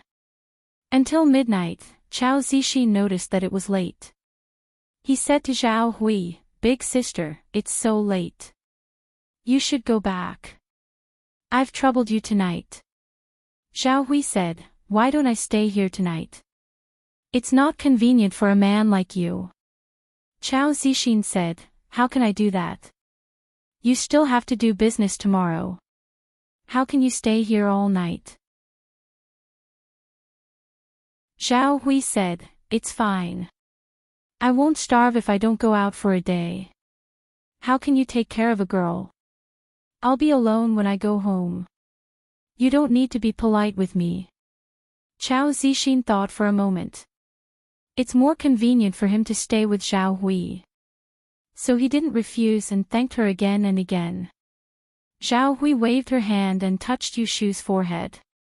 Her eyes were filled with pity. She whispered, "What happened to this child? Is it convenient for you to tell me?" Chao Zixin turned to pour tea. "I don't know what happened. I met her on the road.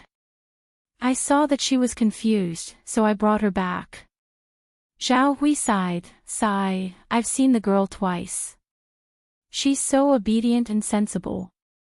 How can she be so pitiful? I really don't know who could be so cruel to hit her. Oh right, she has a younger brother. That day, he came to my stall to eat wontons. Who knew that when I went to clean up the dishes, he was gone? The soup was still there and I paid for it. It's just that." Chao Zixin stood by the bed and listened to Zhao Hui's nagging.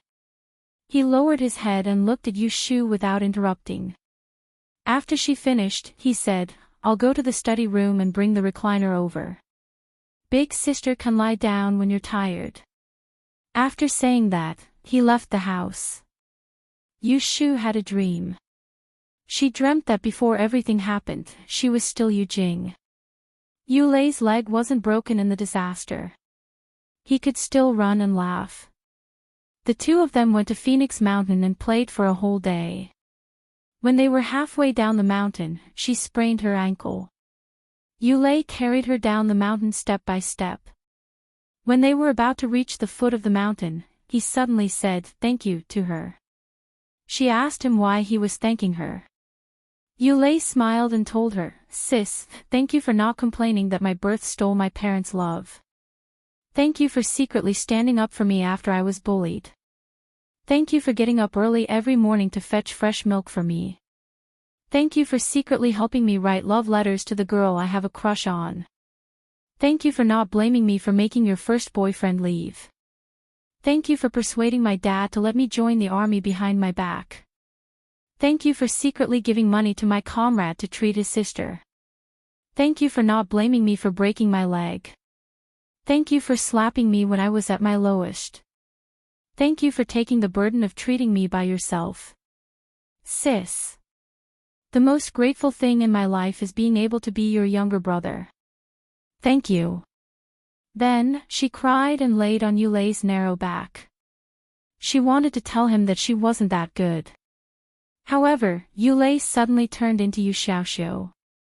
Then, she woke up. Yushu opened her eyes and touched the corners of her eyes. They were dry, but there were no tears.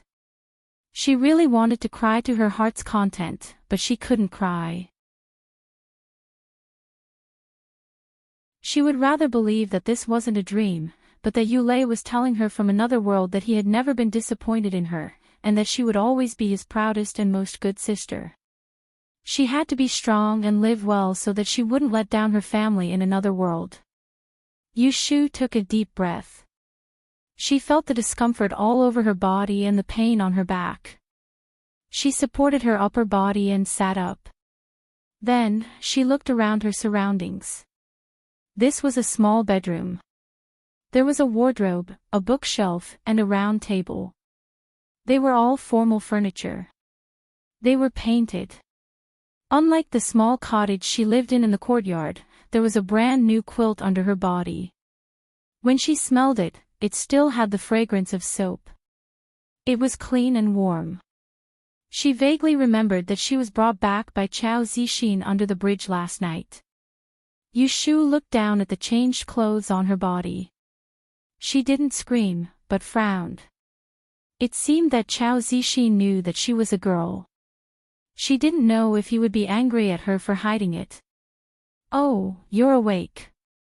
Zhao Hui came in with medicine. Seeing Yushu sitting on the bed in a daze, she quickly put down the medicine and reached out to touch her forehead. "Aunt Zhao." Yushu's voice was a little hoarse. Her throat felt itchy when she spoke. Zhao Hui put down her hand. Seeing that Yushu could recognize people, she was relieved. She nodded and asked with concern, "Do you have a headache? Do you feel uncomfortable anywhere?" Yushu felt a little uncomfortable under her overly concerned eyes. She licked her lips and whispered, "I want to drink water." "Then drink the medicine first." Zhao Hui picked up the medicine and was about to feed her. She blew on the spoon and put it to her mouth.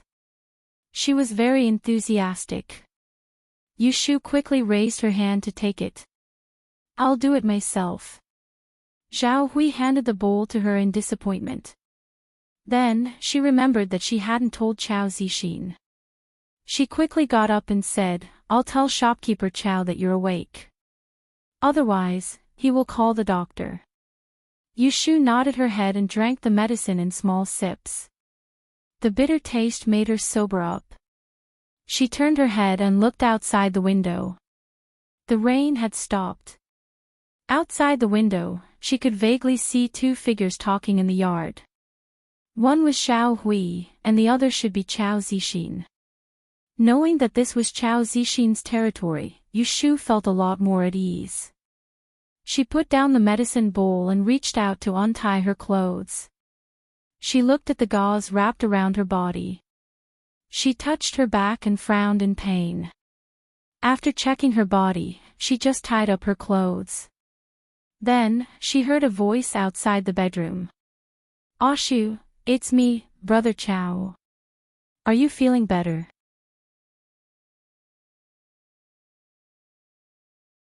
Chapter 62. "Oshu, it's me, Brother Chao. Are you feeling better?" Chao Zixin's voice is just outside the door. Yushu hears it and feels relieved. It seems that Chao Zixin doesn't blame her for hiding the fact that she is a girl. But she was picked up by him from the roadside last night. Now she will inevitably feel uncomfortable when she meets him again. Fortunately, he stands at the door and doesn't come in. Yushu secretly clears her throat and replies, "I'm much better, Brother Chao. Thank you for bringing me back last night and for finding a doctor for me. Don't mention it. As I said, you can come to me if you need anything." Chao Zixin stands by the door with his hands behind his back. He politely doesn't look inside, which is different from the special situation last night. This time, Yushu doesn't know how to answer. If she gets along with Chao Zixin normally, she will play along with his words and make a joke. But now she is not in the mood to make fun of him. She is only thinking about what she should do next. She can't go back to the Ji family, she can't see Yu Xiaoxiu, and she doesn't know whether Master Qingjing knows her situation now. She doesn't have a copper coin on her peak. If she doesn't find a landlord to stay for the night, she may have to sleep under the bridge with beggars like yesterday. She doesn't know if Chao Zixin is willing to take her in for a few days. If it is not convenient for him to take her in, then she can only go to the plum forest in the east of the city to seek shelter from Master Jingqin. Since then, she has exchanged money for him so that he can eat. Every now and then, she will go to the plum forest to make friends with him. Although Jing Chen's attitude towards her is lukewarm, he probably doesn't mind taking care of her for a few meals. As for Master Qingjing, he is still eating and drinking in the Ji family, so it's better not to count on him. Chao Zixin waits for a while and doesn't hear anything in the room. He leans to the door and calls, "Oshu." Soon there is an answer in the room, "Brother Chao, can I discuss something with you?" "Speak." Yushu said shamelessly, "To tell you the truth, I was driven out by my family yesterday. You must know that I was beaten, so I can't go back home. There's no one else I can rely on. Can you take me in for a few days and let me stay here for a while?" It was quiet outside the door for a while. Yushu thought he was in a difficult position, so she quickly added, "I'm not staying here for free. I'm a hard-working person. I can clean the house, cook, and wash the clothes. I can also help with the work in your shop. I don't need your salary. I just want you to give me a place to live and let me eat." Her humble request is completely devoid of her usual arrogance. Chao Zixin doesn't like it. He holds the door frame and asks softly, Ashu, is it convenient for you to tell me what happened in your family? Why were you driven out? Yu Shu thinks about it. Since she is asking for help, it's not good to lie, so she tells the truth. I have been hiding it from you before. I'm really sorry. In fact, my mother is a concubine of the third master of the Yi Shueji family in the city. I have a younger brother. We are not the third master's children. We remarried with my mother. Our life at home has been difficult. I secretly went fishing in our family's old lady's courtyard yesterday. I was caught in the morning. There was a burglary the night before yesterday, but the person was not caught. The Ji family just had nowhere to vent their anger, so they punished me heavily. They whipped me and drove me away. In the end, Yu Shu is a little silent. Now that she is in such a difficult situation, she really needs to reflect deeply on this matter. After coming to this ancient world, she has been too arbitrary. Relying on the fact that she is an adult, she has underestimated the system of this ancient society. She has never seriously studied the habits of the people here. She blindly follows her own likes and dislikes. But she has ignored that this is a place that is very different from the world she has lived in for more than 20 years. She needs to adapt to the environment, not let the environment adapt to her. Before she has the corresponding ability, standing out will only make her kowtow without bleeding. Since she is now living in this place, she must abide by the rules here. Last time, the 20 whips of the rattan didn't wake her up. This time, the whipping is a living, bloody lesson. If she continues to stubbornly go forward, she will have lived half of her life in vain. As Yu Shu speaks and reflects on herself, Chao Zixin listens at the door. He has a lot of thoughts. Hearing Yu Shu frankly say that she was caught for stealing fish and beaten by the Ji family, although he feels that her behavior is immoral, he mostly blames the Ji family for being too excessive. He has also heard of the precious 8-treasure fragrant carp. However, no matter how wrong this little girl was, before the Ji family drove her away, she still insisted on beating her up. Taking out their anger on a little girl is the Ji family's fault. If he didn't meet Yu Shu last night and let her stay in the heavy rain for a night with her injury, it is another matter whether Rui would still be alive or not. Ashu, you are a girl. It is not appropriate for you to live with me. I will discuss with Sister Zhao and let you live with her first. What do you think? Yes, why not? The answer comes from behind.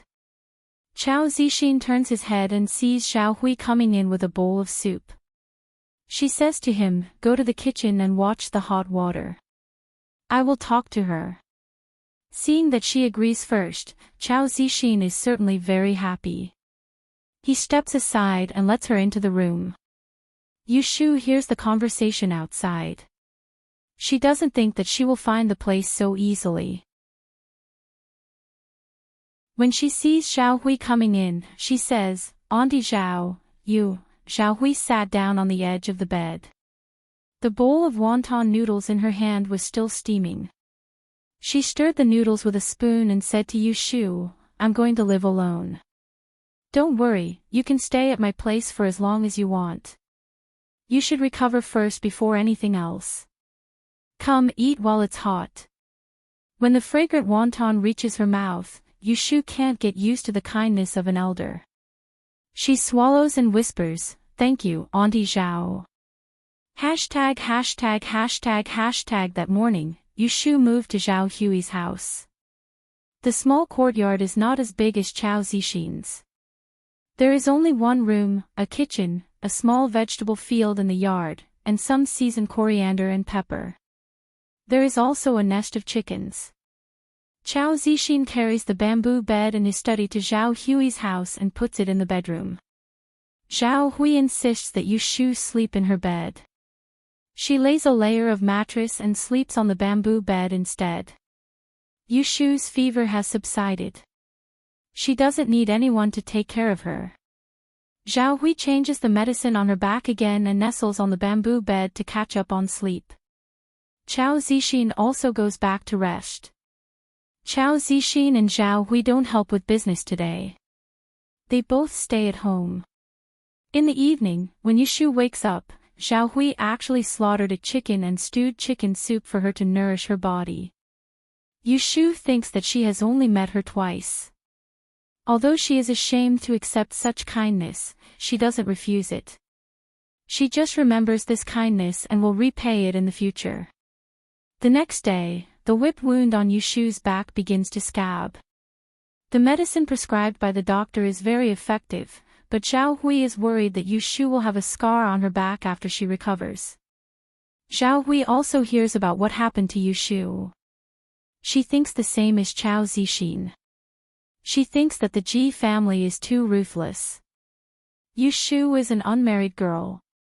She has to suffer from such a scab and has a scar on her back. If she is not angry, she may want to die. It is no different from killing someone. Zhao Hui is worried. She woke up early to change the medicine and drape the clothes over Yushu. She comforts her, "When the scab comes off, I will find some honey for you to apply. It can remove scars, and you don't have to worry about leaving a scar." Yushu is not too worried about leaving a scar on her body. She slowly puts on the clothes and turns to Zhao Hui, "Aunt Hui, I feel much better today. You don't have to accompany me at home. You can go out and do business." Zhao Hui chatted with Yushu for a while last night. She felt that calling her Aunt Zhao is not intimate enough. She happens to be a woman living alone, and there is no man in the house. So, she changed her address to Yushu and called her Aunt Hui. Zhao Hui sees that Yushu's complexion is good, so she nodded, "Okay, I will pack up and go out." Chao Zixin had closed the shop for the whole day yesterday. Today, he had also gone out to open the shop. He had come once in the morning to deliver half of the river crossing pancakes, and had a few words with Yushu at the door before leaving. As soon as Zhao Hui left, Yushu didn't stay in bed. She put on some clothes and got out of bed. She leisurely walked outside and walked around the courtyard for a while.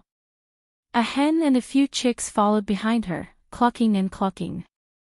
It seemed that they weren't afraid of strangers. After getting some fresh air outside, Yushu felt a lot better.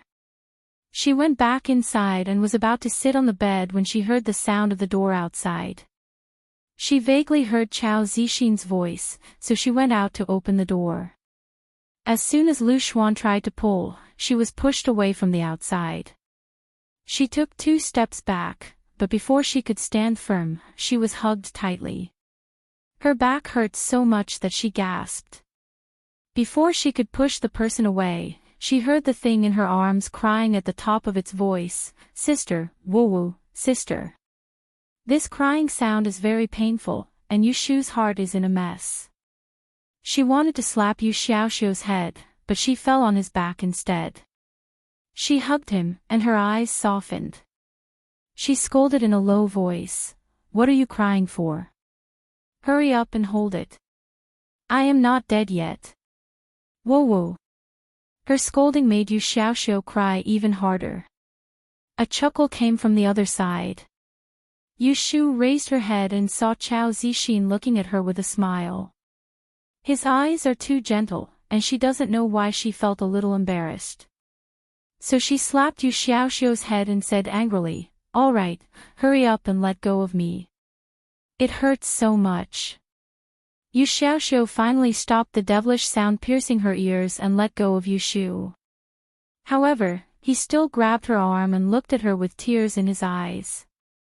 Chao Zixin said, "When I went to open the shop this morning, he was squatting in front of my shop." His eyes looked back and forth between the siblings, and finally fell on Yushu's face. His eyes suddenly flashed, and he pointed out, "Your brother is very smart. He heard you mention it, and he knew to come to me."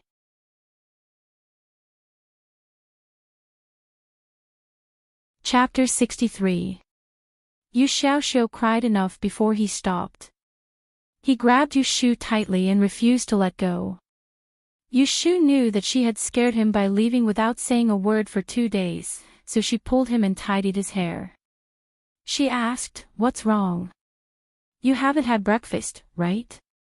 Yu Xiaoxiu shook his head. "I'm not hungry."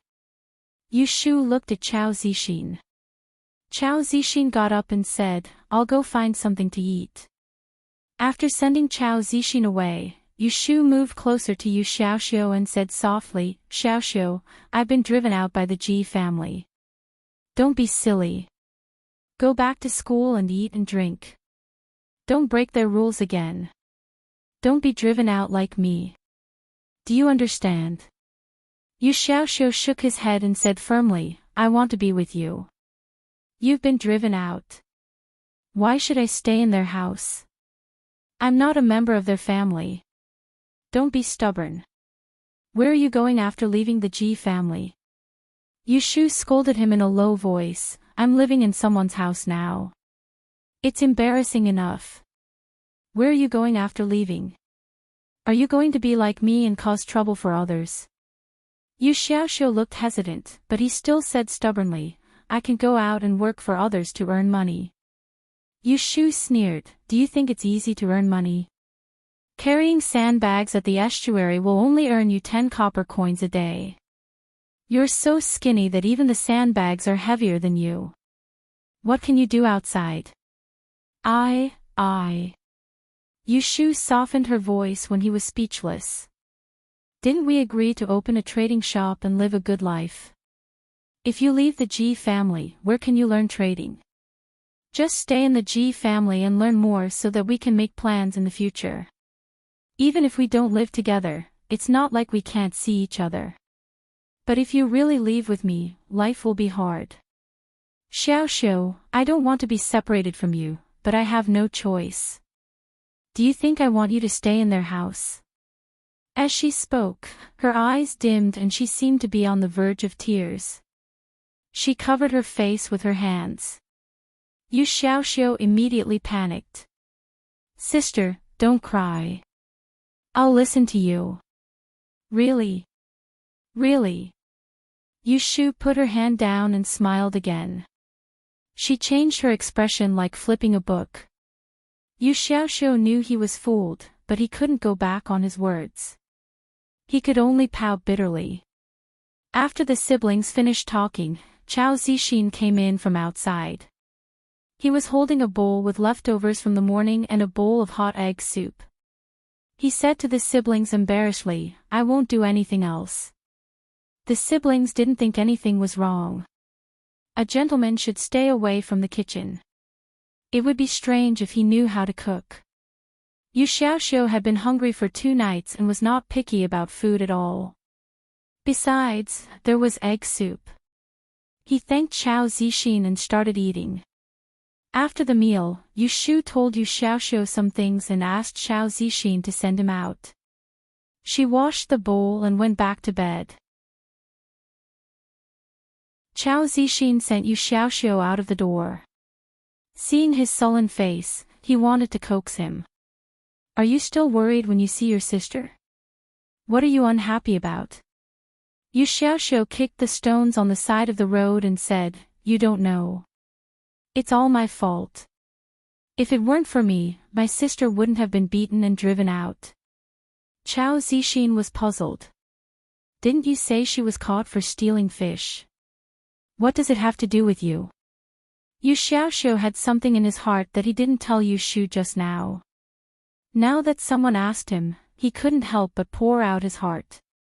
"We are not popular in the Ji family. I was often bullied. Last month, young Master Ji brought people to bully me.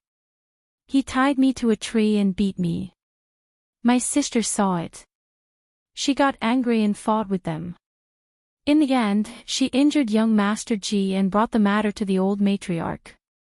The old matriarch didn't distinguish right from wrong and punished my sister with 20 rattan whips, all on her arms." Chao Zixin frowned. He had a worse impression of the Ji family. Yushu was lively and cheerful every day. He didn't expect her to live in such an environment. My sister was not convinced after she was beaten. She didn't eat well, so she got up in the middle of the night to steal the carp in old Lady G's yard. When she came back, she made soup for me. We only ate 2 fish. I ate most of them. My sister ate 2 pieces of the fish tail with me. Yu Xiaoxiu said sourly. A child's heart was much more sensitive than an adult's. Yu Xiaoxiu was young and mature. He had accepted all the kindness that Yu Shu had shown him recently.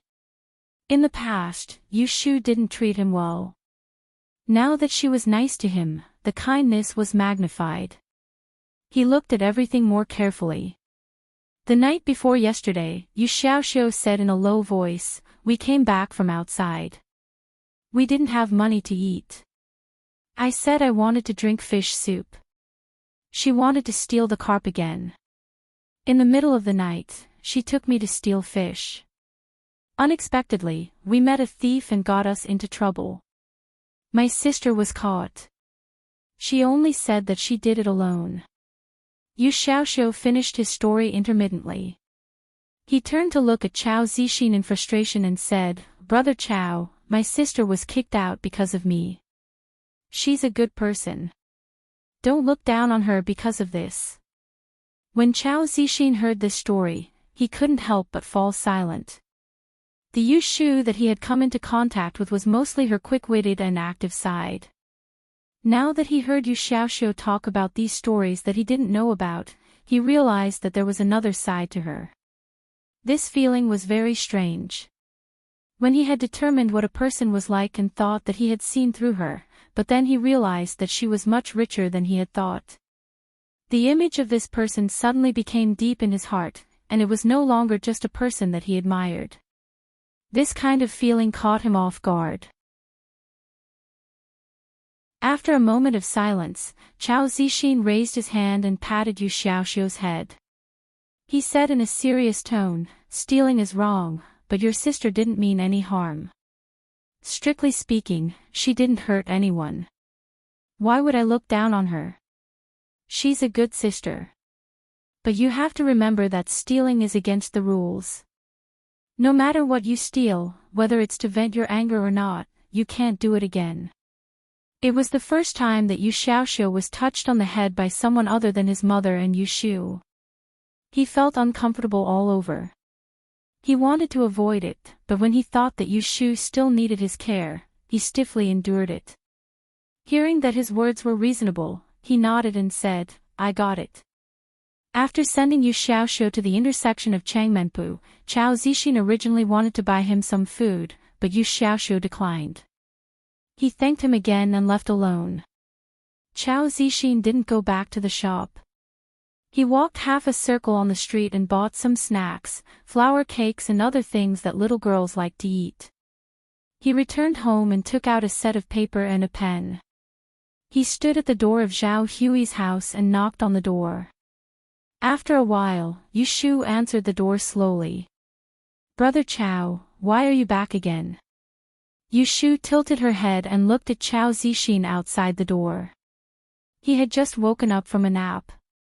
His hair was loose and a tuft was sticking up. His face was red and he looked confused and obedient. Chao Zixin looked away from her face, ignored the strange feeling in his heart, and handed the things in his hand to her. "It's not convenient for you to go out these 2 days. If you're bored, you can practice calligraphy at home. This is a calligraphy book. I bought some snacks. Try them and see if they suit your taste. Don't eat too much. Sister Zhao will come back to cook for you at noon." "Oh." Yu Shu took the things. Seeing that there were snacks to eat, she subconsciously licked her lips and looked up at him with a smile. Her mouth was red with small wounds. "Thank you." Chao Zixin turned his head and coughed. "You're not wearing much. Go back to the room. I'm leaving."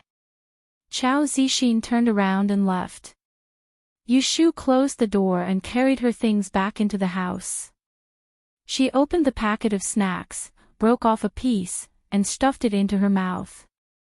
She savored the taste, took off her shoes, and lay on the bed. She thought about what she had dreamed of and went back to sleep. Yushu had been lying in bed for 4 days. When the wounds on her back were all hard, no matter what Zhao Hui said, she insisted that she would not stay at home anymore. These days of reflection were enough for her to sort out her mood and move towards her goal again. She just lay on the bed and ate other people's food and drink. This made her, who had always advocated self-reliance, unable to sleep well. As a result, Yushu became busy again. During the day, she helped Xiao Zixin with the accounts and chores in the shop. In her free time, she learned to read and write. At noon and dinner, she would help Zhao Hui at her wonton stew stall. Yu Xiaoxiu came back to find her every day after school. Several times, he brought out the clothes she left in the yard and some change for her. The most important thing was that Yushu wrote a lot of feng shui brochures. Because they were written in simplified charcoal, Yu Xiaoxiu couldn't understand what they were. He just thought that she copied them from a book and didn't ask much. Xiao Zixin originally wanted to pay Yushu as usual, but she tactfully refused. Yushu asked Zhao Hui. She estimated that Xiao Zixin had spent more than 20 taels of silver to find a doctor and take medicine for her that day. If she was asked to take a copper coin from him again, she would be soft-hearted. She loved money, but she had a principle. She would never take money against her conscience. She would not take less than what she deserved, and she would not be greedy for what she didn't deserve. Just like that, another 3 to 4 days passed. Yushu suffered from no one to teach her. She could only use a method to calculate the weather and try to remind Zhao Hui, who was running the stall, to close the stall early on rainy days and prepare herbal tea on sunny days to attract more customers. However, she didn't have more ability to carry out the original plan. Just when she was about to lose her patience and ask Yu Xiaoxiu to find Daoist Qingjing, the old man found her first. Give me a bowl of San Xian wonton noodles. At noon, Yushu was squatting by the bucket to help Zhao Hui wash the dishes. When she heard the voice, she turned her head and saw Qingjing, whom she hadn't seen for a long time, sitting at the table opposite her. His wrinkled face was so ugly that passers-by had to step back. Because Zhao Hui was facing him from the side, she didn't see his scary face. She buried her head in making wontons and answered, "Okay, please wait a moment." When Yushu saw Qingjing here, she was very surprised. She took a rag and went to wipe the table. She took the opportunity to talk to Qingjing in a low voice. "Master, how did you find me?" Qingjing just raised his eyelids and glanced at her. Then he lowered his head to study the patterns on the short table. He looked completely unfamiliar, as if he didn't know her.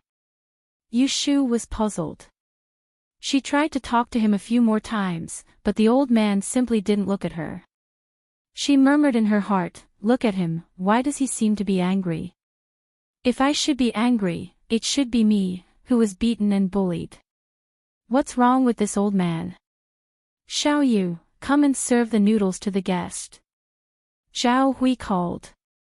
Yushu dropped the rag and put the bowl down in front of Qingjing. Seeing that he still ignored her, she had to pick up the rag and go back to wash the dishes.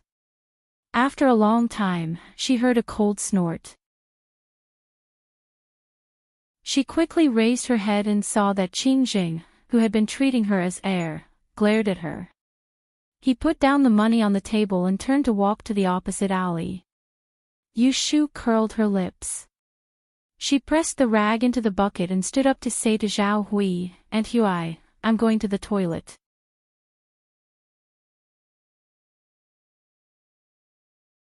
Chapter 64.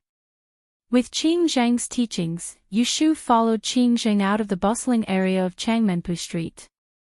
They passed through 2 alleys and came to a quiet alley before Qingjing stopped. He suddenly turned around and stared at Yushu. The dry skin on his face was particularly frightening. But for Yu Shu, who had long been used to seeing this face, it was not enough to scare her.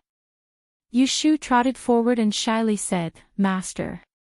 Now you know you have a master. What were you doing before?" Qin Jing angrily said, "Letting people beat and drive me away. Do you think I am a dead man?" Yu Shu choked and suddenly understood.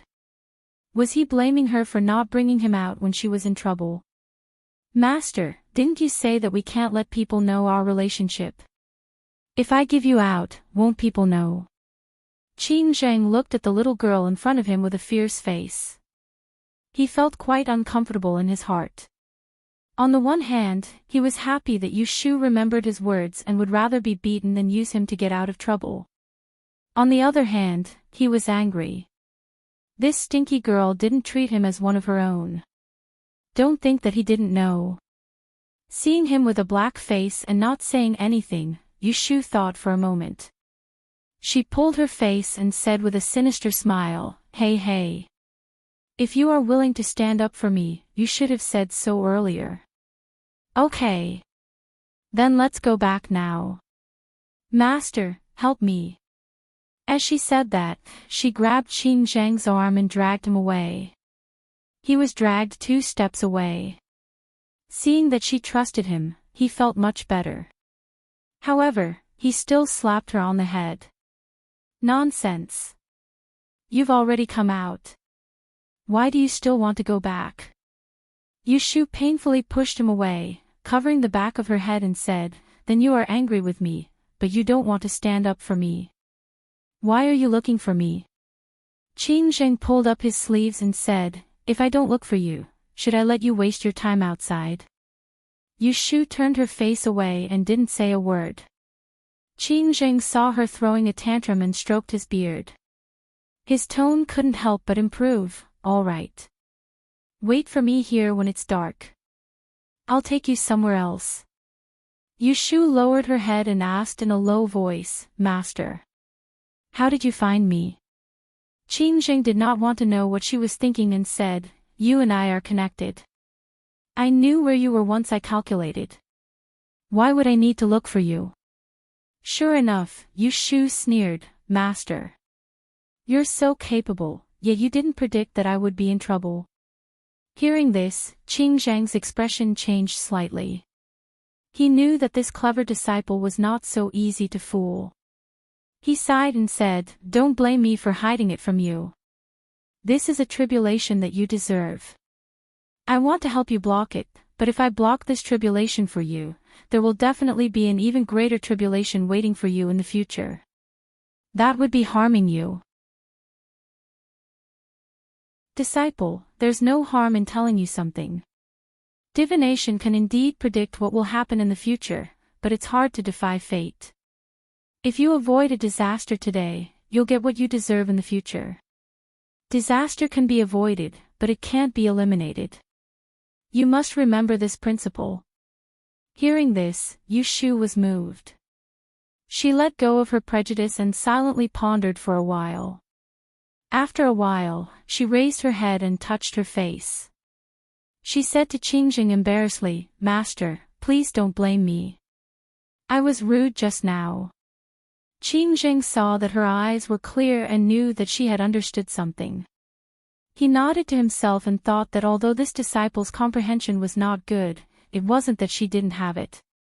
"I calculated that someone will save you and your life won't be in danger, so I didn't rush to find you. You were beaten up, how are your injuries?" Only then did Qin Jing show a little concern. "It's scabbed, and I'm still using medicine." Qin Jing dug in his sleeve. He did not wear a Taoist robe today. He was wearing a gray and unlined robe. He didn't know where he found it. "Here, don't use any other medicine. Take this.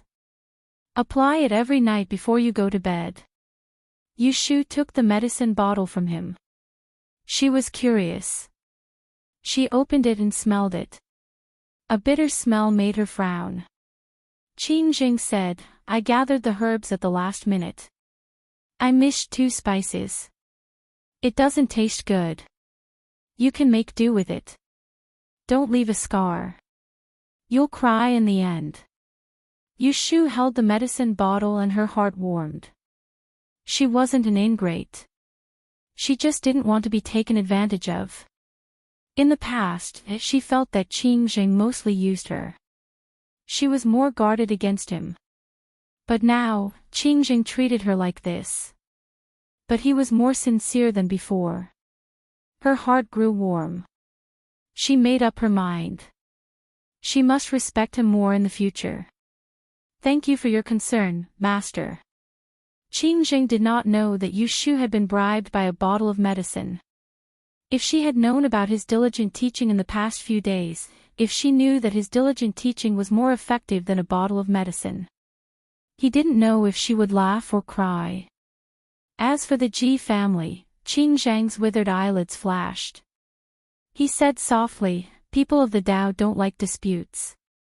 Since it's over, I won't pursue it.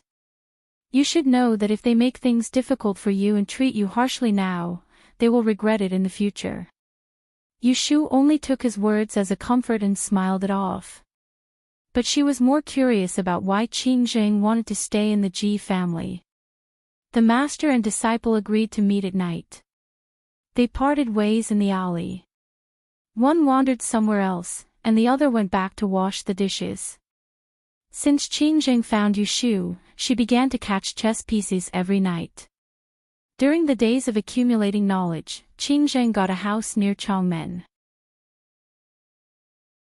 It was secluded and happened to be only one street away from Zhao Hui and Chao Zixin's house. Zhao Hui set up a stall on the street at night. She would go home at 11 o'clock. Chao Zixin didn't spend time alone with Yushu at night because he was a man and a woman. From dinner to 11 o'clock, Yushu quietly went out to look for Qingjing. No one suspected anything. Occasionally, when it rained, she stayed at home to study. She didn't hide it from Chao Zixin and Zhao Hui. Because she came from the Ji family, they didn't find it strange. It was just that their attitudes were different. For practice, Yushu would calculate the direction of Zhao Hui's life every day. Zhao Hui didn't mind taking a few more steps to set up her stall, but her business was booming. Not much change could be seen. Just like that, half a month passed. Yushu mastered all the basic things and began to study the second rule. The time of disaster, as the name suggests, is the time of disaster. Everyone has misfortunes and blessings. Just like what Qingjing said. Using the Qimen divination could only calculate a specific day. It couldn't be more detailed. This time, Yushu suffered a big loss in the Ji family. She had the idea of calculating the disaster carefully. Qingjing said that the disaster couldn't be avoided. But it wasn't unavoidable. If she could determine the time of disaster to a specific hour, she could avoid it more effectively. Even if the rule of rain was to calculate yes and no, to deduce whether it would rain or not. That was the law of time of disaster. It was the value of a function. Yushu didn't just want to calculate it. Yes and no. She also wanted to use this value, combined with what she knew about Ili, to analyze the disaster that would happen at a specific hour. It was the master. Was it a natural disaster or a man-made disaster? Even if it was a man-made disaster, how could she use feng shui to deal with it? Because people were involved. She needed to use the 8 characters of birth. The complexity of this rule was far beyond the rule of rain. Yushu lacked experience that far surpassed Qing Yu's law. Qingjing could make up for it. But in the process, she needed to use a knife to verify it. Qingjing couldn't help her. She didn't even know her own 8 characters of birth. How could she find someone to record her bad luck? Even if she found someone, she couldn't wait to record it day by day. Yushu had only started to calculate for 2 days. She was so worried that her mouth was full of blisters. At night, after grabbing the chess pieces, she told Qingjing about her troubles.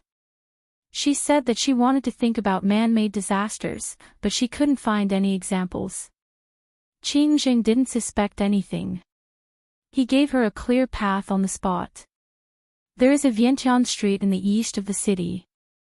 There are several Ely shops with a library on the first floor. There are records in it, which record the 8 characters of birth and man-made disasters. You can go and take a look. Yushu was happy and said, "Do I need to spend money?"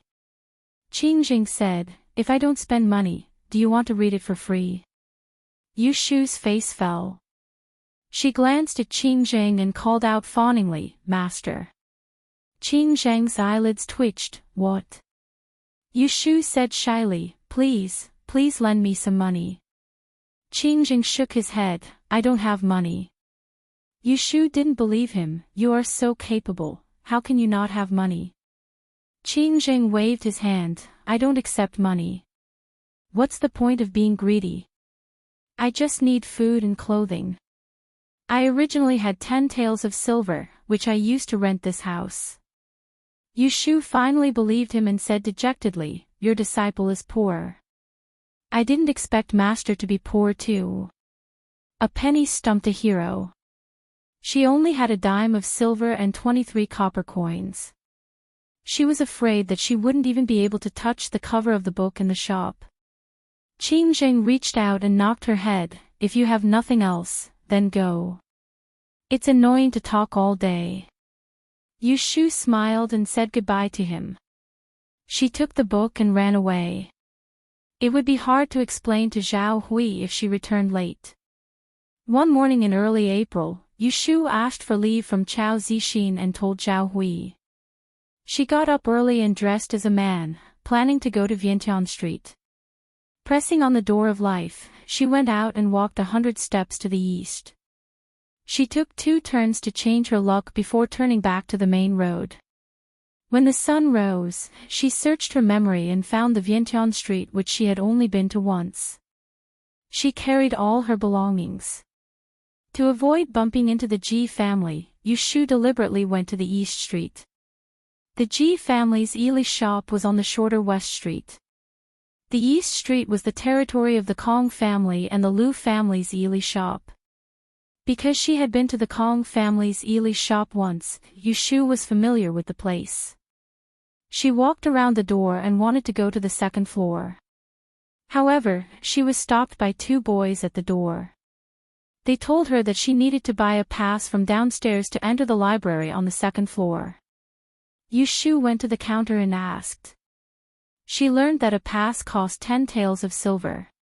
It was so expensive that she could only leave. She left the Ely shop and stood at the door.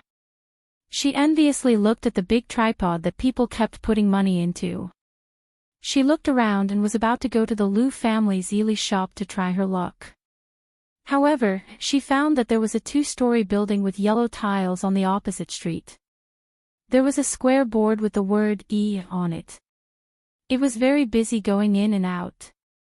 What was that place?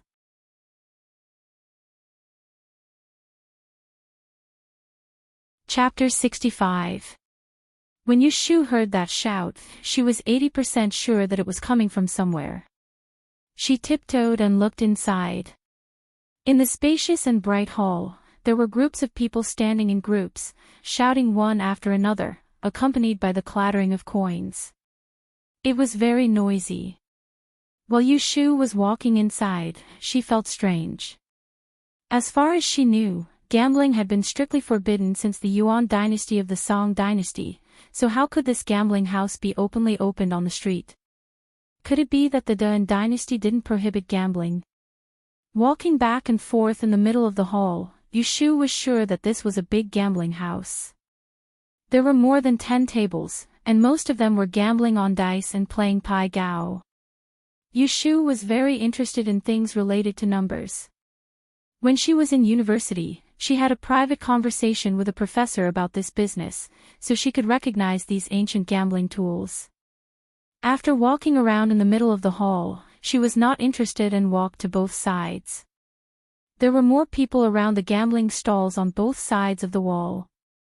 There were many people looking up at the wall on the east side, and there were many people holding compasses in their hands under the west wall. What? Compasses. Yushu looked at the west side a few more times.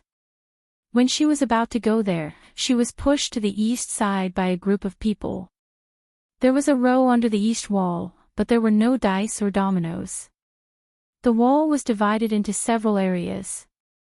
In some areas, there were many long yellow signs, and in some areas, there was a large piece of white paper with words written on it. There was a row of tables along the wall, and there were several people standing on the high cabinet behind it. The sound of abacus was heard in the crowd. What was going on? Yushu quickened her steps and walked towards the tables with white paper pasted on the wall. She was blocked by the crowd. She tiptoed and looked around for a while, but couldn't see anything. Just as she was about to squeeze in, she saw a waiter ringing a bell on a high shelf and shouting, "Place your purchase." Metal, wood, water, fire, earth, come open. The people around the table all took a step back. Yushu raised her head and saw the waiter waving to the back. Immediately, another waiter went up to the high cabinet and pasted another piece of paper next to the large piece of paper on the wall. On it was a series of numbers written in traditional characters. There was a commotion on both sides, and the spectators were discussing, "Did anyone win? Did anyone win? Whoever got hit, just tell us first. Mr. Pei won again. Or Mr. Song." Yushu, who was standing behind the crowd, could not see what was happening in front of her. After a while, the bell rang again, and the shop assistant who rang the bell shouted again, "No one in," by a sign and reopen it. With a whoosh, the crowd dispersed to both sides. Yushu spotted a person who was trying to squeeze out and pulled him back. She politely asked, "Big brother, what are they betting on here?" This man was just a spectator, and did not lose any money, so his expression was not bad.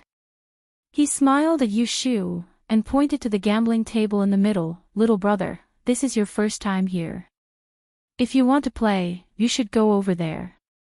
This E-district is not a place for you to play." E-district. Yushu was suspicious, and said politely, "I'm not here to play, I'm just here to watch the fun." "Brother, tell me about it." The man looked at Yushu's obedient face, and became more patient. He turned around and pointed to the white paper pasted on the wall behind the high cabinet, and said, "Do you see this? This piece is for the number of bets. In the time it takes to drink a cup of tea, we start a round, and if you can solve the question on it, and solve it correctly, you win." Yushu squinted her eyes to look at the nearest piece of white paper, and saw that it was clearly written in bold black characters, "I only heard that the people next door get silver, I don't know how much silver. Han people, 7 taels for the beauty, 7 taels for the loss, and half a caddy for each person. Let me ask you, those who are good at math, how much silver do you get?"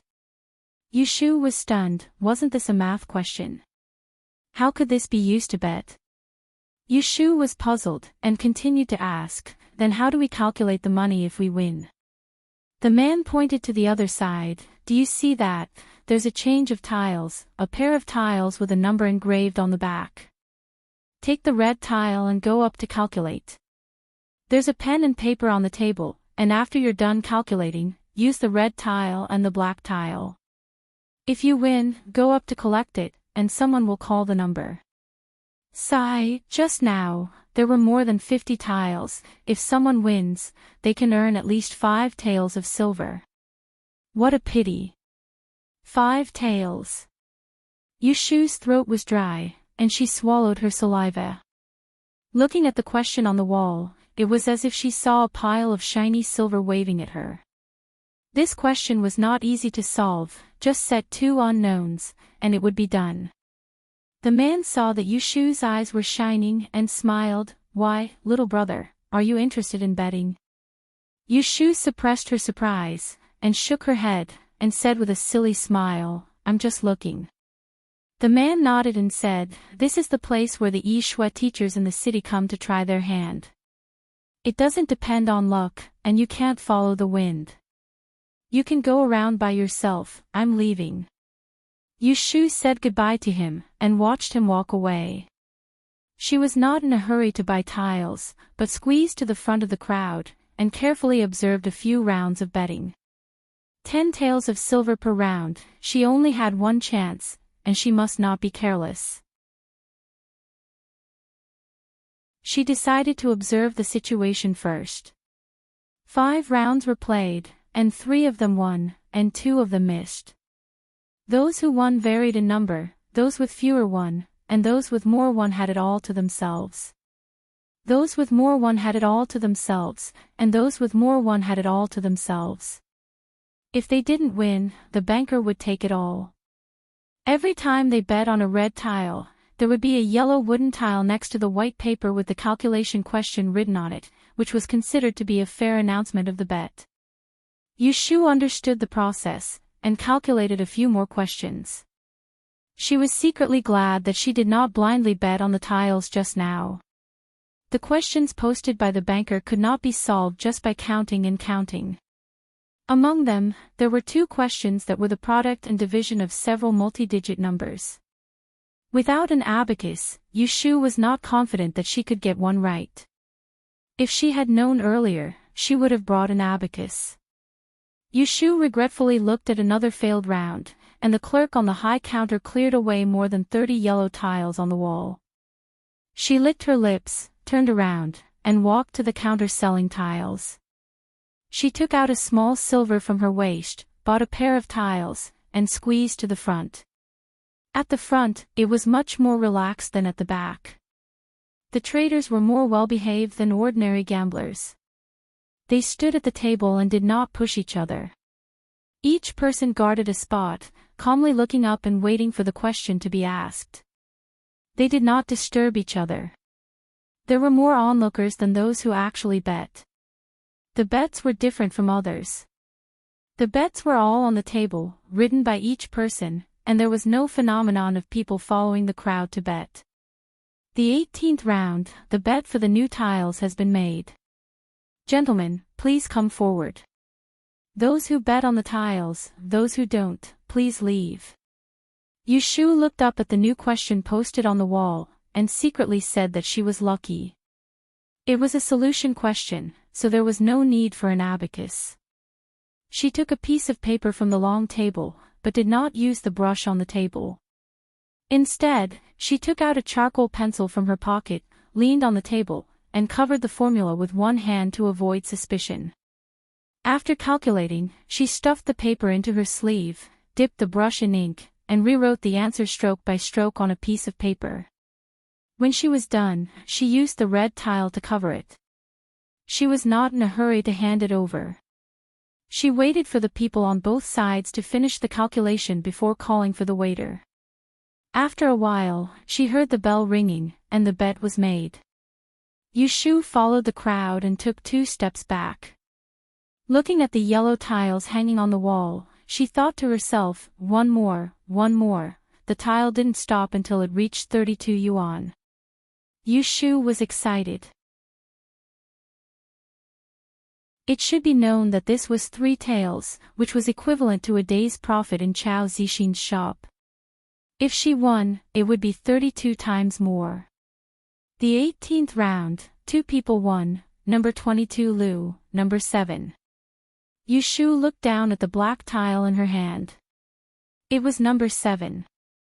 Hearing that 2 people won, she was a little depressed. Then she thought that it was better this way. The big prize for a few people won would inevitably attract jealousy. Even so, when Yushu, the young man, followed a middle-aged man to win the bet, there was still a lot of noise. The one in front, who won? Mr. Pei won. There's a kid with yellow hair who also won. Tsk, at such a young age, could he be a disciple of some family? Maybe he was just lucky. Tisk, if you have the ability, go and try. I don't have that ability. Yushu's ears are very sharp. When she hears the discussion behind her, she knows that she has attracted the attention of others. She takes the tail of silver and returns to the crowd. She accepts the gazes of the people around her. She hesitates. She has only won once and people are already paying attention to her. If she wins a few more times, will she attract too much attention? But if she didn't gamble, where would she find 10 taels of silver to enter the great exchange store's library? With this thought, Yushu made up her mind. She squeezed to the place where the tokens were sold and calculated in her heart. She painfully took the tael of silver and bought 10 pairs of tokens in one go. She returned to stand in front of the long table. Yushu was a little more cautious. In the following rounds, she placed bets on every round. If she met someone who needed to use an abacus, she would just write down a rough number. She did not calculate it in detail. If she met someone who was more accurate, she would look around and see that there were many people placing their bets. After 10 rounds, she won 5 times and missed 5 times. She won twice and won 3 times. Look, that young master won again. He has won 4 or 5 times already, right? That's nothing. Mr. Pei won 7 times this morning. How is that the same? How old is this young master? How can he be compared to Mr. Pei? Yushu stuffed the last tael of silver and tael into her pocket. She was sweating from the heat and her face was flushed with excitement. These questions were not difficult at all. She was excited about the taels of silver in her pocket. It was more than 11 taels of silver. She had been in Dan Dynasty for almost 2 months. This was the first time she had so much money. She did not count the beads she helped Jing Chen sell last time. That was other people's money. This was her own money. Listening to the discussions around her, Yushu turned her head and looked at Mr. Pei who won the same game as her. She secretly rejoiced that there was such an experienced player here to steal her limelight. Pei Jing was also sizing up Yushu. He had only come here to have some fun this morning. Who would have thought that he would meet such an opponent? Although he had won 2 more rounds, his age was still there. Compared to a teenager, he did not feel that winning 2 rounds was something to be proud of. Hearing the bystanders gossiping that this young man might be a young master of the Yi sect, he didn't think much of it. If he really was a disciple of the Yi sect, why would he come to this kind of place to play? The Yi sect was very strict and the opposite was the Kong sect's Yi sect. If someone saw him and informed his family, he would definitely be beaten up when he returned. If he was not from the Yi family, then he was worthy of his attention. Pei Jing saw Yushu squeezing out of the crowd. He hesitated for a moment and followed her.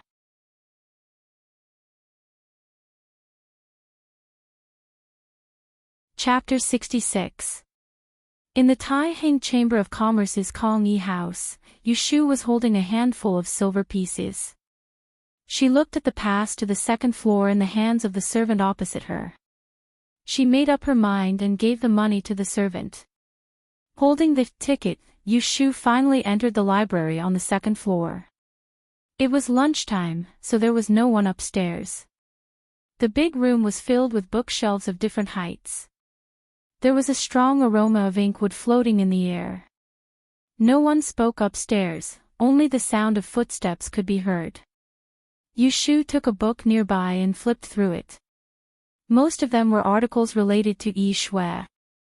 Because they were ancient, she couldn't understand them, so she put them back. He looked around and saw an old man standing under a bookshelf in front of him. He seemed to be very knowledgeable. She went to ask for advice. Sure enough, she found the right person. The old man listened to the type of books she mentioned and thought for a moment. Then he led Yushu and said, "Follow me." Under a row of bookshelves near the window, the old man bent down and rummaged for a while. He took out a thick book and gave it to her. "Do you want this?" Yushu took it and looked at it for a while. Her eyes shone brighter and brighter. She nodded in surprise and said, "Yes, thank you." This thick book was more than 100 pages. It was a record of natural and man-made disasters. For example, in a certain year, a certain place and a certain county suffered a drought. In a certain year, a certain person fell from a horse at a certain time. In a certain year, a certain person fell from a horse at a certain time. In a certain year, a certain person was born with a serious illness. All these were recorded in detail. It was more detailed than what Yushu needed, which made her feel that the 10 silver pieces were not spent in vain. If you want to buy a book, find a servant downstairs to pay the bill. If you want to make a copy, go there to buy a pen and paper. The old man left after saying this. Yushu held the book and turned to find a servant. After asking the price, she decisively went to the direction the old man pointed to buy paper and prepare to make a copy. A book costs 15 silver pieces. She wanted to buy it. She couldn't go to the gambling house today. There were too many shady things going on in that kind of place. She couldn't help but be cautious. Yushu spent a dime to buy a dozen rattan papers and found a table by the wall. She lay down and began to flip through the book. After skimming through about 10 pages, she took out a charcoal pen and copied the content she needed. She didn't even eat lunch. She just sat there and copied for 2 hours until she was so hungry that she couldn't hold the charcoal pencil in her hand anymore. She wiped her hands and closed the book, rubbed her neck, and looked up. She saw someone sitting opposite her flipping through a book. It was Mr. Pei from the casino. Yushu glanced at him. He noticed it and raised his head to smile at her. Yushu smiled back. She was on guard. She packed her things and went to return the books. Shoved it at the bottom of the shelf so that no one would buy it. She went downstairs. But when he heard footsteps behind him, he turned around. She saw Mr. Pei coming out behind her. Mr. Pei's clothes were very particular. He had a silver crown on his head and wore a green robe. His sleeves and lapels were embroidered and covered with a layer of muslin. His belt was fastened with a jade buckle and a perfume pouch ring. He even wore a shiny thumb ring on his finger as he leaned against the stairs. He looked like a rich man. In the corridor, their eyes met again. Pei Jing said, "Young master, please wait. I am Pei Jing, the deputy manager of the Tai Hing Chamber of Commerce. I met you in the gambling house just now. I wonder if I can invite you to have a pot of tea and exchange some mathematics." Pei Jing thought that he was a young man. Now that she had revealed her identity, the young man would definitely do her a favor. Unexpectedly, Yushu rejected him. "I'm sorry, Mr. Pei. I have something to do later." Pei Jing had seen countless people and it was not difficult for him to hear that Yushu was making an excuse. He also saw that her face was a little guarded. He looked outside and said in a low voice, "Young master, you don't know, but you just won 5 rounds in the gambling house and have already been targeted. There are a few villains waiting for you outside.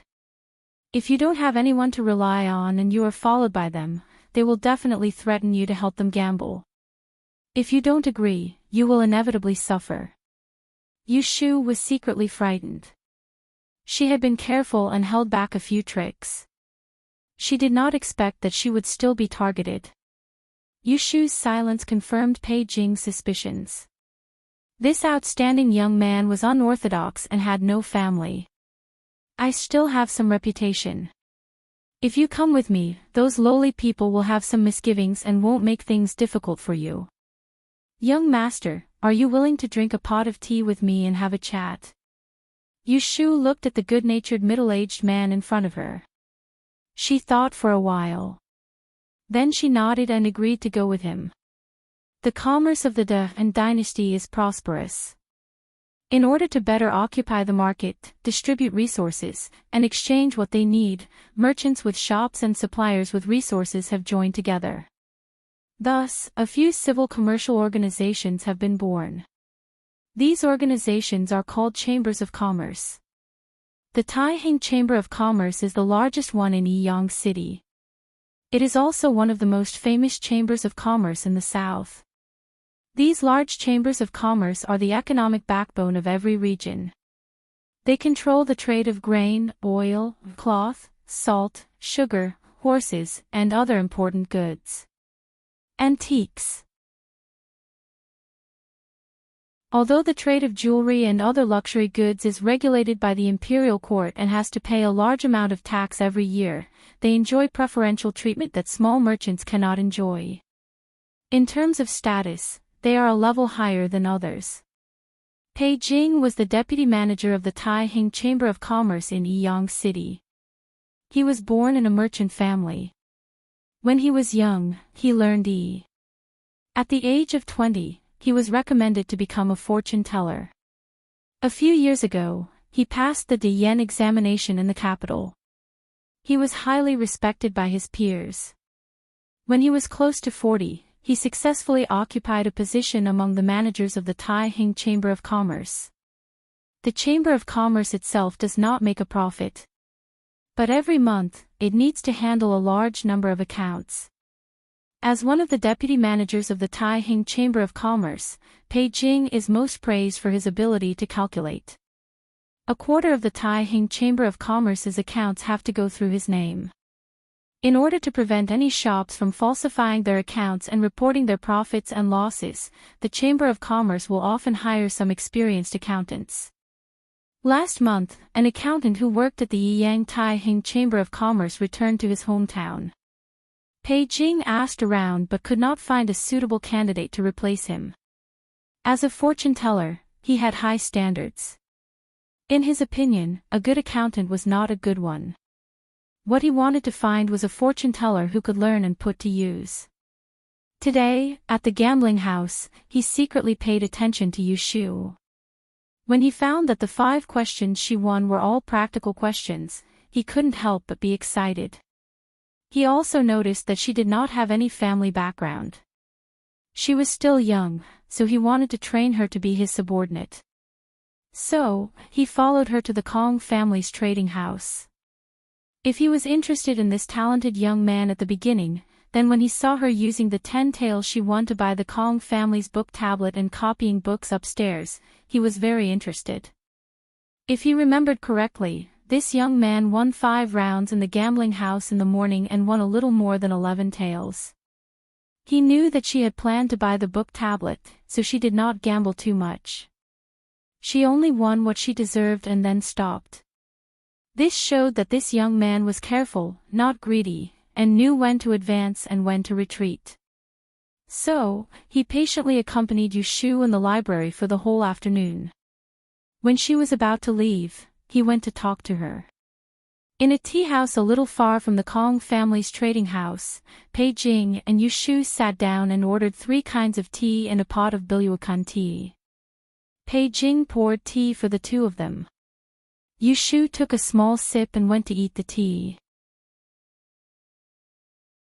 Because she had eaten the food of others, she cooperated and answered Pei Jing's question, "Young master, what is your surname?" "My surname is Yu." "I see that Mr. Yu is young, but you are very good at arithmetic. May I ask how many years you have been studying arithmetic?" "A few years." If she really counted from elementary school, she had at least studied for more than 20 years. "Is the abacus working?" "Yes." "Can you read?" "Yes." After studying for more than a month, she could read and write the commonly used traditional Chinese characters. "I saw you reading in the library of the trading house just now. Could it be that you have also dabbled in the study of Arithmetic was included in the study of but the study of that was commonly referred to was a higher level of knowledge. "I just like it and am just reading," Yu Shu said vaguely. Pei Jing was very good at reading people's expressions. He knew that Yu Shu did not want to say more, so he changed the topic. "Mr. Yu, have you heard of the Taiheng Chamber of Commerce?" Yu Shu shook her head. Pei Jing smiled bitterly to himself. He had originally planned to use the reputation of the chamber to gain her trust, but now it seemed that it would not work. Tihin is the largest chamber of commerce in Yang City. It has a very good reputation. If you have any old people in your family or know of businessmen, you will know it immediately. Yushu did not know much about ancient chambers of commerce, so she did not think it was powerful just by listening to Pei Jing.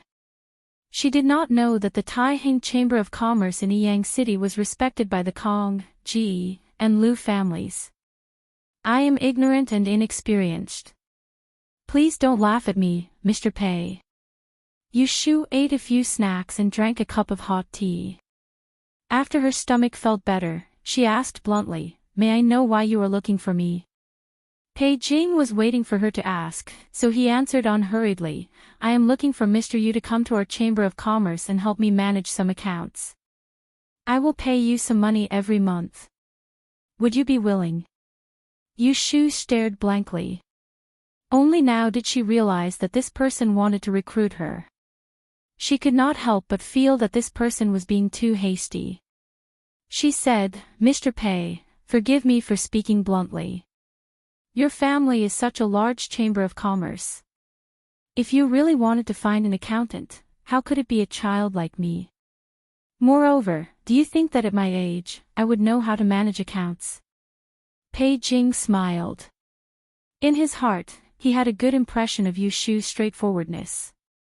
He said, "Mr. Yu may not be that old, but your ability to calculate is not bad. I have been calculating for all these years, so I will not make a mistake in this aspect. Many of the accountants in Yang City belong to families. It is not easy to find a good accountant. If you are willing, I can guide you into the profession. Accounting is not difficult, as long as you have the heart to learn. How about this? If you agree, I will first accept you as an apprentice. Every month, I will pay you 2 taels of silver. After you finish my apprenticeship, I will give you 5 taels of silver every month." Pei Jing had a good plan. He said that this 1 month was also a period of observation for Yushu. If Yushu could not satisfy him, then he could resign. It would only be a waste of 2 taels of silver and some energy. Hearing this condition, Yushu was a bit tempted. 5 taels of silver a month was considered a high income among the commoners in Yang City. Although she had won more than 10 taels of silver this morning, gambling was not a proper way to earn money. It was fine to occasionally earn some extra money, but how could it be a proper livelihood? She originally had the idea of making a fortune in business to pave the way for her future shop. If she could study in the Chamber of Commerce for a period of time, it would definitely be helpful for her to understand the ancient business market. If this Mr. Pei did not lie to her, the Taiheng Chamber of Commerce was a good place to go. As for learning accounting, that was her old profession. In terms of accounting skills, she could boast shamelessly that she was 500 years ahead of the ancient people. At that time, she only needed to pretend to learn from him for a month, and then become a regular employee. Seeing that Yushu was tempted, Pei Jing added fuel to the fire. "If you work in my Chamber of Commerce, you will be guaranteed by my Chamber of Commerce. Occasionally going to the gambling house to play is harmless. For the sake of the face of the Taiheng Chamber of Commerce, no one will make things difficult for you." This fire accountant added fuel to the fire. For Yushu, who had no one to rely on, this was exactly what she wanted. "Mr. Pei, let me go back and ask my family. I will give you an answer tomorrow. How about it?" Pei Jing was 80% sure that Yushu would agree, so he generously said, "Tomorrow morning, I will wait for you at this tea house. Then, I will leave first."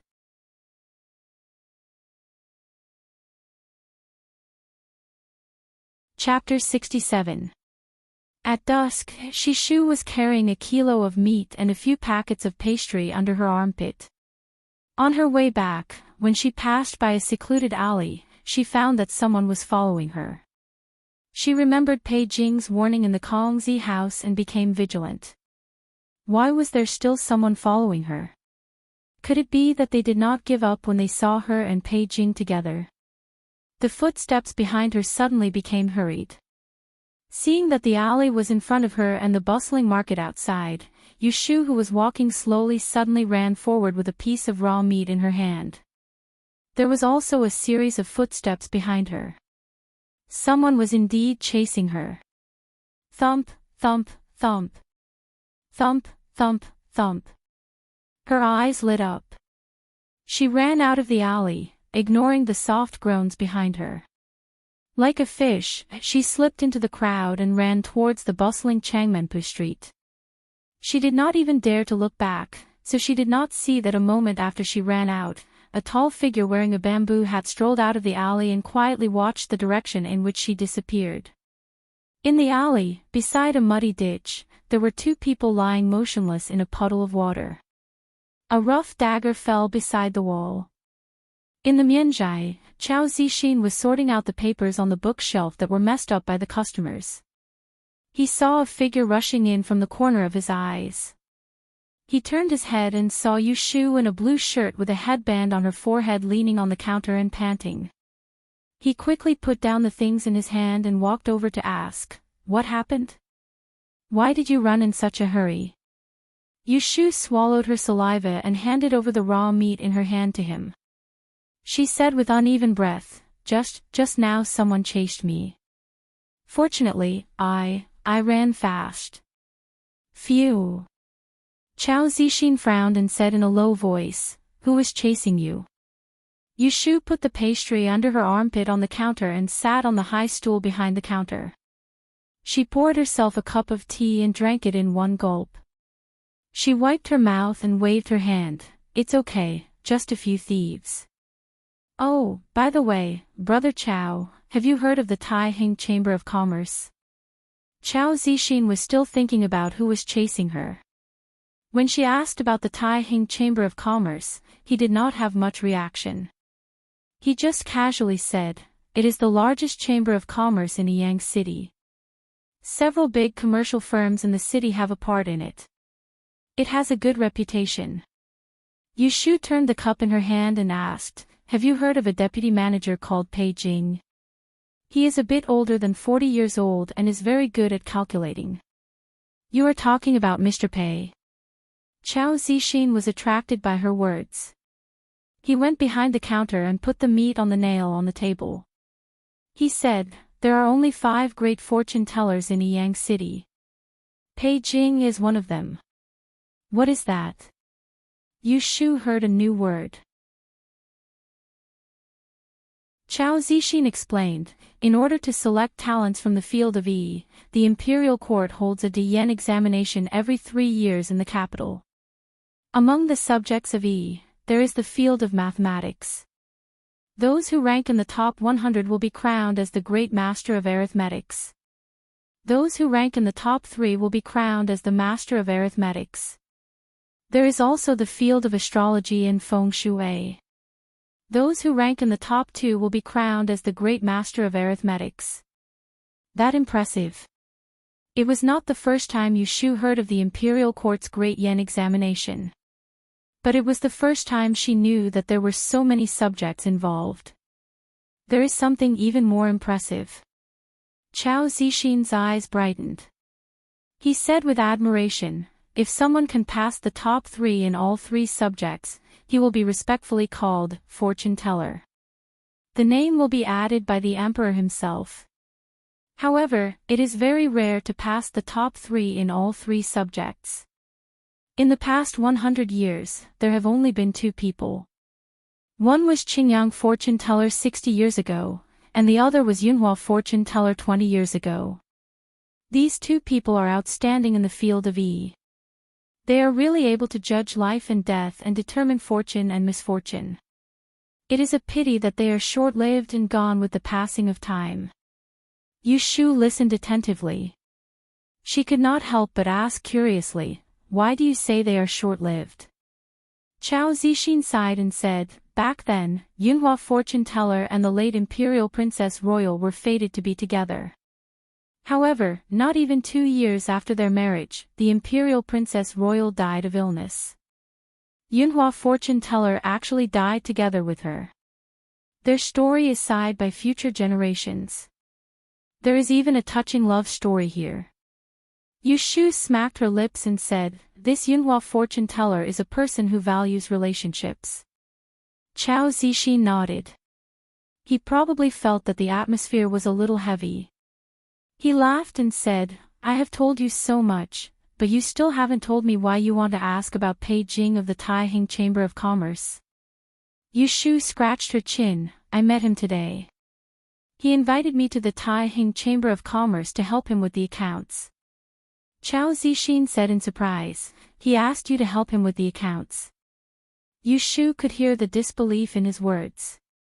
She pretended to be displeased and said, "Can't he look for me like this?"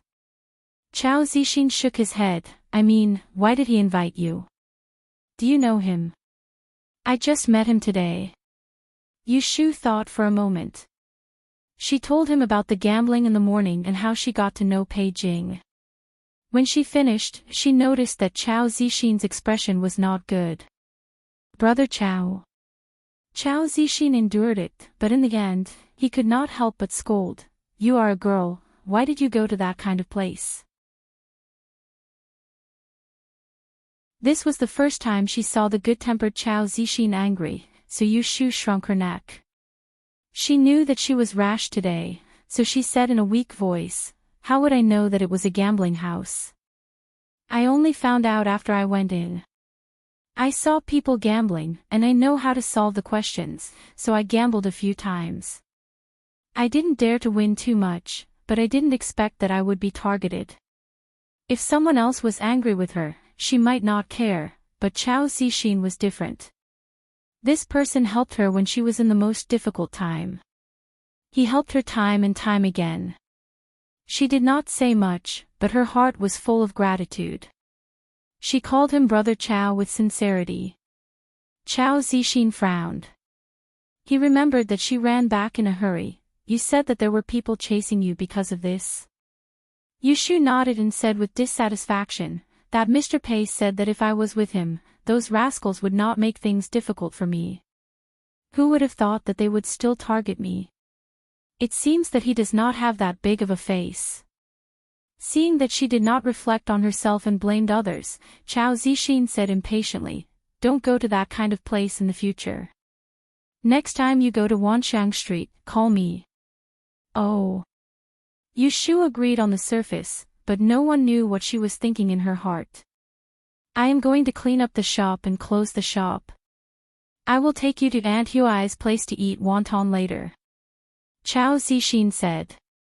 Since Yushu began to call Zhao Hui Aunt Huai, he also followed suit. He had just turned 20 this year, and Zhao Hui was 12 years older than him, so it was not wrong to call her that. "Let me help you." Yushu jumped down from the stool, but she did not expect that her legs would soften, and she fell forward. She hurriedly reached out and grabbed Chao Zixin's waist from behind and hit her forehead on his waist. Ah! The weather in April was very warm. Chao Zixin only wore 2 unlined clothes, and 2 slender arms were hanging on his waist. That soft moan and scorching breath blew on his back through his clothes, as if something was scraping his heart, causing his body to stiffen. He lowered his head and reached for his waist. When he was about to touch the 2 slender white wrists that were exposed from the sleeves, the person behind him pulled away first. Hearing Yushu's moan, he then realized that he had lost his composure just now.